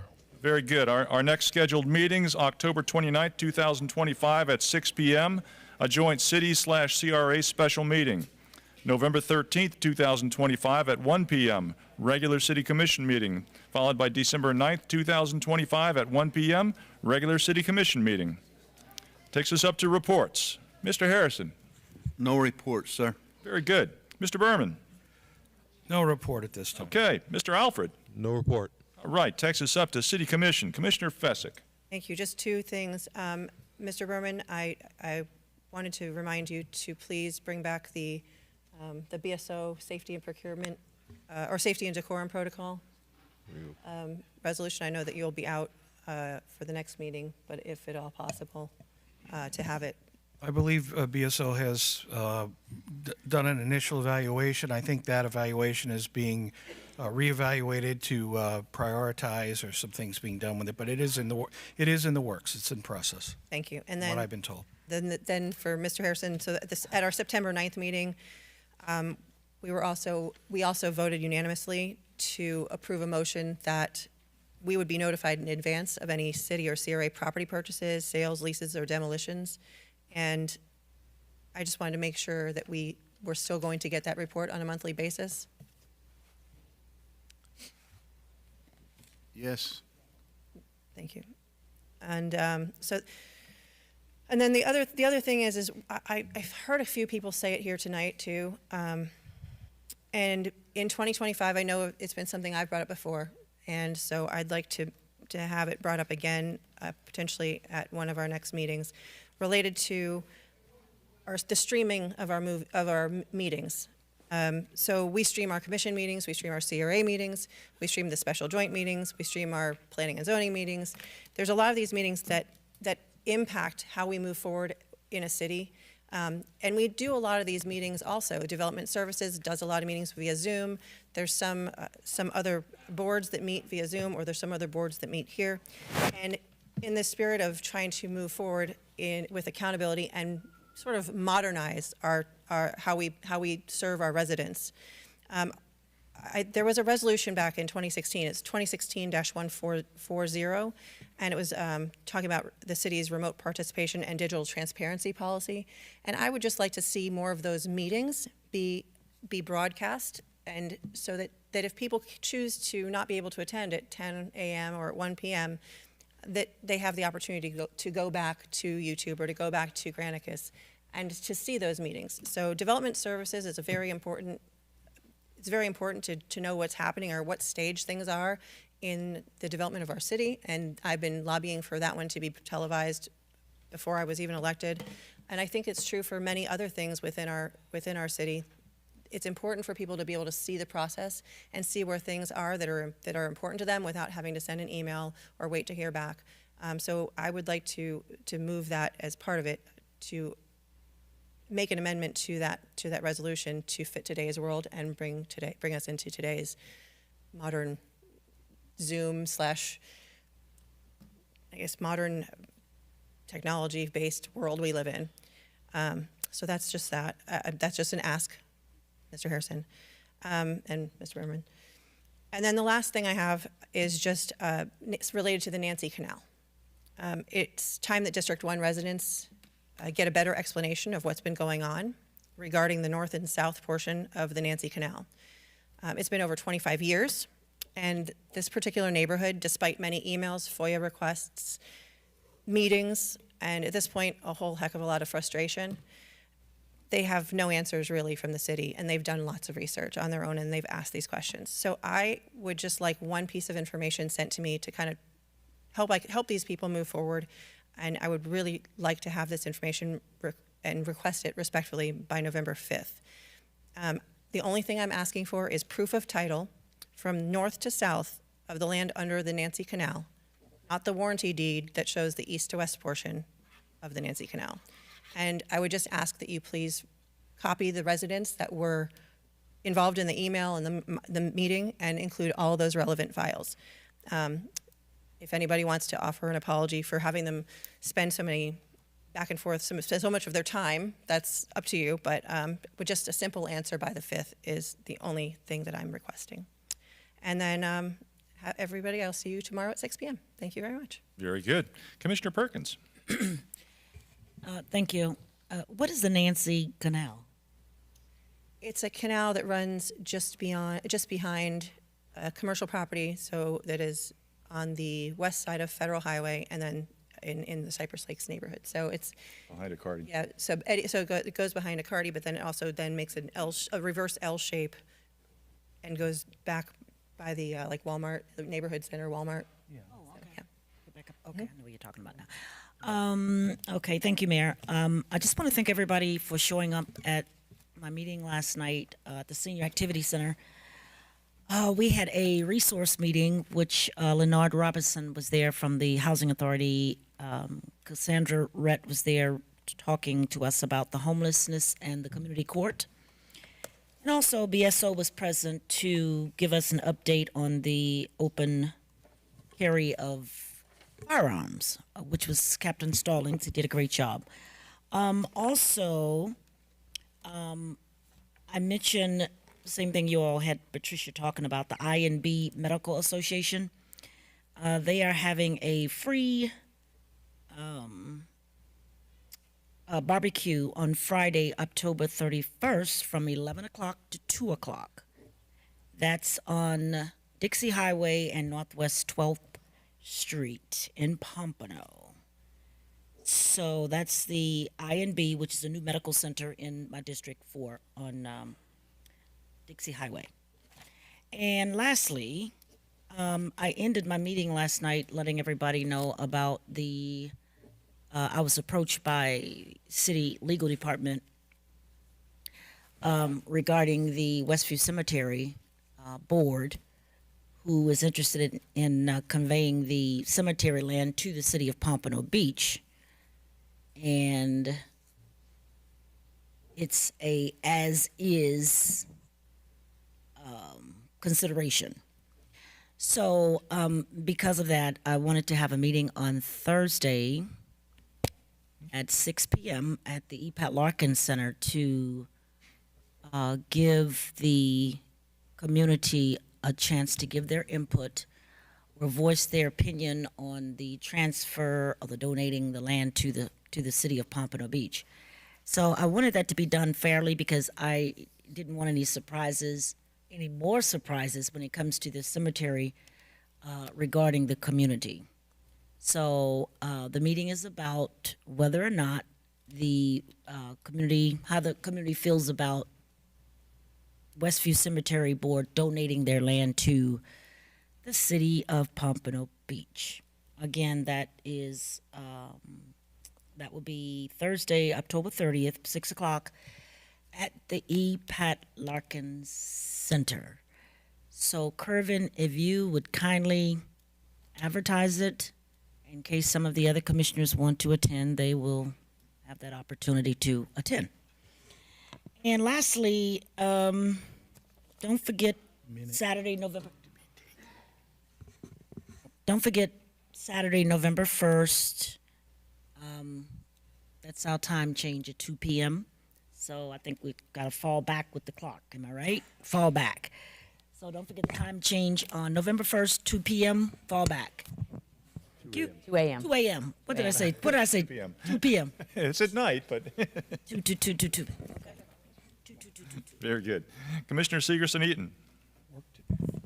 Thanks, Mayor. Just a couple things. I also want to say prayers and extend my prayers to the people of Jamaica.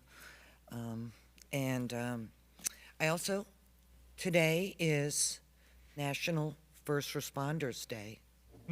So, police, fire, thank you for your service. City workers, you might be, I could consider you, but no, National First Responders Day. So I want to thank all those across the nation as well. The Untapped will be November 7th, the first Friday in November. So everyone put that on your calendars. And for now, I'll keep it short. Thank you, Mayor. That's it. Very good. Thank you. Commissioner Smith. Well, I have to explain my wardrobe tonight. Yeah. Eagles? You see that, Commissioner Segerson-Eaton? Uh-oh. We had a bet last meeting, and I made it, because the Cowboys, the Pompano Cowboys, were playing the Pompano Eagles, and the Eagles won. But we did have one team that did really, really good, and that was the U8. I think I'm saying that right. U8, and they beat the Eagles 12-20, but all the other games the Eagles won. So next year, I hope to see a Cowboy shirt down at that end of the dais.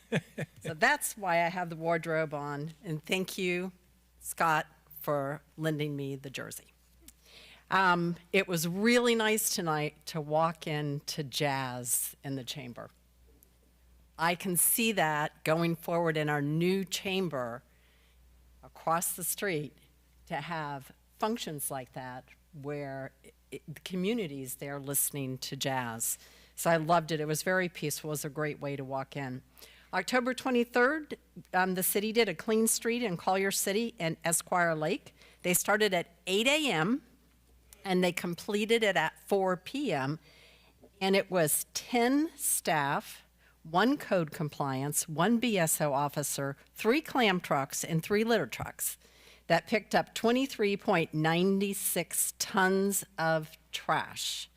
There was 100 tires, 2 glass tabletops, 2 TVs, 2 shopping carts. I wonder where they came from. And they cleaned all the bus areas. They shut down 1 homeless camp and identified some potential problems for other homeless areas and drug activity. And Major Elwood and Cassandra Rett have been aware of those and are acting on that. So thank you, city and clam trucks and litter trucks, the whole gang of you. Thank you for cleaning up the streets in Collier City. This Saturday will be the Starlight Jam session at the Palm Air Gazebo at 6 o'clock. And I hope you all come out, bring your chairs and your good vibes. My quote tonight is from Coretta Scott King. The greatness of a community is mostly accurately measured by the compassionate actions of its members. Thank you, Mayor. Very good. And we'll see you tomorrow night. Thank you, Commissioner. Vice Mayor. Thank you. I wanted to thank the city for the awareness campaign that they're doing about keeping our canals clean. I get a lot of inbound calls and messages from residents about lawn companies, landscapers blowing debris into canals, people doing it. So it's a good reminder that does not belong in canals, give this to your landscape company if you have one, or your lawn person. No lawn clipping in canals, and there's all the reasons on here. So thank you to the city for being responsive to those concerns. I do not have a community meeting this month because it's always on the fourth Wednesday. The fourth Wednesday is tomorrow, and we will be here. So there is no community meeting at the American Legion tomorrow night. And I want to say happy Halloween. Everyone be safe. It's a Friday night. Everyone, if you're driving, slow down. There's kids out. If you're trick-or-treating with your kids, have fun and enjoy. It's supposed to be a beautiful evening. And I promised you a quote, Darlene, so I found one. The only impossible journey is the one you never begin. Tony Robbins. Very good. There you go. Good. All right. I've got no report. This meeting's adjourned. Thank you.